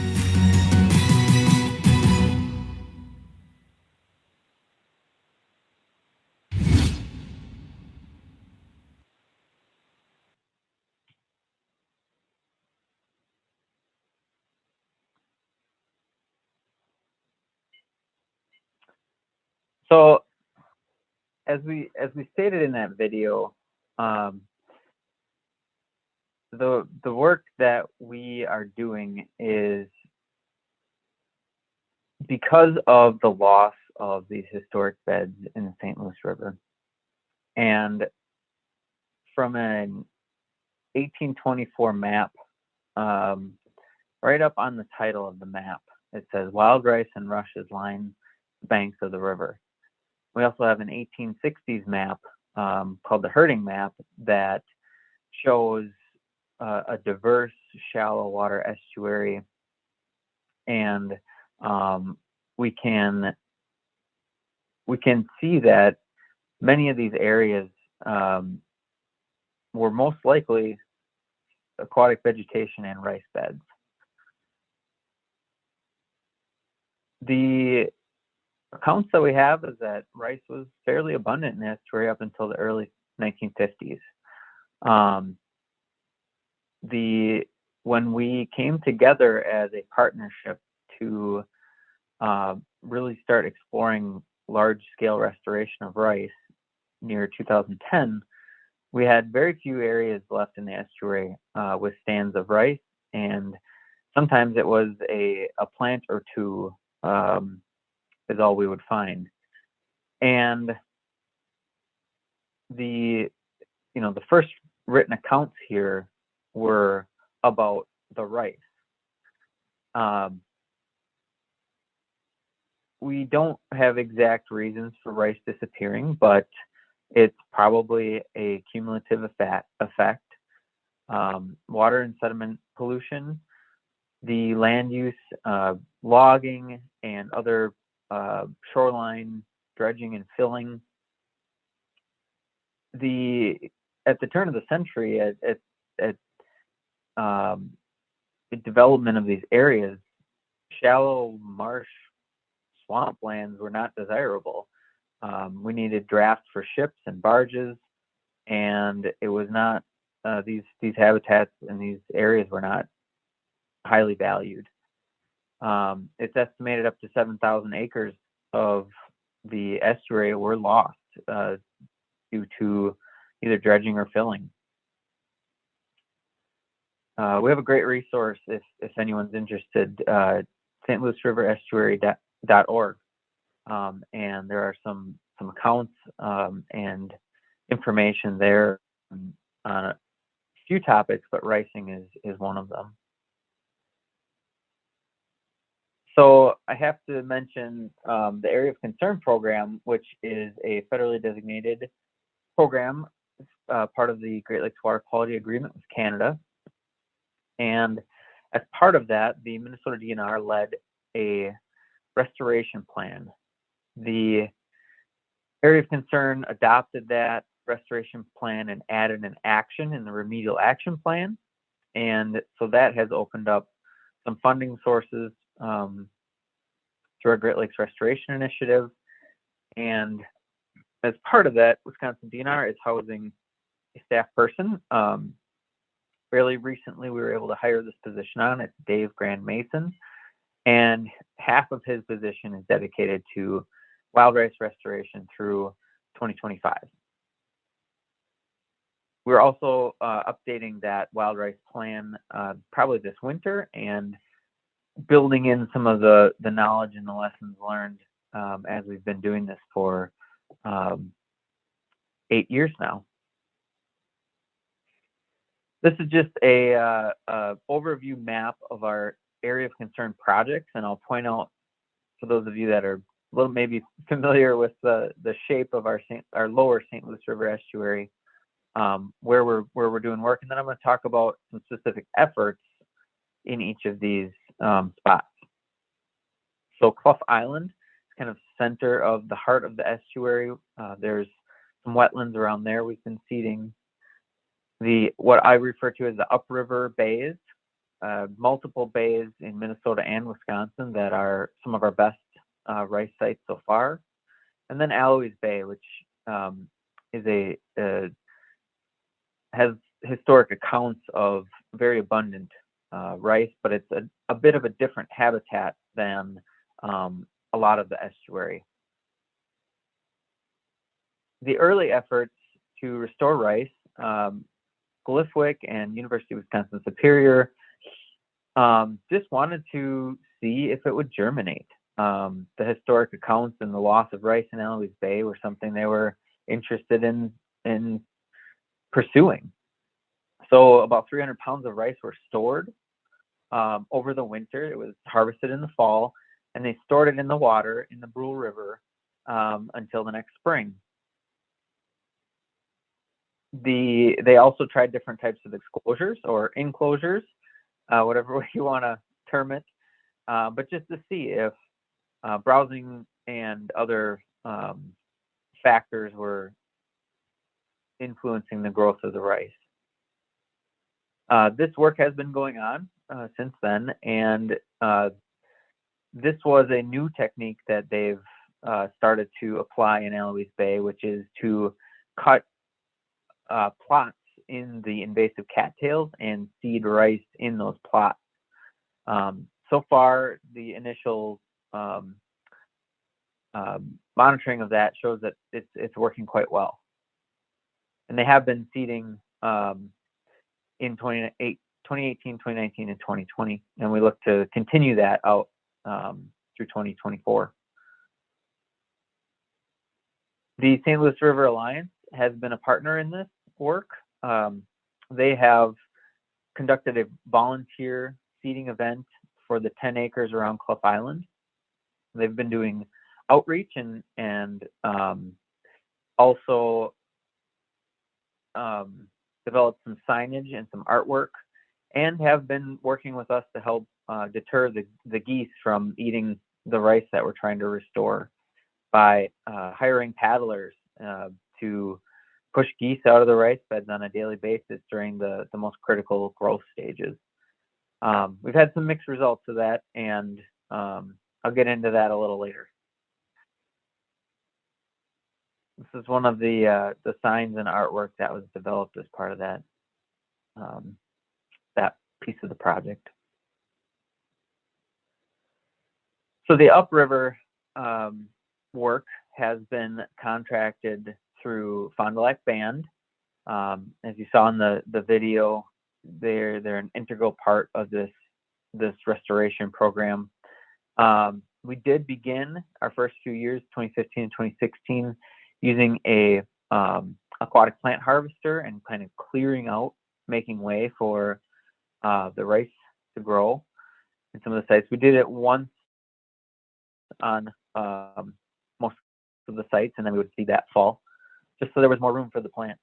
The Fond du Lac Band acquires all the seed from various seed sources, but as you can see in the picture, they bring thousands of pounds of green seed to the estuary, and you don't have long. You have a day or two, depending on conditions, to get that seed back into the water before it so it is viable.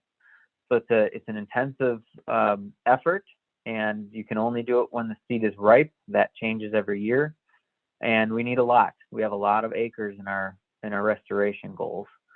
To date, the area of concern specific work has done over 56,000 pounds of seed. We had a really good seed year last year, 14,000 pounds in 2020. We also conduct monitoring every year. We are not seeing the seed beds and the rice growth that we would like to. And I say we, the 1854 Treaty Authority conducts the actual monitoring. They are contracted by us. Last year, they monitored about 850 acres. They monitor things like plant height, biomass, water depth, and density. And this has helped to show us that we have a big problem with the browsing of the plants, the green growth of the plants, and the biomass outside of the exclosures. I'll show you here. Outside of the fenced areas was 17 grams per meter, and the biomass inside was near 300. And this is just really a goose issue. So we're learning as we go. We have adjusted some of our techniques and methods. We didn't know if rice would grow. We didn't know if the estuary had proper water quality, proper substrates, and we have not had an issue with that. Rice will grow here. It germinates well, and really what we're seeing is a goose issue. Did we need to do site prep? I think we probably didn't have to, but if we did, again, expand into new sites, we might be able to adjust our seeding rates and have success sooner. Our seed sources are always a question, not only genetics and what would grow the best, but just acquiring the amount of seed that we need. Luckily, funding has not really been an issue. We've been able to get a lot of support for this project or these multiple projects and get them well funded. I talked about herbivory plenty, and the other thing we're learning is how resilient this plant is, and how we can seed in these areas in anticipation of water level changes and things like that. So that's just some of a case study of our work and how much effort we've put in over the last few years.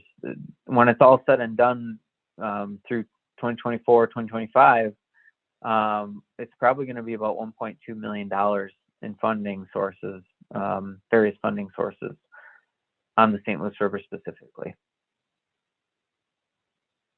Partners make it possible, and I can't underscore that enough. So with that, I am done presenting.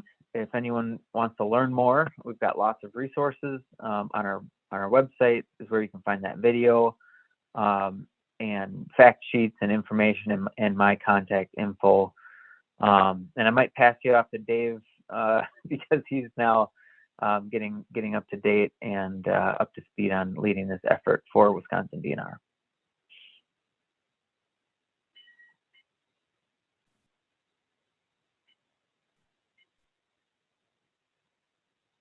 And I hope we have a little bit of time for some questions for Peter or myself.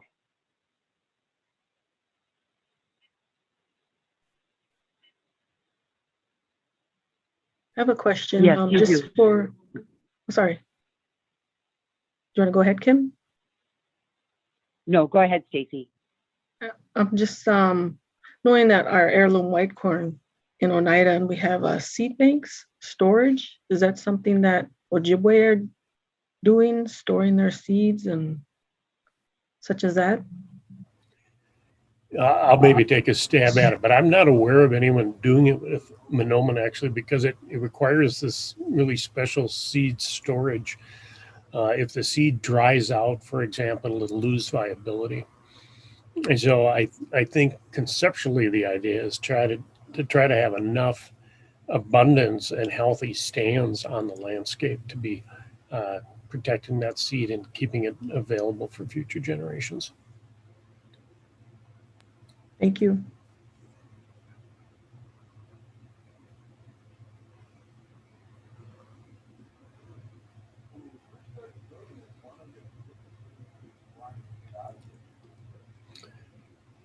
There's a question in the chat from Ian for the presenters. With the climate change challenges you noted, are you seeing any evidence of the northern range of wild rice extending? Yeah, that's an interesting question. You know, I personally probably don't know enough about the distribution in Canada, but I think there is actually evidence for that. I think a lot of it has been assisted by humans, but rice, I think, has expanded its range northward, and it may be that those, you wonder why it wasn't in some of those more northern areas before this, but it may be that the climate change is making that suitable, and then the human intervention is facilitating and making it happen.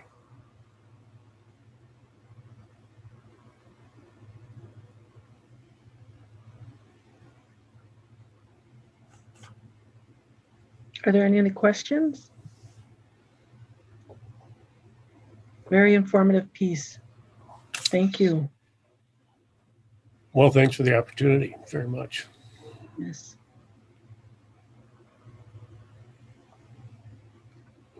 If there are no other questions, then we'll end this segment. And thank you, Matt. Thank you, Peter.